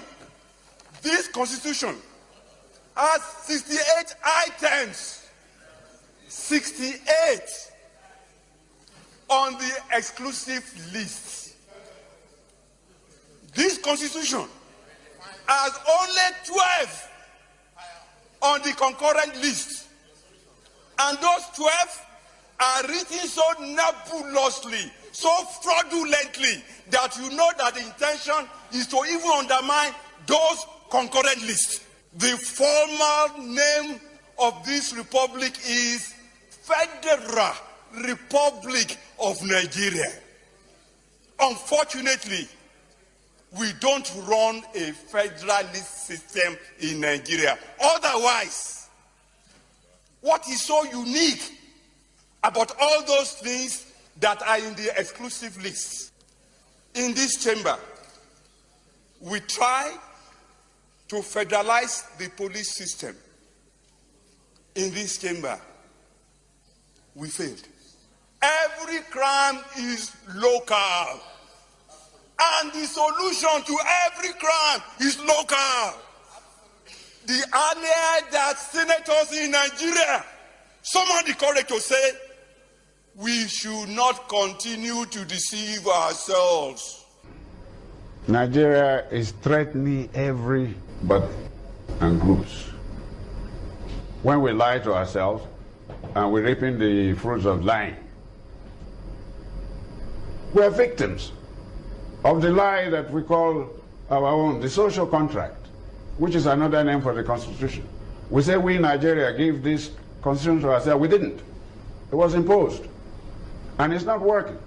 It's centralized. And the good things of life are not available for Nigerians. And they are crying. And you begin to blame them. You don't blame victims. You blame the system that produced the victims. This Constitution is not made by Nigerians. It's imposed. A federal constitution should be truly a federal constitution. You don't centralize everything. Nobody can fix this system. It's like putting square peg in round hole. It wouldn't work. It's not Buhari's fault, or Jonathan, or the previous ones. They were handed, and still being handed, instruments, i.e. the Constitution, that cannot work the way it is. Let us do an agreement. Constitution is an agreement that we agree to live together by these rules which we will spell out about governance. This current one is a fraudulent one. And it's giving us victimhood because we never did it. And they say we did it. If somebody say you did something that you not do, is that not a lie? We went to court. The case is in court. Praying the court to say, look, the Nigerian people never did it. The court kept adjoining. Part of the problem we have. The case is still in court. Inauro started it. A lot of distinguished men and women up and down this country had their signature there. The case has not been taken. All right, we'll also anchor at that point. Dr. Amos Akingba is in Adeko and Afenifere chieftain. We appreciate your talking to us this morning. It's my great pleasure.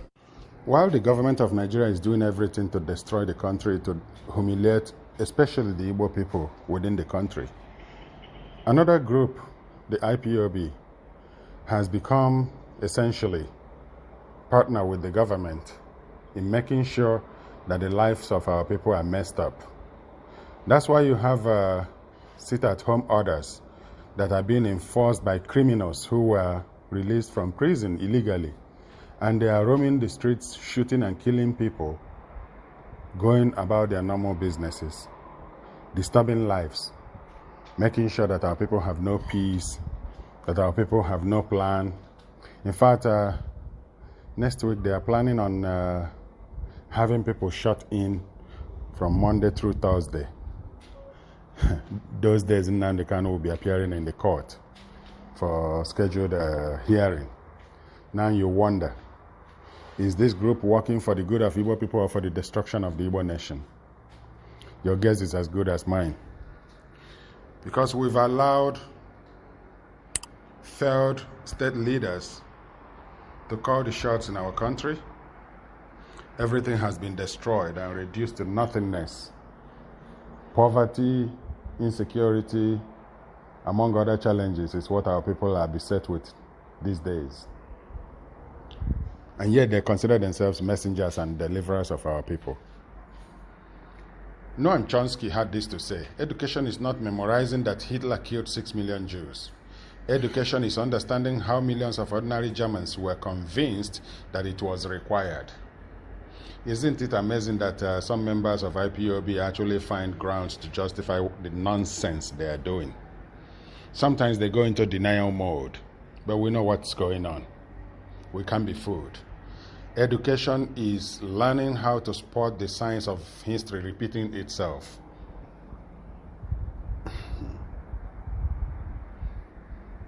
It's obvious and jumps right out at you that Muhammadu Buhari successfully has implemented his Fulanization and jihadi plan without hindrance from any quarters in Nigeria. And to this end, Marvelous Marvels Nato had this to say: Buhari is aware. He is deliberate about his goals and objectives. When you make excuses from Muhammadu Buhari on the premise that he has been unaware of everything happening under his government, then you are very ignorant. I must add that some people have actually stated that Muhammadu Buhari is suffering from dementia or Alzheimer's, both of them, dementia and Alzheimer's.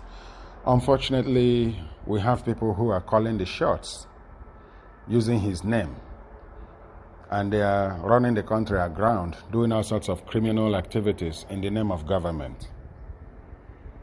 Ruga was a long-term strategy of Buhari, and the only way to implement it was to murder indigenous people by importing and arming his Fulani kinsmen beyond Nigeria to come and dispossess people of their lands, and they are succeeding daily. As I write this, the Fulani herdsmen have occupied large swaths of land in the Middle Belt and some parts of the South under military and police protection, and those lands have become theirs permanently, except the inevitable happens or the people pick up arms against them. Secondly, Muhammad Buhari's plan was to build northern economy to the neglect of others. He started by closing the southern borders to revitalize the moribund trans-Sahara trade route in the north for his kinsmen, while the patronizers of Nigeria-Benin trade routes groan and mourn under severe hardship. The railway construction from Katsina to Niger Republic was in furtherance of his economic and trade terrorism against Nigerians, especially southern and middle belt Nigerians. A project that adds little economic value to 95% of Nigerians, but aimed at enriching his Fulani kinsmen in the Niger and beyond. Note that the people he used in implementing these projects are mainly Southerners, people like Rotimi Amaechi, the Minister of Transport. The same people who insult, malign, and ridicule every step taken by Goodluck Ebele Jonathan to expand the economy for all Nigerians, but now support the pursuit of parochial interest for current government of Major General Muhammadu Buhari. Thirdly, he succeeded in transforming himself into a despotic leader by exploiting the selfishness, wickedness, and insensitivity of Southern Judas God politicians who are ever ready to throw their people under the bus for their political career. The implication is that the major political players dare to declare their presidential ambition without consulting him first. just like Dave Umahu did on Monday, Bola Ahmed did on Friday. Like, they are taking turns to go and present themselves before the emperor.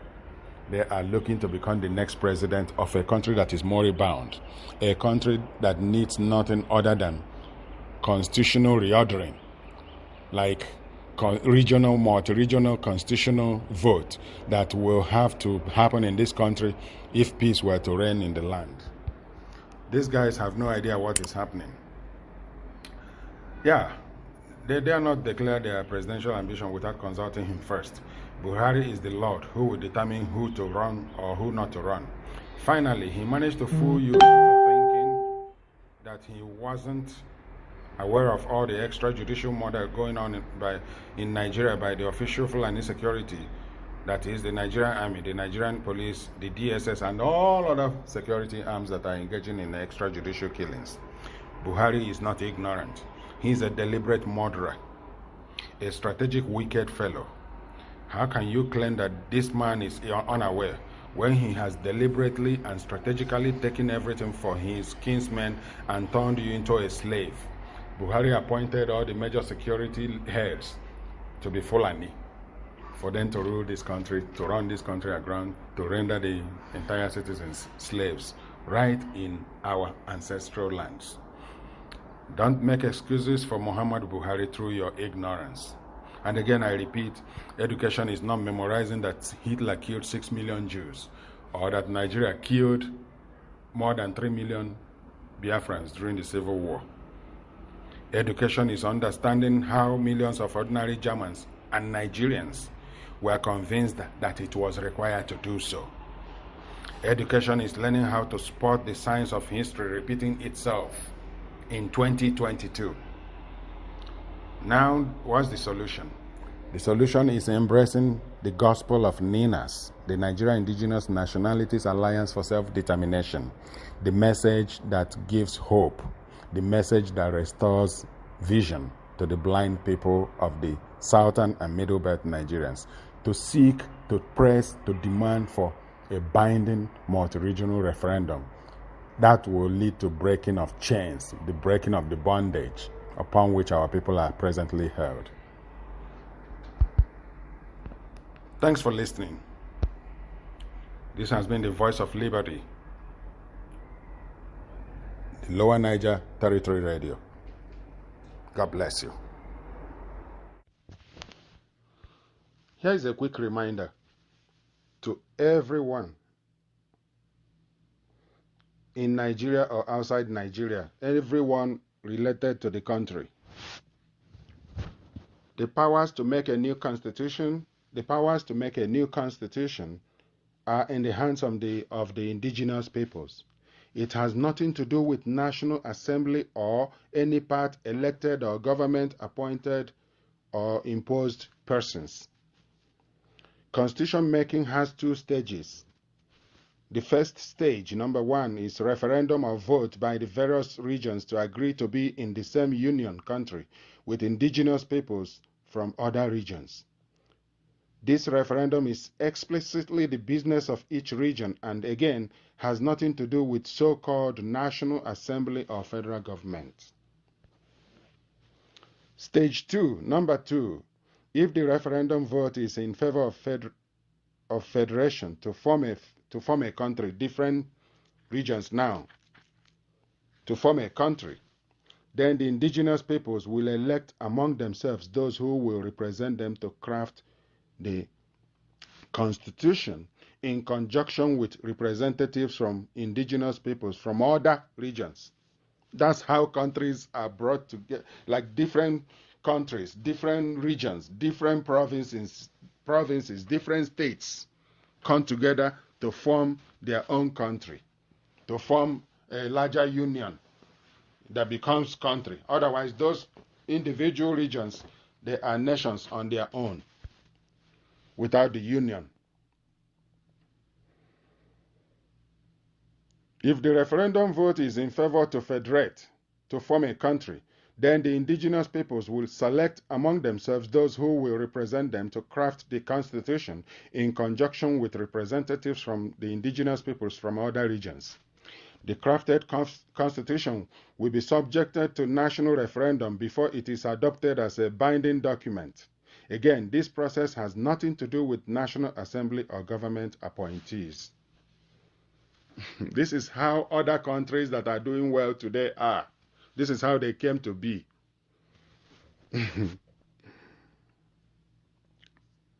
Nigeria is operating a fraudulent document called 1999 Constitution.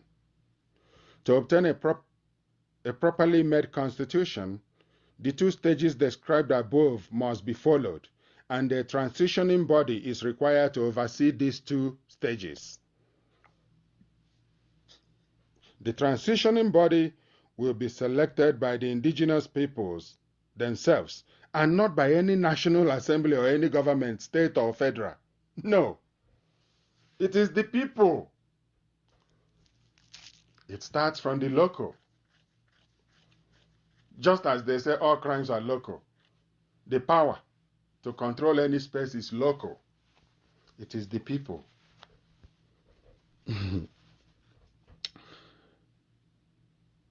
This is the message of NINAS, and we believe it is achievable through the alliance of the South and Middle Belt of Nigeria.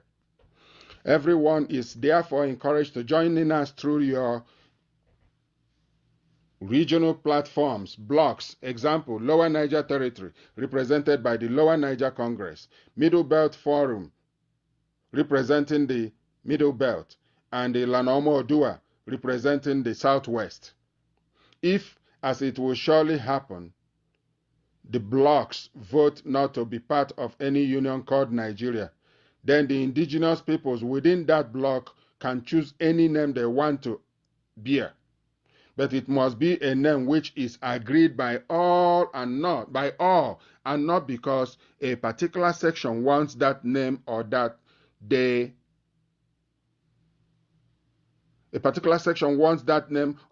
feel the name has been existing for 1 million years, and whether the other constituents like it or not, they must bear that name. No, it doesn't happen that way. Referendum is an inclusive exercise. The people have to make up their mind where they want to be, what name we want to bear. It's not imposed, never. Personally, I don't have any problem with the name Biafra, but it must be acceptable to all and not forced on any ethnic nationality. Secondly, each ethnic nationality must willingly agree and get their representatives to sign to be part of that footprint called Biafra. The map of footprint of Biafra should be by agreement and willingness of any ethnic nationality that wants to be part of it. Imposition of Biafra or by any other name, by any other group,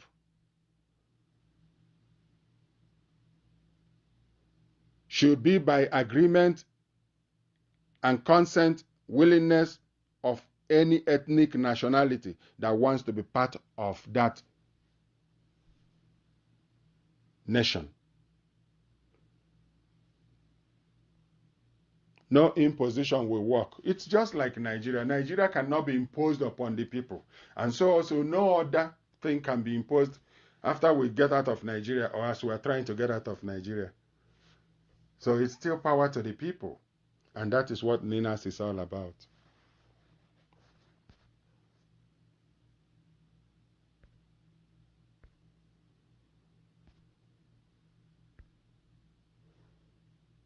No society wants you to become wise. It is against the investment of all societies. If people are wise, they cannot be exploited. If they are intelligent, they cannot be subjugated. They cannot be forced in a mechanical life to live like robots. They will assert their individuality. They will have the fragrance of rebellion around them. They would like to live in freedom. Freedom comes with wisdom, and no society wants people to be free. The communist society, the fascist society, the capitalist society, the Hindu, the Mohammedan, the Christian, no society would like people to use their own intelligence, because the moment they start using their intelligence, they become dangerous. dangerous to the establishment, dangerous to the people who are in power, dangerous to the haves, dangerous to all kinds of oppression, exploitation, suppression, dangerous to the churches, dangerous to the states. In fact, a wise man is a fire alive, a flame. He would like rather to die than to be an slave. And that is why Ninas must succeed, because it is the new gospel unto our people. To be free, to organize ourselves, pointing us toward the direction of freedom, is the new gospel. To all people of Southeast, South, otherwise known as Lower Niger Territory, Middle Belt, and Southwest, or Oduduwa Nation. The call to get organized is for your freedom, for your empowerment.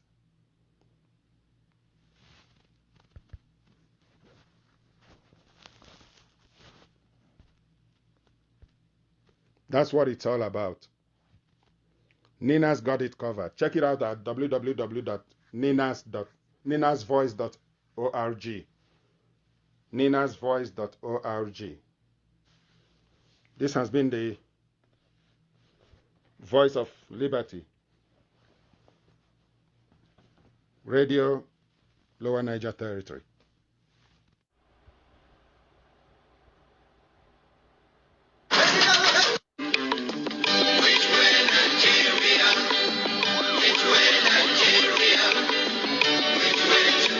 Behind the Middle Belt killings is Caliphate ethnic cleansing. Behind Niger Delta agitation is Caliphate seizure of oil and gas. Behind Biafra and Odua agitation, Caliphate imposed unitary Nigeria. Behind the Caliphate itself is the rogue 1999 Constitution. Elections 2023 is Caliphate push to retain the 1999 fraud. Nigerians, say no to any further election in the country. Let's take down the 1999 Constitution and save our people and our land.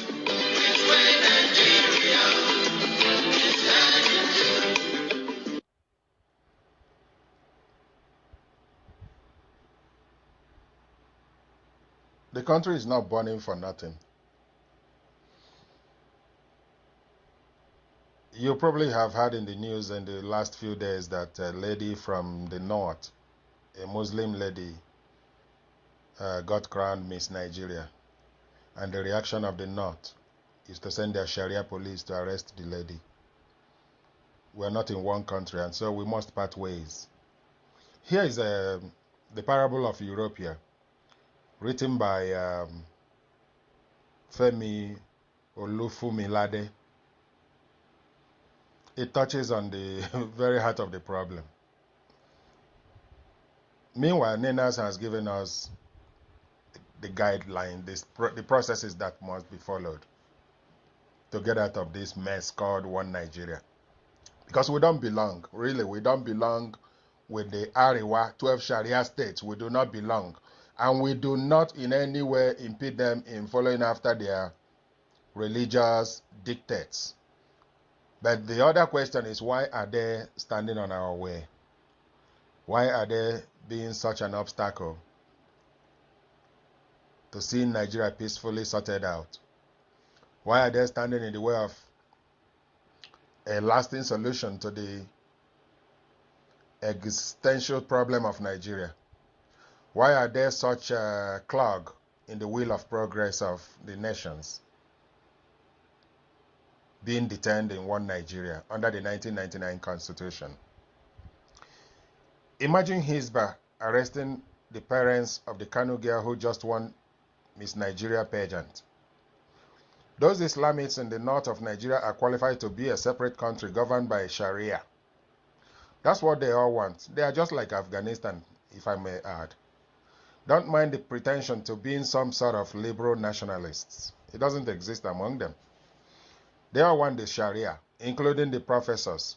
They only differ on the type of extent because they only differ on the type and the extent because each of the Islamic sects that are better among them claims superiority over the others. The Sunni have gained the upper hand, the president of Nigeria and most of the governors being part of the sect. But the other sects too, including Boko Haram, have members in powerful positions, including the armed forces. They are the ones who undermine the fight against insurgency. As the Yoruba would say, the insect destroying the vegetable plant lives on it.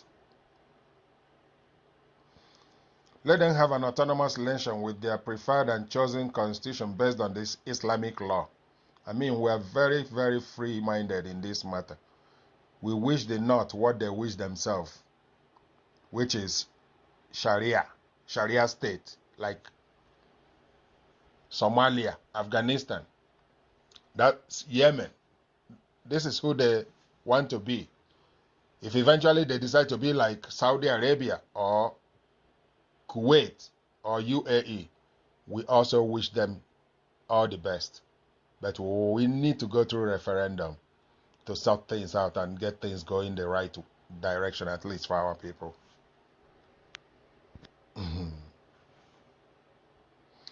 Give me and my own people the latitude to enact our own constitution and spell out how we want to be governed and our vision of our place in the world. We can associate as a confederacy the way Scotland, Ireland, Wales, and England have been for decades. That's the minimum for peace, harmony, and progress. It is crass ignorance on the part of supposedly educated people to think the solution is in being a Nigerian and forgetting you belong to diverse cultures. Exactly. That's stupidity. It's like the Roman Empire welding the French, Italians, Germans, Russians, Irish, and English into one country called Europea. Then the country isn't working. Excuse me. They perpetually quarrel over revenue sharing, power sharing, etc. They plot coup against whoever is in power based on the perception that he's favoring his tribe. Maybe he's Hitler favoring the German tribe. Then some idiots come up with an appeal. We are all whites. Let's see ourselves first and foremost as Europeans. Let's forget our tribal differences. If we can see ourselves as one, we shall be the hope of the white race. Europea is the hope of whites. Anybody who knows better and is warning that this is a structural problem, those who advise restructure or let each of the tribes decide how they want to be part of Europea, or those who wish to opt out altogether, be allowed to do so via a referendum. The ignoramuses shut down. I'll go over that again. Anybody who knows better and is warning that this is a structural problem, those who advise restructure or let each of the tribes decide how they want to be part of Europea, or those who wish to opt out altogether be allowed to do so via a referendum. The ignoramuses shut them down. They called them anarchists until a day came after the centralized authority lost total control over security. Dozens of armed groups are springing up outside the control of government to provide security. Eventually, a bloody civil war breaks out because of an election in which the ignoramuses have placed the hope of a messiah being elected. While those who know better won, the ignorant and puffed up illusionists call them doomsayers because they are living across the ocean in safety. A bloody civil war breaks out, election dispute, and who should control power, and great is the fall of the hope of the white race, Europea, by Femi Olufumilade. I pray that this doesn't come upon Nigeria, but it is up to Nigerians to decide how it goes, because the future looks very bleak for the country presently known as Nigeria.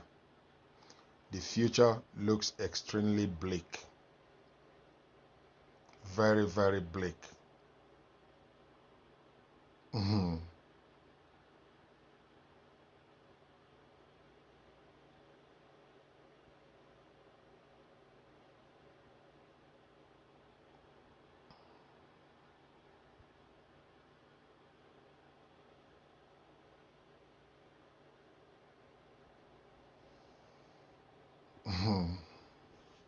That's the parable of Europia and the call by Ninas on which way Nigeria, the call for referendum, the most peaceful way to get things sorted out and put this derailed train on the track again.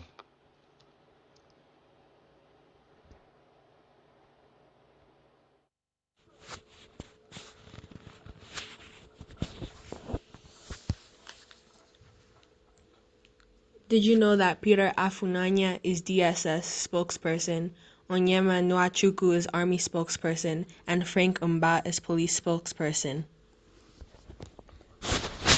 They are serving as spokespersons to Nigeria's DSS, Army, and police, while the same forces are serving as occupation force, killing and burying people in mass graves in the southeast.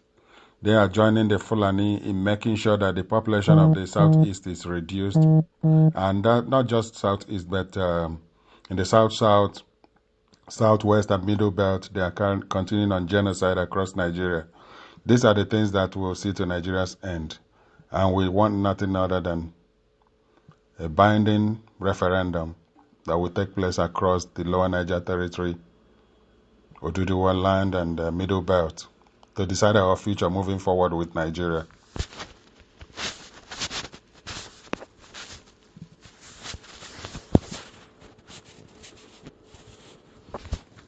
While the oil and gas extracted from Nigeria is getting smuggled out of the country, after being shipped out as crude and being refined and returned to the country, it's now getting smuggled out of Nigeria to neighboring countries, where it fetches the smugglers more money, while Nigerians don't even have it. Or where they have it, they are now talking about increase, like doubling the price, thereby making life unlivable for the people.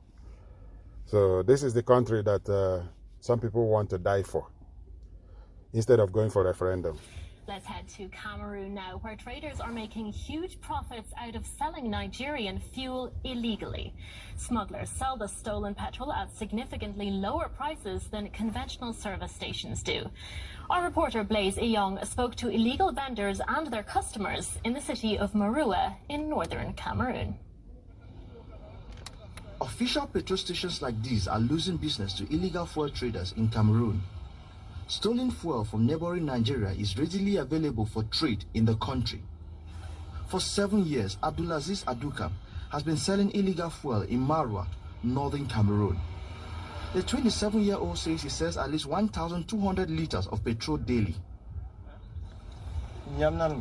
This illicit fuel has been the main source of income for me and my family.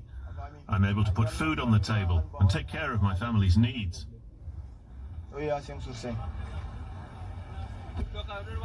This is one of the warehouses where fuel is stored in this city. The illicit fuel is smuggled to Cameroon through its vast land and sea border with Nigeria, and then transported by vehicle to distribution points like this. Even when Nigerians are faced with fuel shortage, the supply is constant in Cameroon.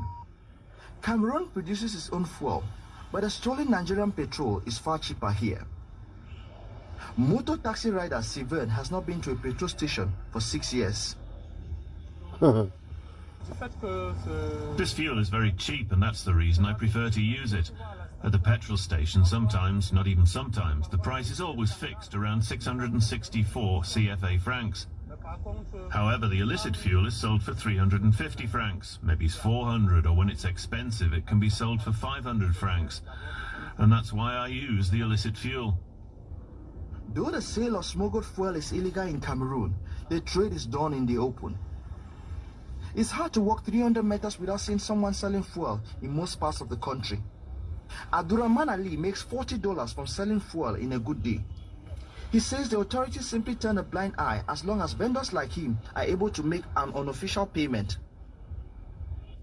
A country at war with itself, like Nigeria, will have her resources getting into wrong hands.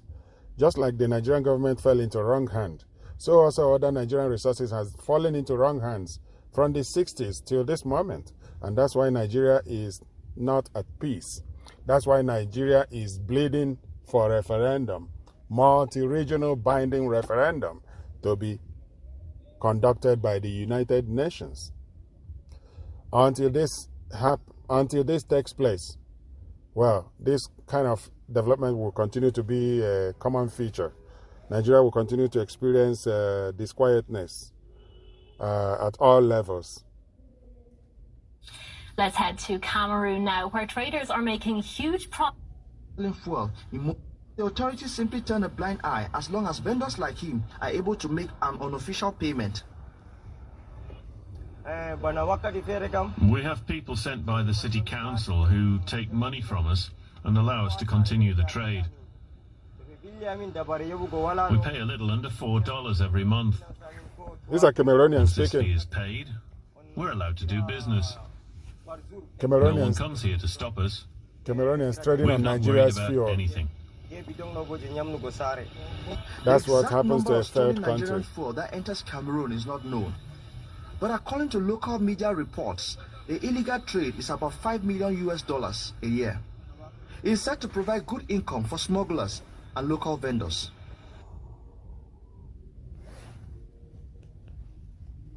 In answer to a question on whether Nigerians, Africans look down on other people around the world, black people in North America, like the descendants of those that were stolen from Africa and brought to the New World, which includes Igbo families and Yoruba families, including Ghanaians. Here is what Dr. Okenwanwosu, the Ezudemba of Iboku, had to say. By the way, he's the head of LINAS in the United States. Nigerians don't look down on anyone. They always look up instead. The attitudinal and cultural distinctiveness of Nigerians, especially those residing in the diaspora, has made them not only thrive, but also seem to prevail over other national groups in critical indexes of human endeavor. Within the borders of Nigeria, there are specific ethno-national groups that possess the can-do mentality more than others. The Nigerians who do spectacularly well in the African diaspora and elsewhere overseas originate mostly from these ethnic groups. I must say that it will be much more wonderful if all Nigerians in diaspora, especially the Southern and Middle Belt Nigerians, are keen into what is going on in Nigeria and contributing to the discussion on how to get out of the madness that is called present-day Nigeria through multi-regional binding referendum. Listen to this video, this commentary by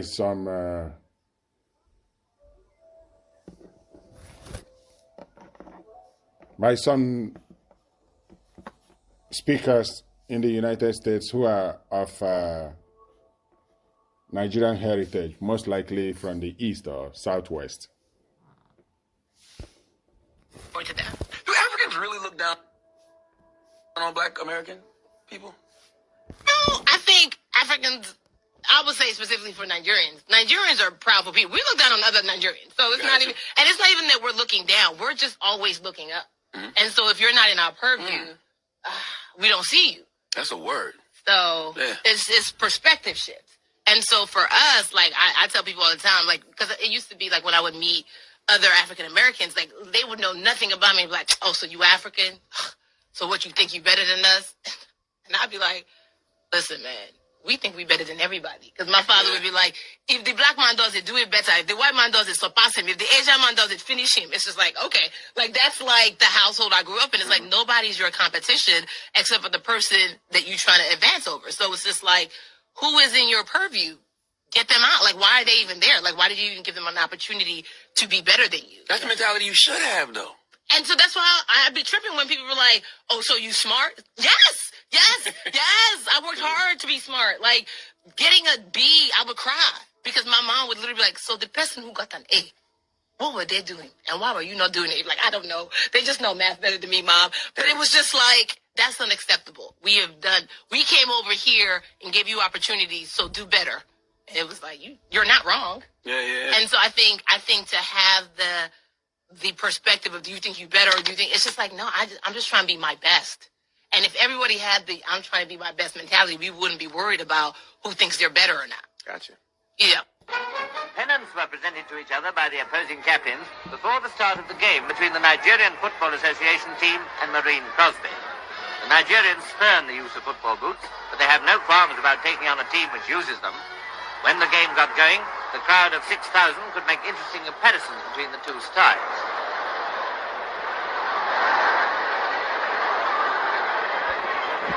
Nigerians played fast football and shot very hard indeed. In fact, they kicked the ball so hard and so successfully that they won by 5 goals to 2. Hardly a barefoot shuffle. I'm like Nigerians to white people. Nigerians don't tolerate any nonsense that comes their way. And that's why there are not so many white people in Nigeria. Because they think Nigerians are rude people. They think the Nigerians are not polite people to work with. But that's not the case. The Nigerians don't tolerate nonsense. And every time they answer you, you will think they are fighting. They are not fighting. They are emphatic. They know what they want. That's the factor. Third, Nigerian Americans are one of the most educated groups in America, according to a study by Rice University. They only make up 1% of African Americans, Nigerians, 1%. Yet they are represented at the Harvard Business School at a rate of 25% of black students. So no wonder they are out earning whites, Nigerian Americans. I didn't know any of this, and I know you did. Very resilient people. Yeah, we got put the speaker for this one. I'm on Nigeria.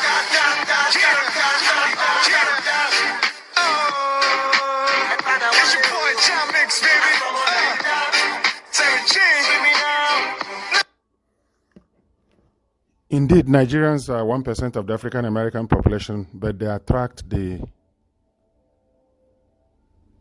hatred. I must use this word, hatred, to describe the kind of expression that is coming from some learned African Americans against Africans in the United States. And that comment is actually directed to Nigerians specifically, even though the professor, Jeremiah Small, mentioned Ghana, Nigeria, and one other country. But their anger, their frustration is usually directed at Nigerians. Would God that those Nigerians would actually pay attention to what is going on to their own country, to which they are actually first or second immigrants. I mean, yeah, they are probably first or second immigrants in the United States or Canada. If only they can pay attention a little bit, they will make a lot of impact, a lot of impact, positive impact in arresting the drift going on in Nigeria. Thanks for listening to the Lower Niger Territory Radio. It's been your guy, Stephen. On insecurity, the governor of Benue State points directly to the right direction, that the federal government of Nigeria is an accomplice by autumn. February 10, 2022, today. Benue State Governor Samuel Ortom on Wednesday said the reason for his constant cry was that he was not elected to preside over displaced persons or dead bodies. Ortom stated this when he received in audience the Director General of the Administrative Staff College of Nigeria, Mrs. Cecilia Gaya, who couldn't come by herself but was also represented by Goodluck Audu. The governor said, having foreseen the danger herdsmen invasion and communities might pose to the nation, he decided to raise the alarm, and his administration came up with the anti-open grazing law. I must add that Benue State has seen a lot of killings by the Fulani jihadists, the Fulani herdsmen terrorists, brought into the country, and some paid by the governor of Kaduna, Nasser El-Rufai. He admitted it on a live TV appearance that he traveled to countries in Africa to pay these people money to stop killing, yet they're coming. So he was funding them to come and do their job that way. And the federal government opened up the borders for these criminals to come in and kill people all over the place, going as far as the Akwa Ibom, southeast, south-south, middle belt, lower Niger territory area, Oduduwa land. Sunday Boho is in jail because of these people, their activities. And for trying to stop them, they planted gun and everything and invaded his house and killed a few number of people, and killed animals too. Nigerian government officials are animal abusers, just as they are abusing their own people. That's why the priest will sit in the water, the fake priest sit in the water, telling people to essentially drown animals in order to make money. Anyway, the governor saw something happening and made a law for open grazing through the state assembly. He said his allegiance was to his people, and he lamented that he faced death threats as a result, but was not afraid of death. Autumn said, "At 61, I am no longer afraid of death. In fact, I have prepared my will so that if I die, my people will not fight over my property."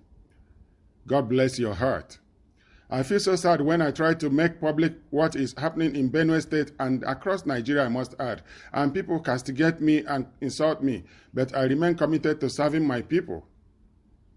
Which southeastern governor can open his mouth and say this boldly, that he remains steadfastly to serving his people, other than attending to the Caliphate's business interest and the British business interest in our area? They don't care about our people. That's why criminal gangs are taking over the southeast, killing people at Umuchu, at Kulabia, at Uga, at Onitsha, at Aba, all over the place. They are invading Newi, everywhere. They are killing our people. And they claim to be fighting for our liberation. They snatch vehicles in the open. Police are on the run. Police, the so-called police, maybe that's why they are taking less bribes now, because they cannot even take bullets anymore. They see unknown gunmen, they run. The roads of Imo State is now dominated by police that are not wearing uniform. You can see them wearing all kinds of rags, like disguising themselves so that the unknown gunmen don't recognize them easily. And of course, I was not elected to preside over IDPs, that is internally displaced people's camps, and dead people. And if something is beyond me, at least I can raise the alarm for others to come and help me to solve this problem. Well, Governor Otam, I must advise you here, if you ever tune into this People's Channel, Lower Niger Territory Radio, if you ever hear it online, there is a group that is championing the deliverance of your people in the Middle Belt as well as in the Lower Niger Territory and Oduduwa Nation. That group is called Nigeria Indigenous Nationalities Alliance for Self-Determination. Hook up with the leaders of this group and have a chat and take it from there. Referendum is achievable for your people to be secured. It is done all over the world. Eritrea did it to get out of Ethiopia. South Sudan did it to get out of Sudan, which is now North Sudan. East Timor did it to get away from the chokehold of Indonesia. Scotland has done it once in my lifetime. I saw them go to vote, but they failed. Quebec did it 1995. They also failed by a percentage point or so. Europe have always gone through referendum to resolve differences. UK went through referendum to get out of the European Union just not up to 3 years ago. So many countries has gone through this process. Africa's own must not be different. That is what we serve the people of Benue State, people of Adamawa, people of Taraba, people of Plateau, people of Anambra State, Imo State, Abia State, Cross River, Akwa Ibom, Yoruba land. Sunday Boho will not be in jail now. if Nigeria has been a just society. And it is because of that we call for referendum, a multi-regional binding referendum to be supervised by the United Nations. That is the vote our people want to vote for. Not who replaces Muhammadu Buhari under the same constitution of 1999 that is fully rejected and repudiated by all our people in the Middle Belt, Oduduwa land, and Lower Niger Territory. He accused the federal government of complicity in the security problem in the country. And of course, I was not elected to preside over IDP camps and dead people. If something is beyond me, at least I can raise the alarm for others to come and help me to solve this problem. He accused the federal government of complicity in the security problem in the country. On the training of civil servants by ASCON, Autumn said the civil service remained the engine room of any administration, as it was responsible for the success and failure of any government. So what is the situation with Nigeria? Leadership failed Nigeria, leadership that is based on a very criminal document, the constitution that allows idiots to rule over princes and princesses. Forgive my French. This is what has destroyed the country further. And since nothing good can come out of this 1999 constitution, the right decision to make for Nigerians is to stop further election, to repeat the same cycle all over, because another thief can only come to protect the interest of other thieves, just like what they did in Abia State. Ojus Okalo robbed Abia State, and at the end of the day, he replaced himself with another crook, who after robbing the state, now put this other one that talks about hot water and pouring hot water on the asphalt to cause road well built to start melting. That's what do they call him? Ibazu from Ngwangwa. Anyway, the whole thing is this. For us to know true freedom, we must go through referendum. Anything short of this is a waste of time. And the government knows that this is the right solution to take. They know that things are not going very well. But they are just deceiving themselves, carrying on as if everything is okay. Nothing is okay. Nigeria is in crisis. Nigeria is in deep crisis. Nigeria is imploding from within. There's a lot of hatred among the people. The people are feeling insecure everywhere. There is a lot of horrible things going on. I saw flaring going on at Port Harcourt. If you come out in the night, you will know why Port Harcourt is hot in the afternoon, because there is flaring going on all over the place, gas flaring by oil companies. Fire is burning in the city. The pantries, the palm frogs are getting burnt. Literally, you can see it burnt. The grass, the green, everything is looking like it's burning up. In a country where oil and gas is being extracted and nothing is being enforced to protect life and the environment. Nigeria hates everything in Nigeria, including the land. That's unfortunate. This has been your guy, Stephen. There's something that doesn't make sense. And I've been deliberating on this and wonder if other people are thinking about this. What is happening to the Southeast? I was in the Southeast for over 5 weeks between December and February 2022, barely last week. And I saw firsthand a ruined environment. Southeast has essentially been destroyed by certain criminals that claim to be fronting for the indigenous people of Biafra. They are not from, like they go to different states to cause trouble. These people have been mentioned to have come from Ebonyi State. And so they make sure there is no business activity in Onitsha, at Aba, at everywhere in Enugu, Nnewi. They kill people at marketplaces. Who imported these people who are doing this to Ndi Igbo? They placed a lockdown that lasted for 4 days. And not once did Nnamdi Kanu stood up in court and say it openly in the court to the hearing of anybody that he does not support the group that is doing this. IPOB has gone into denial by disowning whoever is doing the group that is doing this to Ndi Igbo. I did share a few pictures of where people were walking across the bridge at Onitsha from Opiweka across to Asaba on Sunday evening because the road was completely locked down. You can't drive through. So that you can continue on your way to wherever you're going in that vicinity. Now, because of what? Nnamdi Kanu had case. Monday, there was probably a sit at home. Then Tuesday, Wednesday, Thursday, Kanu has court appearances at Abuja. And so, his own people, the Messiah, is appearing before, Herod's court. And the disciples had to actually stab themselves, fall on their swords. Literally, the disciples of Jesus would have all committed suicide because Jesus was held and being tried. Isn't Nnamdi Kanu greater than Jesus Christ?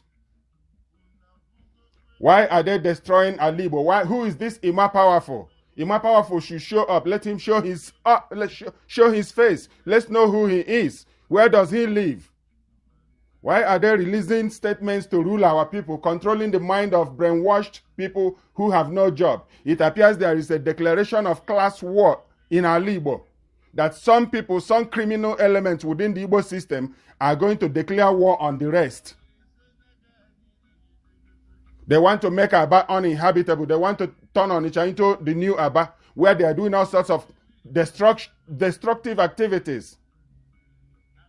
And so, if these people are really not from IPOB, like the IPOB has been denying and continue repeating, issuing orders, they continue to issue order and deny the consequences, the result. If indeed it's not their members, let them tell us who they are. And the state has failed our people. Because you never hear any governor maintaining appearances, speaking to their people, telling them, look, making sure that the current confusion that is called Nigeria is providing policing services for our people instead of extorting people on the road. They are essentially begging money. And these days they are not as aggressive as they used to be, but they are still begging for money. And you pity them. When you look at them, you know that they are under-enumerated. They are not being paid enough. Their bosses are stealing their money. I have had this said at the defense headquarters, that the money that is being budgeted for the police does not get to the police. It stays at the office of the Inspector General of Police. Because of what? Nigeria chose to be operating one national police. One united Nigeria, one national police. They forget that the world has moved on. People are now using local, municipal police. A lot of provinces doesn't have police. So they use the central police, RCMP. They are professional officers. They show up, they provide their policing services until the city becomes strong enough to provide their own policing services, to handle their own budget. They go to other places. That is how it is done. But Nigeria is running a criminal enterprise that is illegal in a lot of ways. Now, where does it lead Nigeria to? Confusion. That's why thieves are running the southeast now, declaring sit at home in the name of supporting Nnamdi Kanu, who is already in court. And we have always insisted that Kanu must get justice. Nigeria must treat Nnamdi Kanu with justice. Nnamdi Kanu, if he has evidence against Nigeria, he should tender it without fear, because the world is watching. What do we get in return from the IPOB? Recklessness on steroids. IPOB, a non-state banned organization, given orders and imposing trade bans, ruling Southeast essentially, provocative. When the fallout comes, cries of innocent Biafrans being harassed will rend the air. Igbos trade in many communities and work in many areas in the north. The process of parting ways with Ariwa is an ongoing process. If the members of this renegade group decide to stop Hausa Nama, then they can do so by flooding the market with their own locally bred cows in all states. Where they are not able to do so, then they should let those making sure their Fulani cow grazers don't step into private farms continue with their business. continue with their business. We must insist that no cow should go into private properties.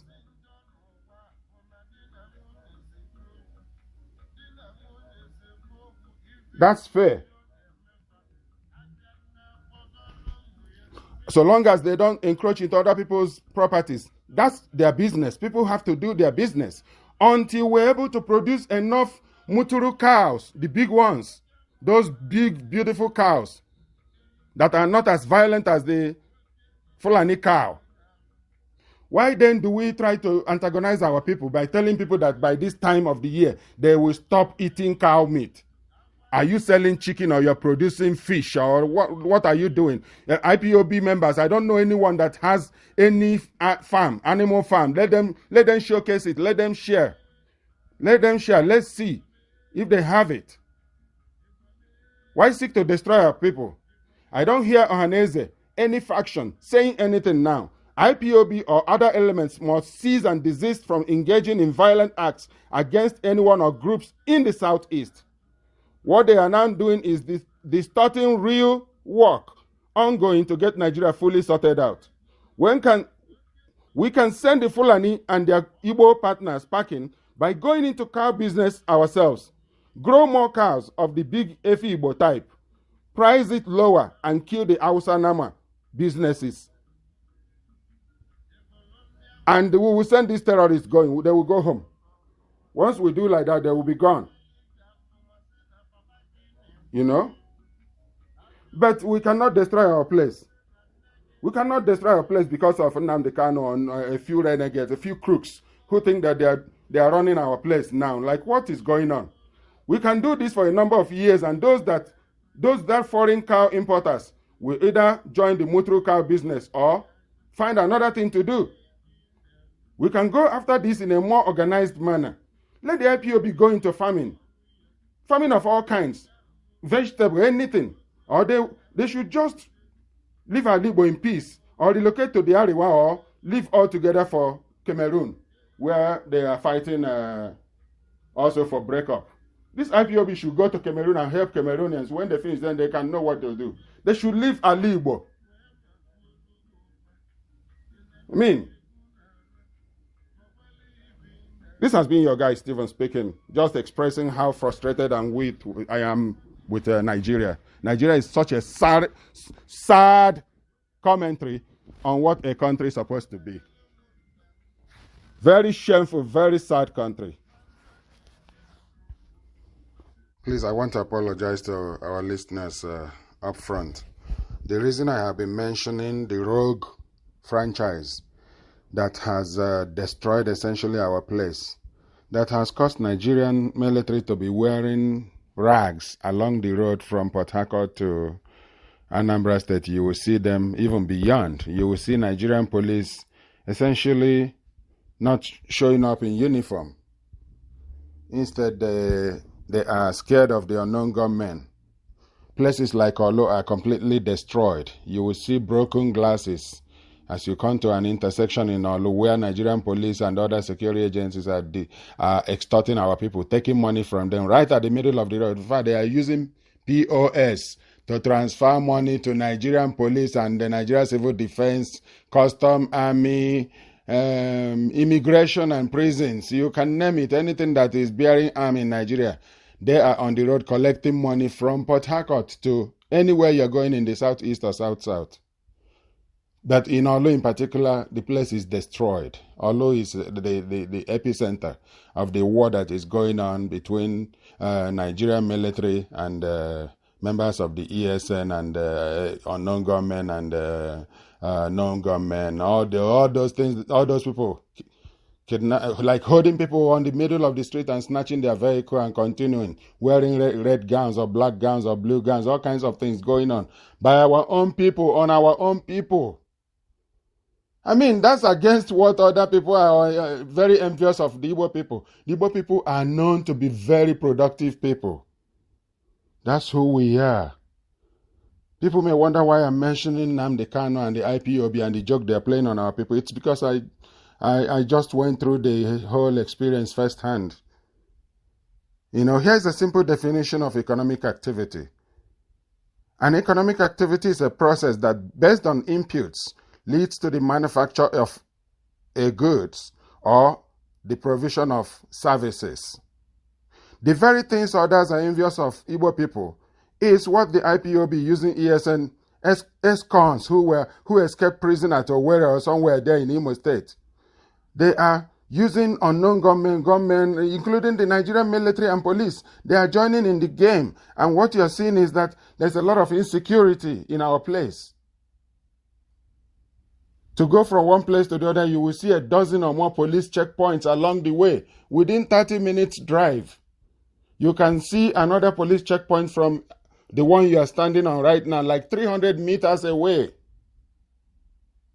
The very things others are envious of Igbo people, which is economic activity, is being shut in by a group that claims to be fighting for Biafra.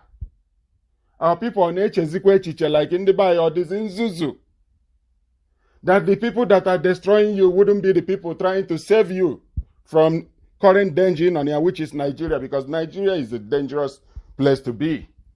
As a country, as a land, the way it is now. In fact, the land is so hot. Like if you go to River State in Port Harcourt, you will be feeling like not stepping out on the street for the rest of your life. Because it is very hot. The flames are setting the place on fire. Now, how could you destroy the things that others are very envious of you? The thing that made the Hausa man to be jealous of Igbo people. The thing that made people to sell land many times over to Igbo people in Lagos. I saw it. If you buy land, the moment you go to dig in to do anything, they come again and tell you they are money, and they start demanding money. The Igbo were making trade and making money to buy these things. I saw Alaba market when it was only the electronic side before the madness that went through there. Now, if you turn out to be a movement that is looking for the salvation of Igbo, and you start destroying and shutting Igbo people in every Monday, in fact, they shut them in 4 days last month because of what Nnamdi Kanu had a court appearance. I mean, is this about Igbo people or a war from Nnamdi Kanu against Igbo over the killing of his parents? Because he blamed Igbo for the death of his parents. Is this a war between the haves and the have-nots? Is this a war between the people that broke out of prison and those that have not committed any crime yet, that haven't gone into prison? What is going on? We are made poorer and weaker by their attacks. Igbo must fight back and secure our towns and villages from invading criminals waving Biafra flag like they really are working to realize an independent state or an independent state of Biafra. Which one are they looking for? To put Igbo in a state or a federation, a nation that is called State of Igbo? Are they trying to put us in a particular state, or we are becoming people, a nation, by their actions? This has been your guy, Stephen. Have a nice day. Please, I want to apologize to our listeners up front. The reason I have been mentioning the rogue franchise that has destroyed essentially our place, that has caused Nigerian military to be wearing rags along the road from Port Harcourt to Anambra State. You will see them even beyond. You will see Nigerian police essentially not showing up in uniform. Instead, they are scared of the unknown gunmen. Places like Olo are completely destroyed. You will see broken glasses as you come to an intersection in Olo where Nigerian police and other security agencies are extorting our people, taking money from them right at the middle of the road. In fact, they are using POS to transfer money to Nigerian police and the Nigerian Civil Defense, Custom, Army, immigration and prisons. You can name it, anything that is bearing arm in Nigeria. They are on the road collecting money from Port Harcourt to anywhere you're going in the southeast or south-south. But in Olo in particular, the place is destroyed. Olo is the epicenter of the war that is going on between Nigerian military and members of the ESN and unknown gunmen and known gunmen, all those things, all those people like holding people on the middle of the street and snatching their vehicle and continuing wearing red gowns or black gowns or blue gowns, all kinds of things going on by our own people, on our own people. I mean, that's against what other people are very envious of the Igbo people. The Igbo people are known to be very productive people. That's who we are. People may wonder why I'm mentioning Nnamdi Kanu and the IPOB and the joke they're playing on our people. It's because I just went through the whole experience firsthand. You know, here's a simple definition of economic activity.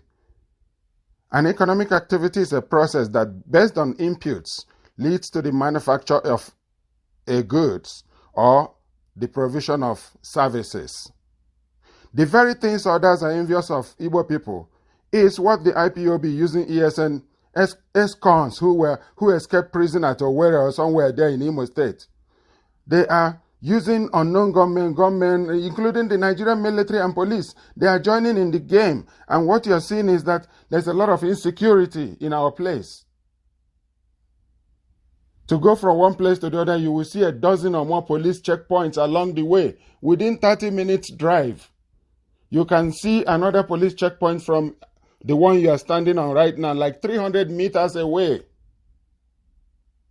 The very things others are envious of Igbo people, which is economic activity, is being shut in by a group that claims to be fighting for Biafra. Our people on Echezikwe Echiche, like Ndibai or this in Zuzu, that the people that are destroying you wouldn't be the people trying to save you from current danger in Onia, which is Nigeria, because Nigeria is a dangerous place to be. As a country, as a land, the way it is now. In fact, the land is so hot, like if you go to River State in Port Harcourt, you will be feeling like not stepping out on the street for the rest of your life. Because it is very hot. The flames are setting the place on fire. Now, how could you destroy the things that others are very envious of you? The thing that made the Hausa man to be jealous of Igbo people. The thing that made people to sell land many times over to Igbo people in Lagos. I saw it.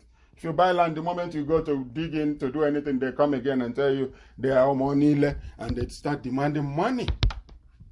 The Igbo were making trade and making money to buy these things. I saw Alaba market when it was only the electronic side before the madness that went through there. Now, if you turn out to be a movement that is looking for the salvation of Ndi Igbo, and you start destroying and shutting Igbo people in every Monday, in fact, they shut them in 4 days last month because of what Nnamdi Kanu had a court appearance. I mean, is this about Igbo people or a war from Nnamdi Kanu against Ndi Igbo over the killing of his parents? Because he blamed Ndi Igbo for the death of his parents. Is this a war between the haves and the have-nots? Is this a war between the people that broke out of prison and those that have not committed any crime yet, that haven't gone into prison? What is going on? We are made poorer and weaker by their attacks. Ndi Igbo must fight back and secure our towns and villages from invading criminals waving Biafra flag like they really are working to realize an independent state or an independent state of Biafra. Which one are they looking for? To put Ndi Igbo in a state or a federation, a nation that is called State of Ndi Igbo? Are they trying to put us in a particular state, or we are becoming people, a nation, by their actions? This has been your guy, Stephen. Have a nice day. Club and Clubhouse is pleased to be involved in promoting justice and in being part of bringing about true with the people democracy in the Nigerian space. So we are hosting the Nina's Movement's virtual town hall meetings over 2 weeks and starting at 7:30 p.m. Nigeria time on Friday, 3rd December 2021. The topic is 4 frauds that are fatal for the 1999 Constitution, how we got there and how we can fix it.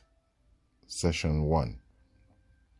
We the People fraud. Number 2, Federation fraud. 3, fighting corruption masquerade fraud. 4, socially responsible state masquerade fraud. Chinwenzu. Please check the Atlantic Post Facebook page for more information and on when the next session will take place, plus the direct link to our Atlantic Post Club on Clubhouse. Virtual town hall meetings by Atlantic Post on Clubhouse. If you are fed up with Nigeria, this virtual Clubhouse meeting is for you. If you are fed up with the lack of electricity, you are fed up with police brutality, as in NSAS, you are frightened of insecurity, you are frightened for your future, etc.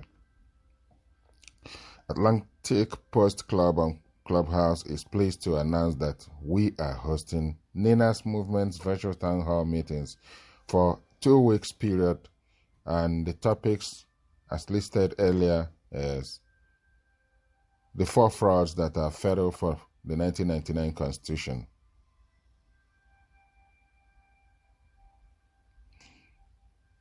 Atlantic Post is an online newspaper whose mission is to be at the forefront of bringing about the positive transformation of the African continent. That involves being sensitive and responsive to what happens in the Nigerian space. Our desire is for a safe and well-functioning society. Thus, our main purpose is to report not just accurate news, but also to bring the public's knowledge, interventions, and events that will improve society. So come and be empowered with knowledge about the 1999 Constitution and how you can be a change agent to end those things that make you fed up and frightened with Nigeria by joining us for this Nina's Movement's virtual town hall meetings.